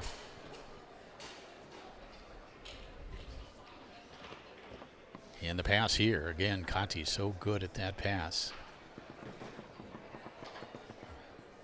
Tran continuing to get possessions. So far, Merriam has kept her out. And how long can that go?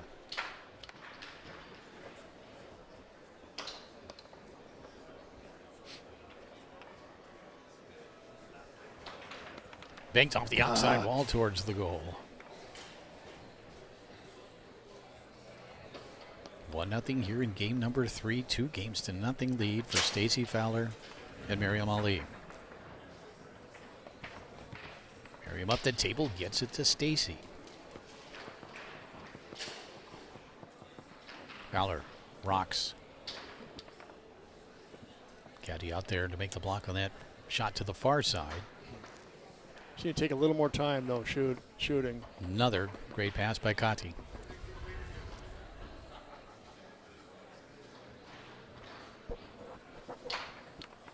Another block by Marion. And then sent in with a 5 by Tran.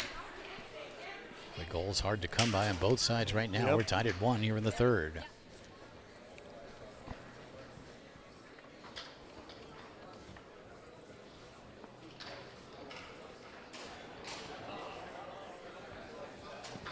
And then sent in again with a 5. Stay with what works, I guess, huh?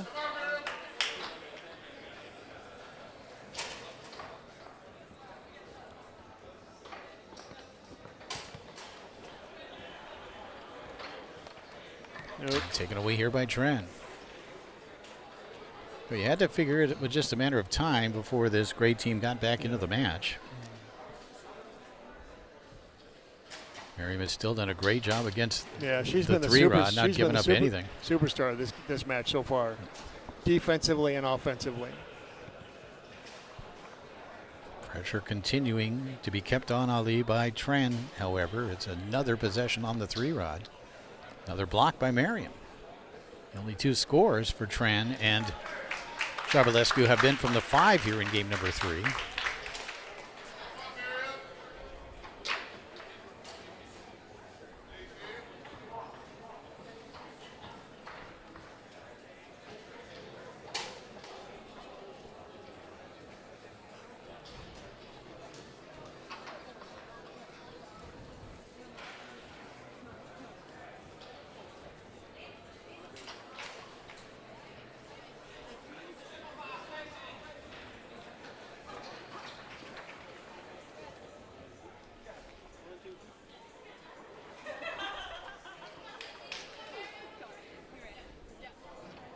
Here we go.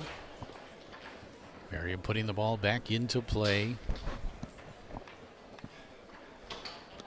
Sent on goal by Ali. Picked up here on the rebound by Fowler. Stacey. Big shot right here. Oh, having some difficulty with it. Will reset and call another timeout.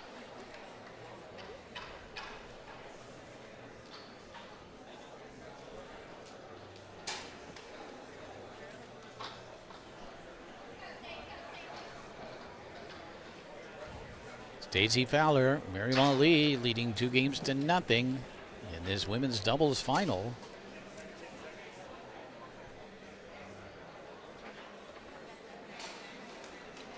Big crowd.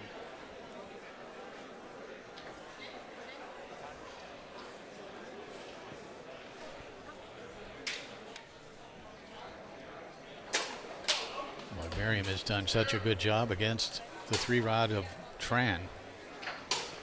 And she's had to because Lynn has had a lot of possessions. And Stacey Fowler has one right here.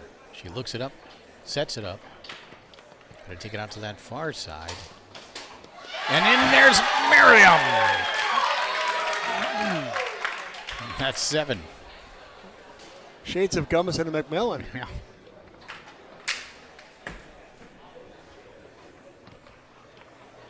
Another opportunity here in the slingshot into the goal by Tran. What a beautiful shot here by Lynn Tran, who gives her team the lead once again at 3-2. I'm not sure you can depend on that, though. No, it's a one-time thing. Stacy may want to look inside here after taking some time. No, she goes near side. With authority, aggressively to the near corner. Stacy Fowler has tied it at 3.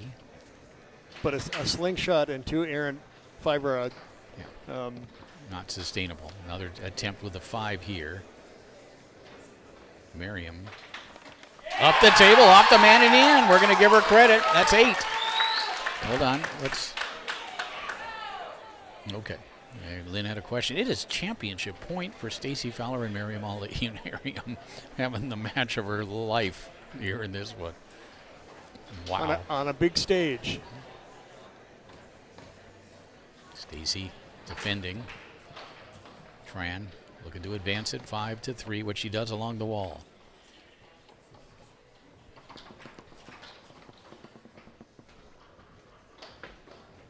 Tran swings and misses here. Gets it back. I'm not sure they have a timeout remaining. Yes, they have one left. And they'll use it.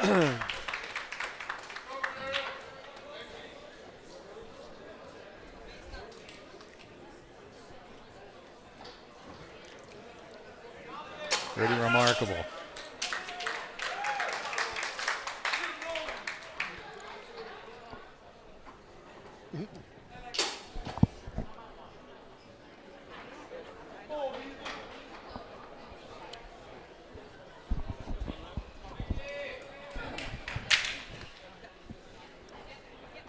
Mylene Tran will put the ball back into play. Looking to tie it at 4 here in game 3. Watch that far side. There it is. It's 4-4. But it's championship point for Fowler and Ali. And they are out of timeouts here, so. Stacy through the lane. A chance to win it right here. Stacy Fowler for the time. championship. Shot attempt blocked up into the air and off the table by Kati. You don't see Lynn get that excited very often. Pass near side, almost stolen away by Fowler. It's back to Sharbalescu. Shot down the middle on goal. Rebound grabbed by Fowler. Tried to go through the high lane, couldn't connect. Comes back to Conti. Good idea, though. And again, the pass. Chance to send it to game 4 right here.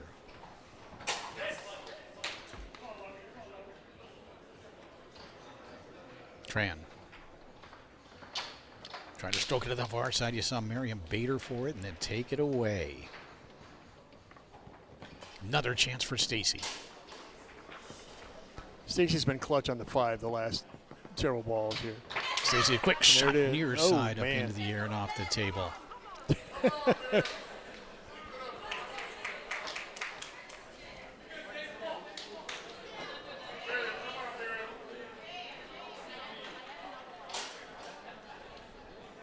Whoop.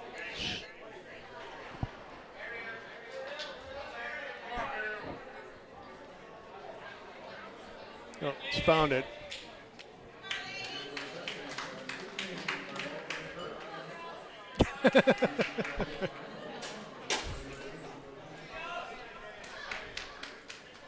Let's have a look at it, get a little lint off of it. It rolled all the way across the floor and will be put back into play by Conti. So Stacy Fowler has had 2 chances to put it away and has not been able to do so. Again, looking at the pass. Here's Miriam. Guess who might end it here? Oh, wow. Look out. Up the table and of course, it's Miriam Ali putting it away. Stacy Fowler and Miriam Ali are the 2025 Tornado World Series Women's Doubles Champions. Wow. 9 for Miriam.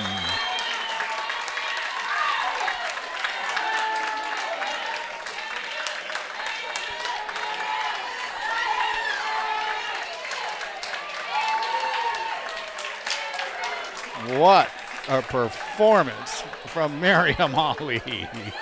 Holy cow. Well, and the shot that she finished it with, again, was that quick inside bank Wow. that she had hit before and just smoked it.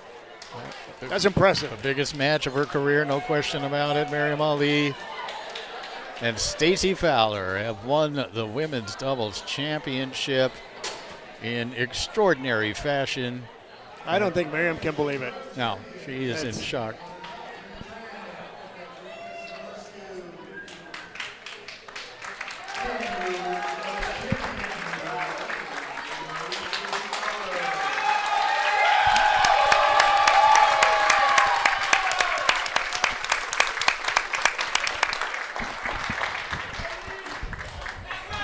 She did it on both sides of the ball. And, of course, after all those goals through the first 3 games, it's only fitting, Brad Anderson, that she provided the exclamation point as well. You had a feeling, though. I mean, You did. It was almost inevitable. All right, folks, just one match remaining. It's going to be the open doubles final coming up here in a little while, and it's going to be an extraordinary one as well. Ryan Moore, Kane Gabriel versus Tommy Orr. I'm sorry, Tony Sprademan and Eric Hiltner versus Brandon Munoz and Tommy Orr. We'll have that one for you here in a little bit. Because I'm going to have to sign off. Well, yeah, you got an early flight back to Hawaii. Early flight. But I've had a wonderful weekend. I've had a lot of fun. It's always fun to get back with you, Jim. Yep. Mark, I can tolerate. Yeah, up to a point. Same here. No, it was great seeing Mark again, too. So it's... Well, thanks for sitting in, and you have extended your record of most matches ever worked with me. Got to come every once in a while and pad the stats. You got to. You don't want anybody catching up with you. That's but thank you, Brad Anderson. Yeah, absolutely. We'll be back after this short break with that open doubles final.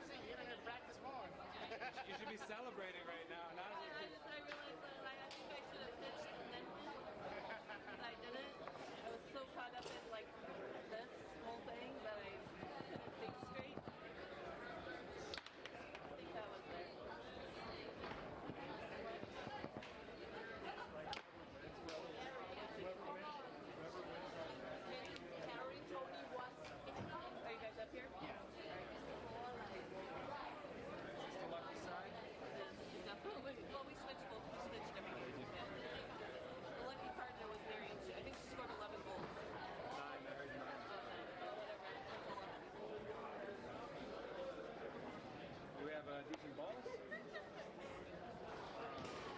You know, Tommy. Yeah. He takes care of that. I don't know. He's shooting. I would actually go over there.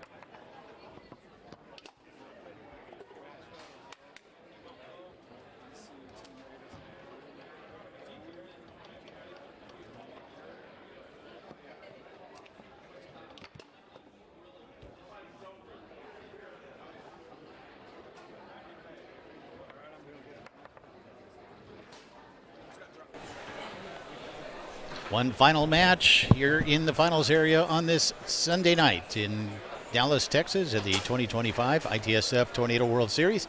It's the open doubles final. Jim Stevens joined in the booth by Callum Oakes as we now bring you what should be an outstanding match. It is Tommy Yore, Brandon Munoz versus Tony Spredeman and Eric Hiltner. And Callum, this should be a good one.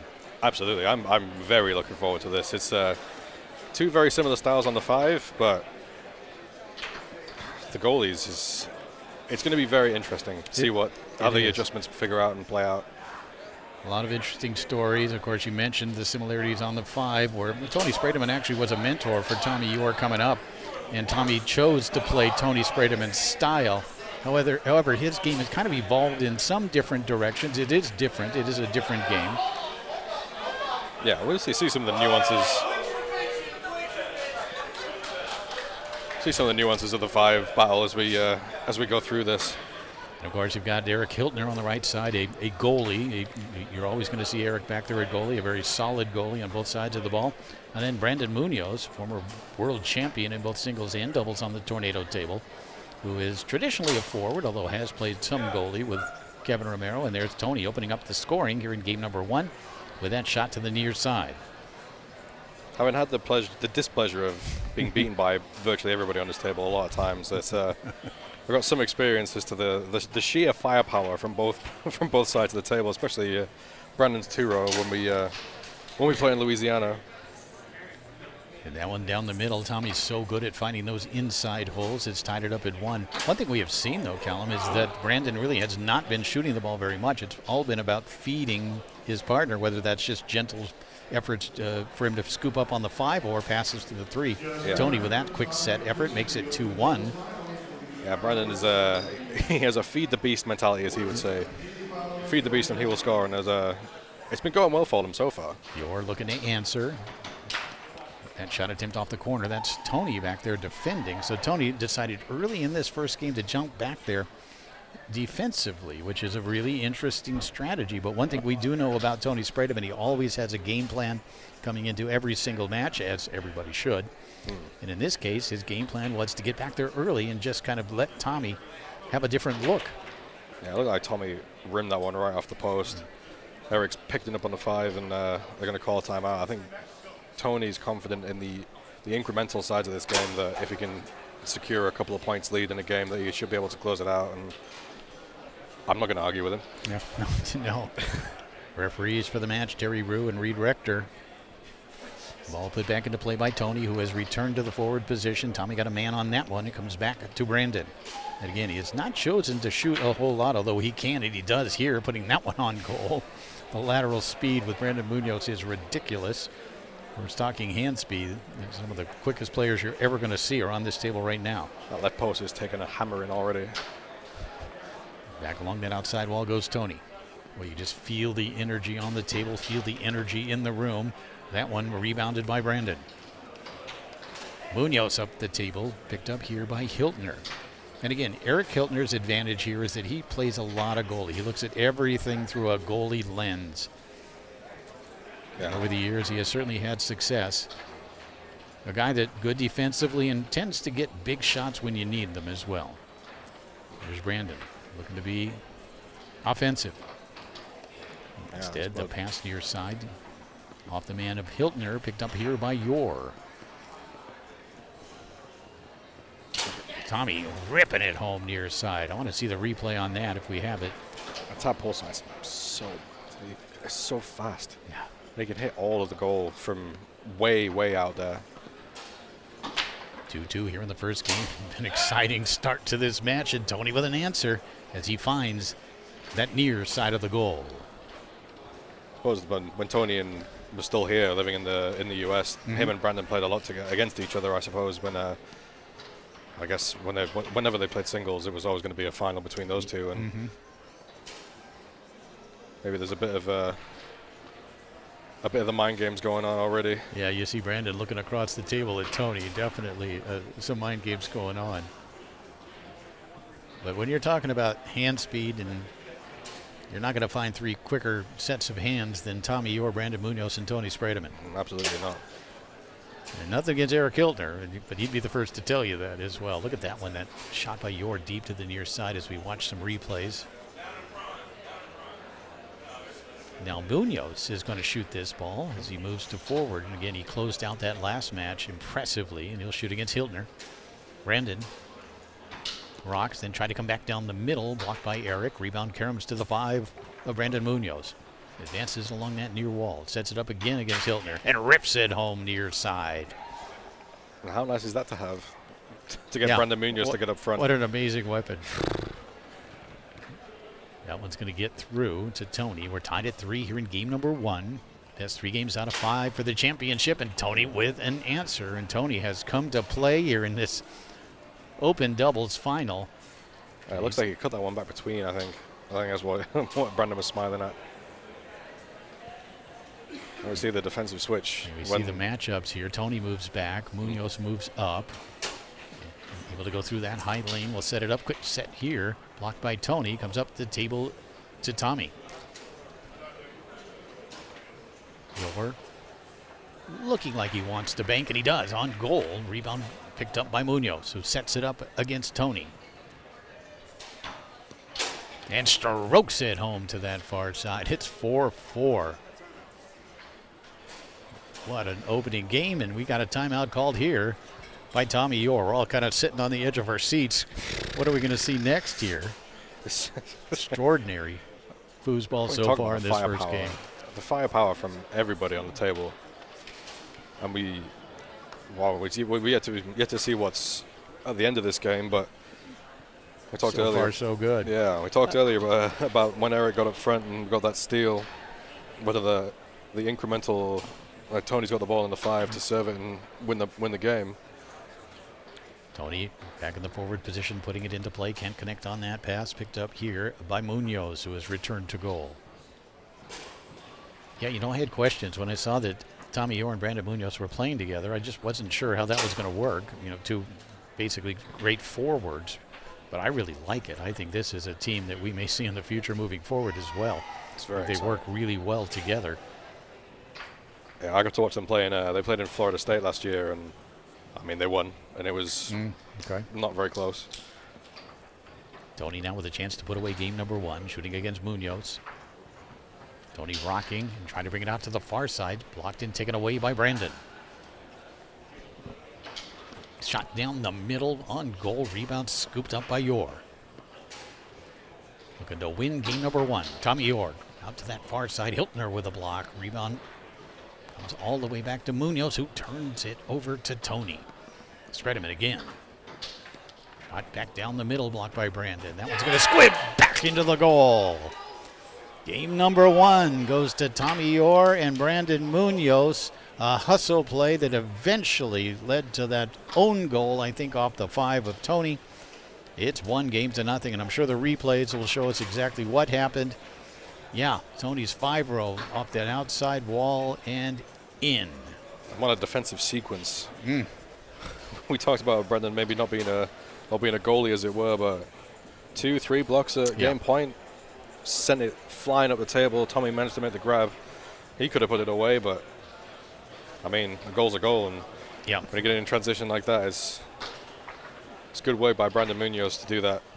Yeah, you mentioned you weren't sure if Brandon's a goalie. He's just a great foosball player, a great all-around foosball player with just an innate sense of where that ball's coming, and his reaction times are ridiculous, and I think he has all the makings of becoming a great goalie if he isn't one already. 1-0 lead for Yor and Munoz. I know Brandon had a bit of a disappointing singles weekend, which was somewhat surprising, but it looks as though he's got a pretty strong chance of winning a doubles title here this weekend. Yeah. They're up 1-0. He's got a fire in him. Boy, what a really interesting tournament it's been in terms of how the European players have performed on the tornado table. I think a lot of people did not expect this. And, Mark Torres and I have spent much of the weekend talking about why that is happening. And I think a lot of it is just how much they play over there, how much high-quality, high-end foosball, competitive foosball they play. They all come in here very hardened, very ready to play at the highest level. And they also have much more exposure to the tornado table these days in Europe as well. Oh, absolutely, yeah. There's it's fast becoming one of the more popular tables in, especially in Central Europe and the UK, and you can see the quality that the European players have anyway. They're usually very smart, very decisive, very patient, very scrappy. Know how to win is what a lot of it is. So Spredeman opens up the scoring. You're with an answer, and this is kind of how this match has gone. Back and forth, neither team generating a lot of momentum. So much firepower on the table. This match being played at an extraordinarily high level.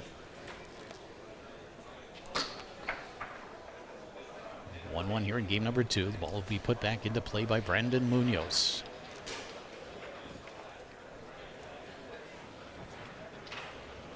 Munoz just looking to clear it, looking to get it up the table. We'll get it back. And come back down the middle.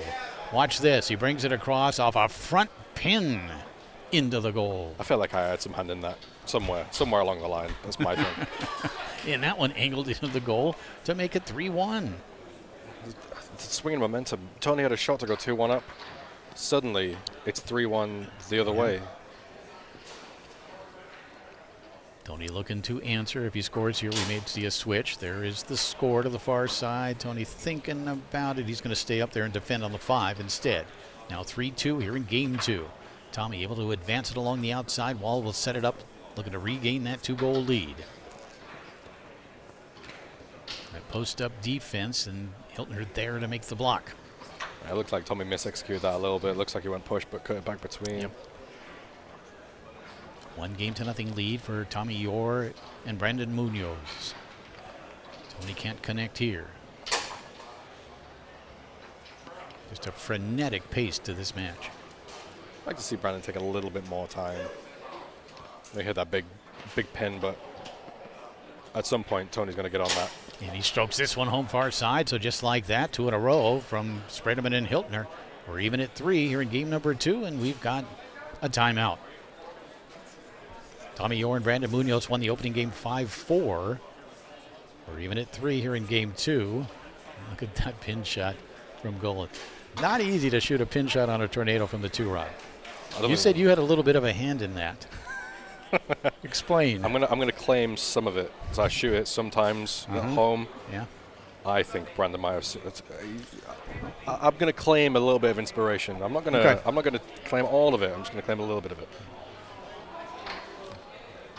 How much? I'm gonna get something. How much Garlando did you play back home? I grew up playing Garlando. That was my table. Yeah. That's the other table I know in England. And here is Tommy firing it home far side to make it 4-3. Nice timeout. A little bit of a mental break. Comes back, makes the pass, makes the shot, puts himself within a point of going 2-0 up, and maybe a cushion that. Again, we just keep wanting to show that replay. Look at Tommy. To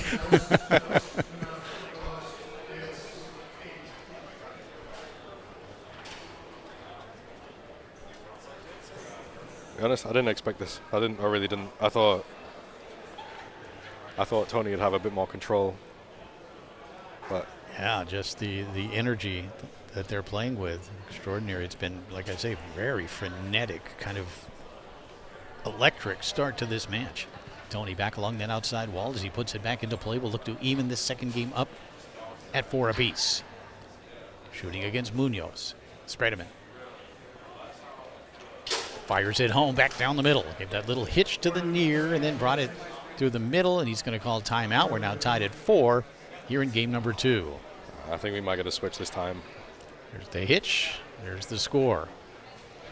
Do they have a timeout remaining? Yeah, I got one left. Got one left. I think you're right. I think Tony thought about it last time. I think this time they're gonna get it done.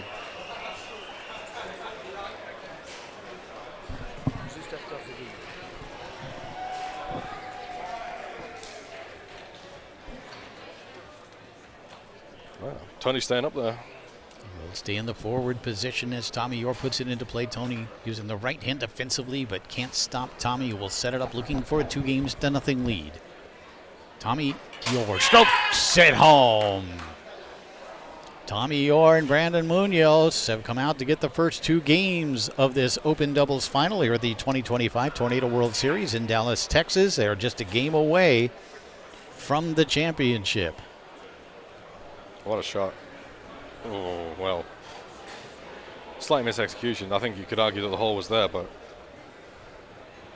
Tommy is playing so well today. I saw in the semi-final they played with Ryan and Kane. Like 2.5 games, he played lights out. He has been playing well all weekend, obviously winning that the gold final. Had some difficulty in singles yesterday, surprisingly losing in the quarterfinals. But has come back today, and wow. I mean, you watch Tommy Orr and you say, is there anybody better on a tornado table right now than him? Oh, I mean, not sure there's anybody better. He's right there, I think, with Tony and, and Ryan, and he is phenomenal. He was part of the bracket of death, wasn't he? At the top with Tony and Blake and whoever else was in that bit. Yeah. That was rough, but even that match that he played against Tony, I got to watch that, and he gave as good as he got. It's been incredible to watch all weekend. It's been so good. This tournament's been incredible. I've never got to experience the Texas State feel, but this time it's been really, really fun. Yeah. It's been a great event, and it's Texas State meets international table soccer, and it's been great so far. All right, 2-0 lead for Tommy and Brandon. Tony putting it into play, shoveling it up to the 3-rod. We'll set it up, looking to strike first here in game 3. So lots of foosball to be played here. That one blocked up into the air and off the table. From Brandon's claiming that. Right off the post.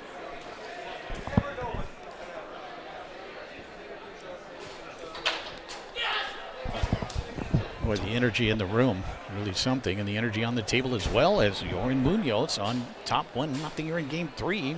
And another chance here for Tommy. Talk about the hand speed.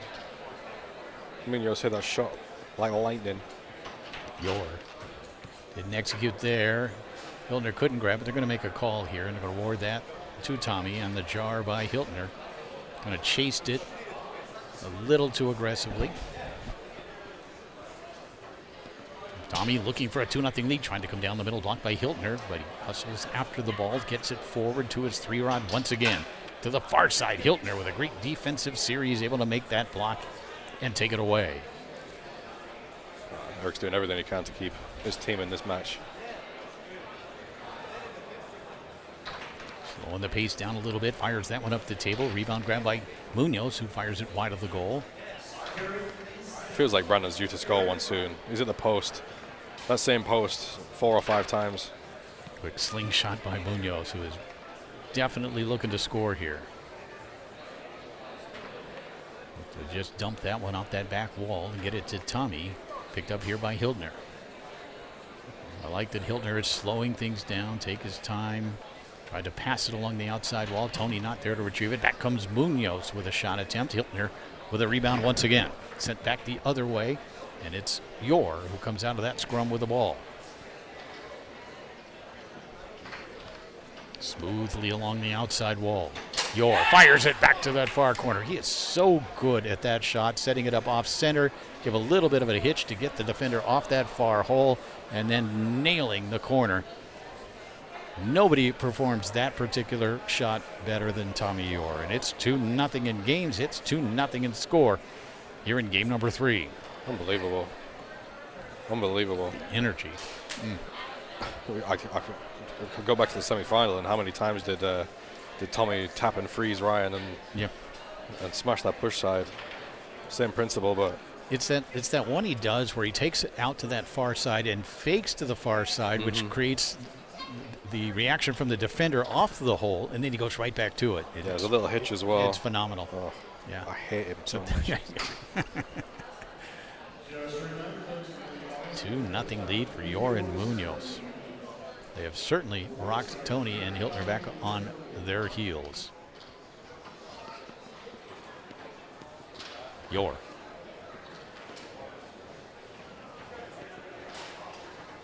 Looking cool. And comes to the near side here. Callum makes the call just before he shoots it. He does cut it just inside. That's the other thing with Tommy, is so good at hitting those inside holes, which is something we really never saw from snake shooters. Very seldom would you see a snake shooter who could hit those inside holes, except for maybe just the flip over straight or a tap middle. But Tommy cuts them just inside on both sides of that dot and uses so much finesse. It's match point. Championship point for Tommy Orr and Brandon Munoz. It makes it so difficult to defend when you can hit the tight straights like that. You got to bunch up, and I'd probably see impossible instead of difficult. And there's Tony coming back to hit that near corner. Makes it 4-1.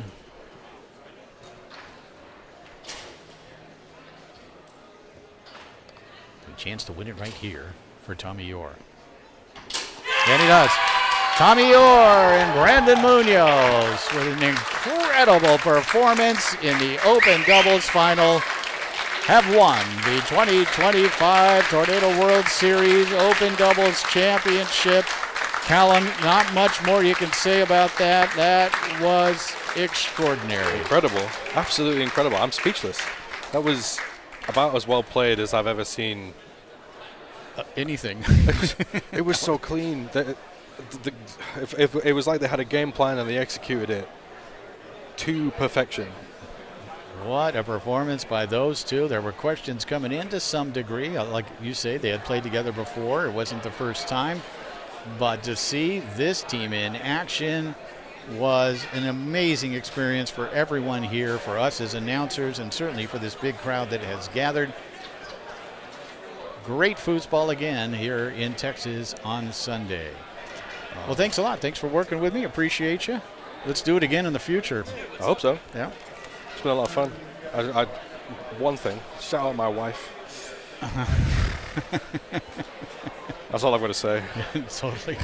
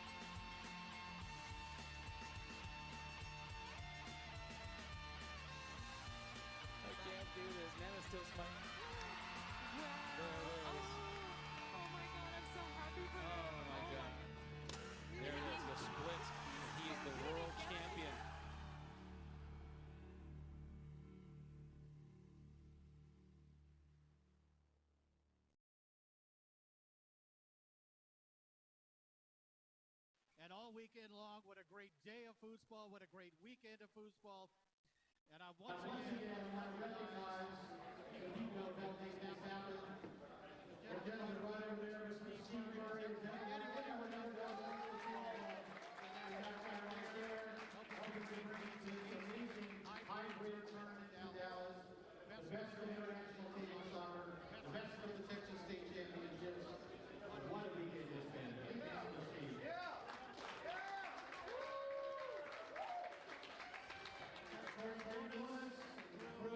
Texas State crew, the ITSF crew, it's been extraordinary. I've had the pleasure of sitting up there and commentating some of the best football that we have seen in a long time.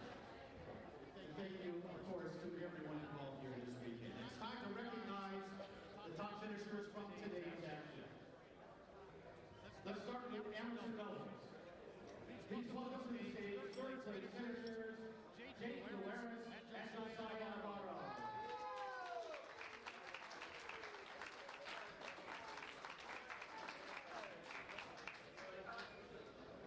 And second place finisher in amateur doubles, Evan Chavez and Michael Del Valle.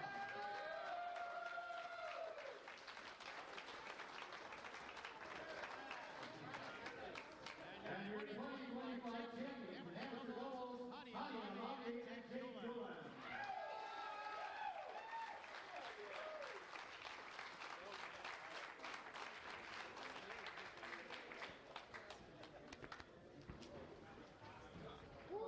I get the tall guy. Hey, way to go, man. Congrats, man. Congrats, man. Congrats. Thank you. Thank you very much. Thank you. My brother. My brother. That's it? Yeah. 2025 amateur doubles champion. Next up, the top finishers in pro singles. Please welcome third place finisher, your easier, Corey Taylor.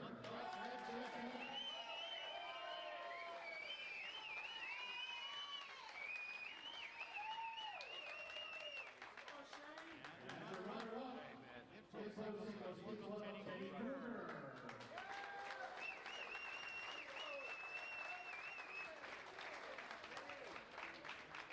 And your 2025 pro singles champion from the Czech Republic, please welcome Martin Zusa.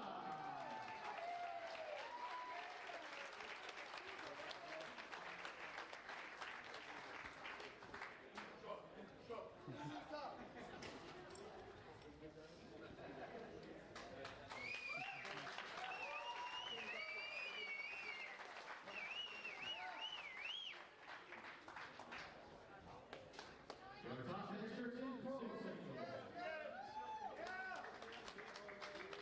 And now rookie singles, third place finisher, Evan Chavez. Second place finisher, Derek Sanchez.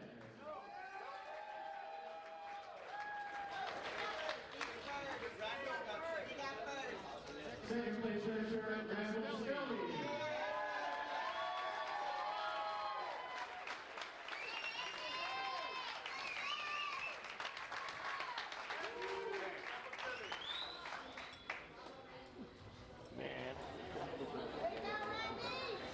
And your 2025 champion from the singles, Derek Sanchez.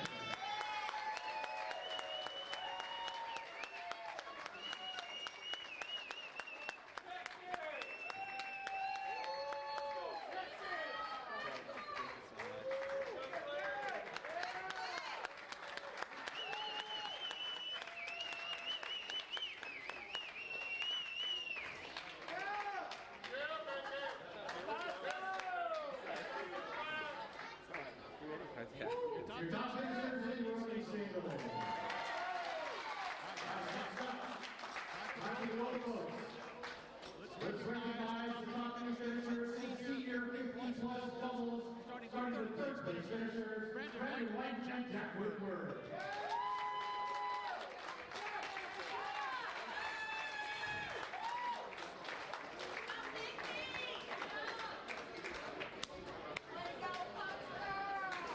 Come here, big boy.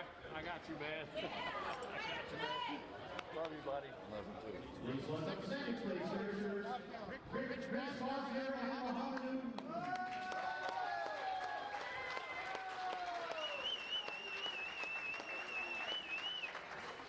Yeah, boys.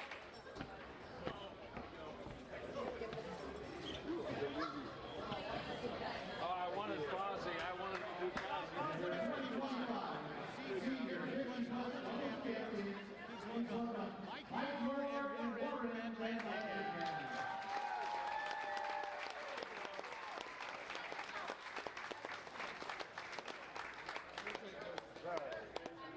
They're right here. It's all right. Let's go like this. You take your spot? Nah.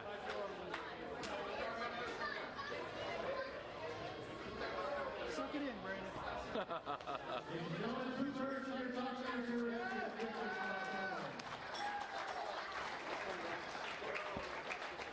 Next up, let's turn our attention to the plus 63 senior doubles. Starting with third place finisher from the United States, Rick Pomeroy and Robert Hamilton.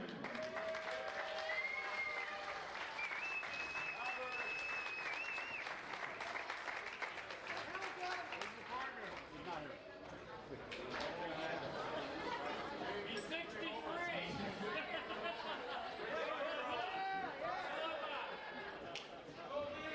Please welcome second place finisher, Oscar Ramirez and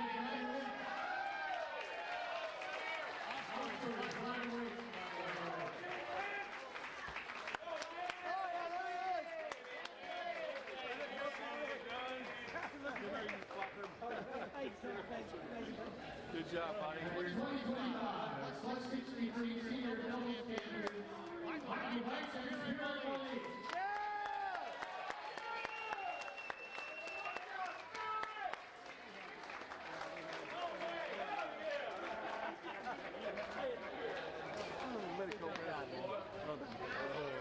Hell yeah. Yeah, buddy. Come here, Spirit. Hey, thank you.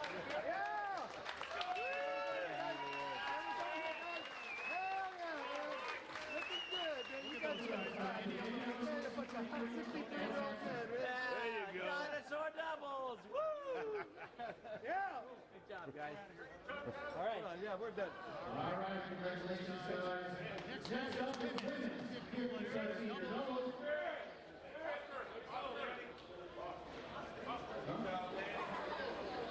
Let's welcome to the top finishers in women's 50 doubles, starting with third place finishers, Samantha Gonzalez and Lily Huehuela.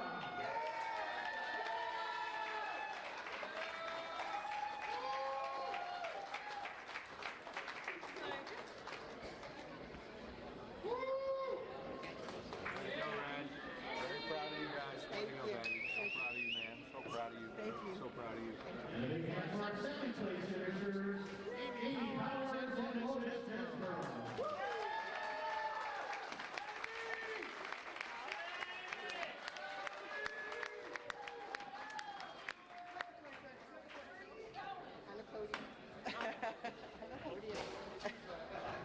And your 2025 champions in 50 plus women's doubles, Gina Murray and Stephanie Johnson.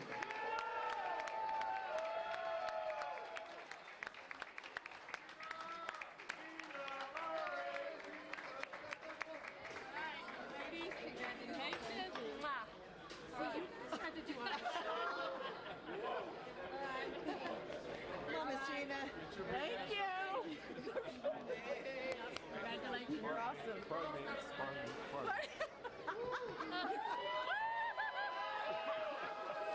Hey, we've got a room. Woo. Thank you, Jen.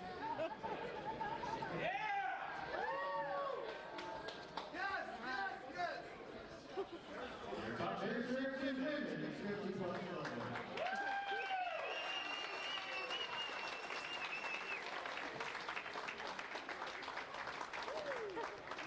All right. Let's go good. All right, ladies and gentlemen, let's welcome our top finishers in ICSM women's doubles. Starting with our third place finishers, please welcome Sullivan Rue and Hannah Watkins.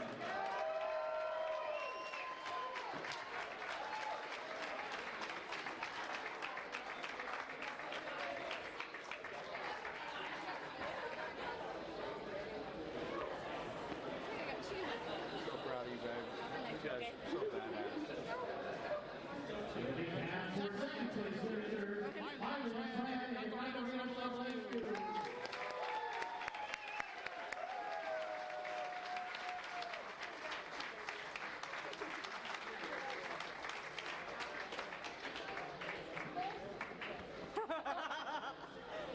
guys are so badass. Thank you for being in Texas. We love you. And your 2025 ICSF Tornado World Series Women's Doubles Champion, Stacy Fowler and Randall.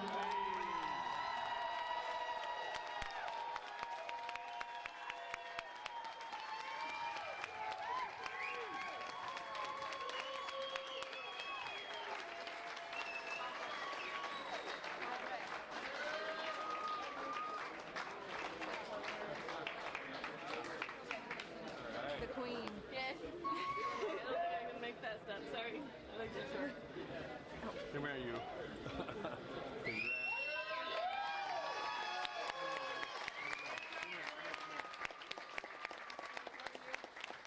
Some players can score 49 goals. Mary scored 9 goals in 3 games in the final.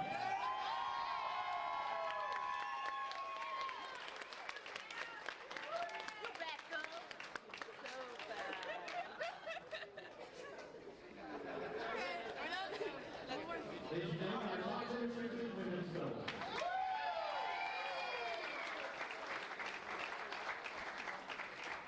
And finally, as we saw during the culminating of the event, here are our top finishers in ICSF men's doubles.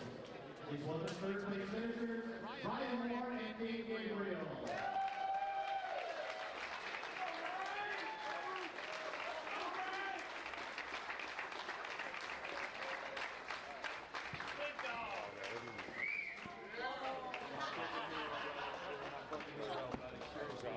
And a round of applause for our second place finisher, Tony Smith and Eric Miller.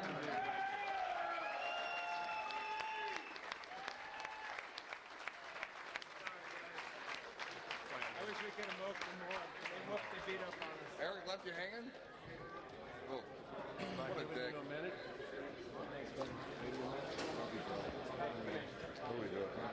And you are 2025 ICSF Tornado World Series Open Doubles Champions, Tommy York and Brandon York.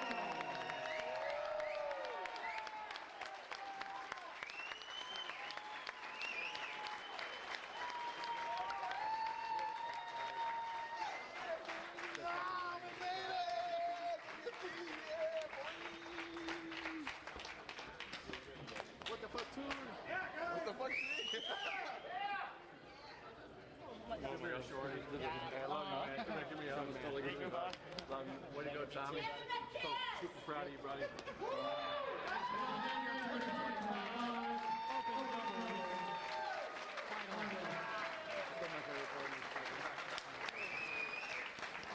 Hey, that was brutal. You guys made me $20. I was walking on going, who's got 20 on Tony? Who's got 20 on Tony? I bet on you guys. I got 2 people to say yes. Really? Oh, yeah, I was running around like, who's got 20?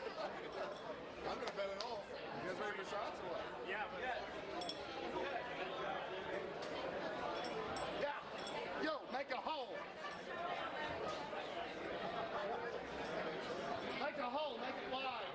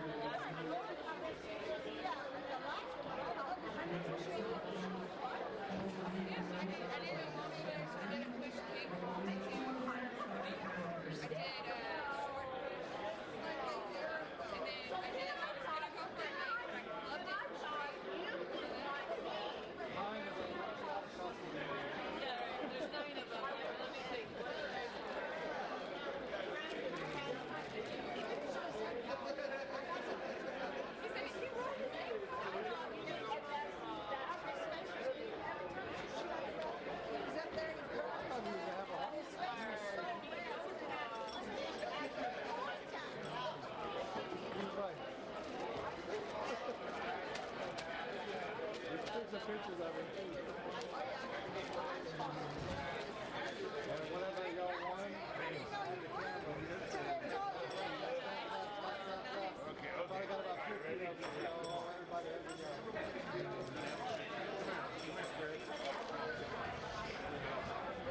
Here we go. Michael, get in here, man. What the hell are you doing? Get your ass in here, man. Come on, man. All right, here we go. Here we go. Got it. Thank you. Appreciate it.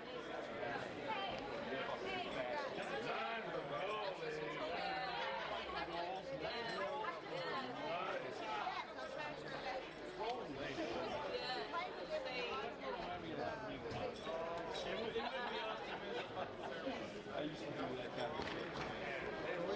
Can we get a quick pic in there? Come on, dude. You're good, you're all right. You're champion. You're champ.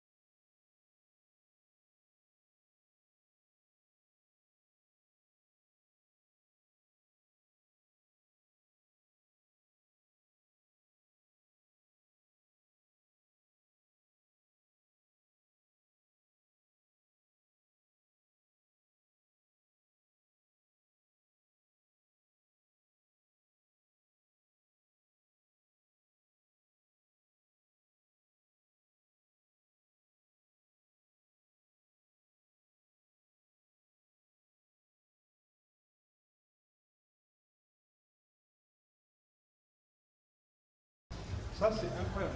Enfin, c'est ambiance là.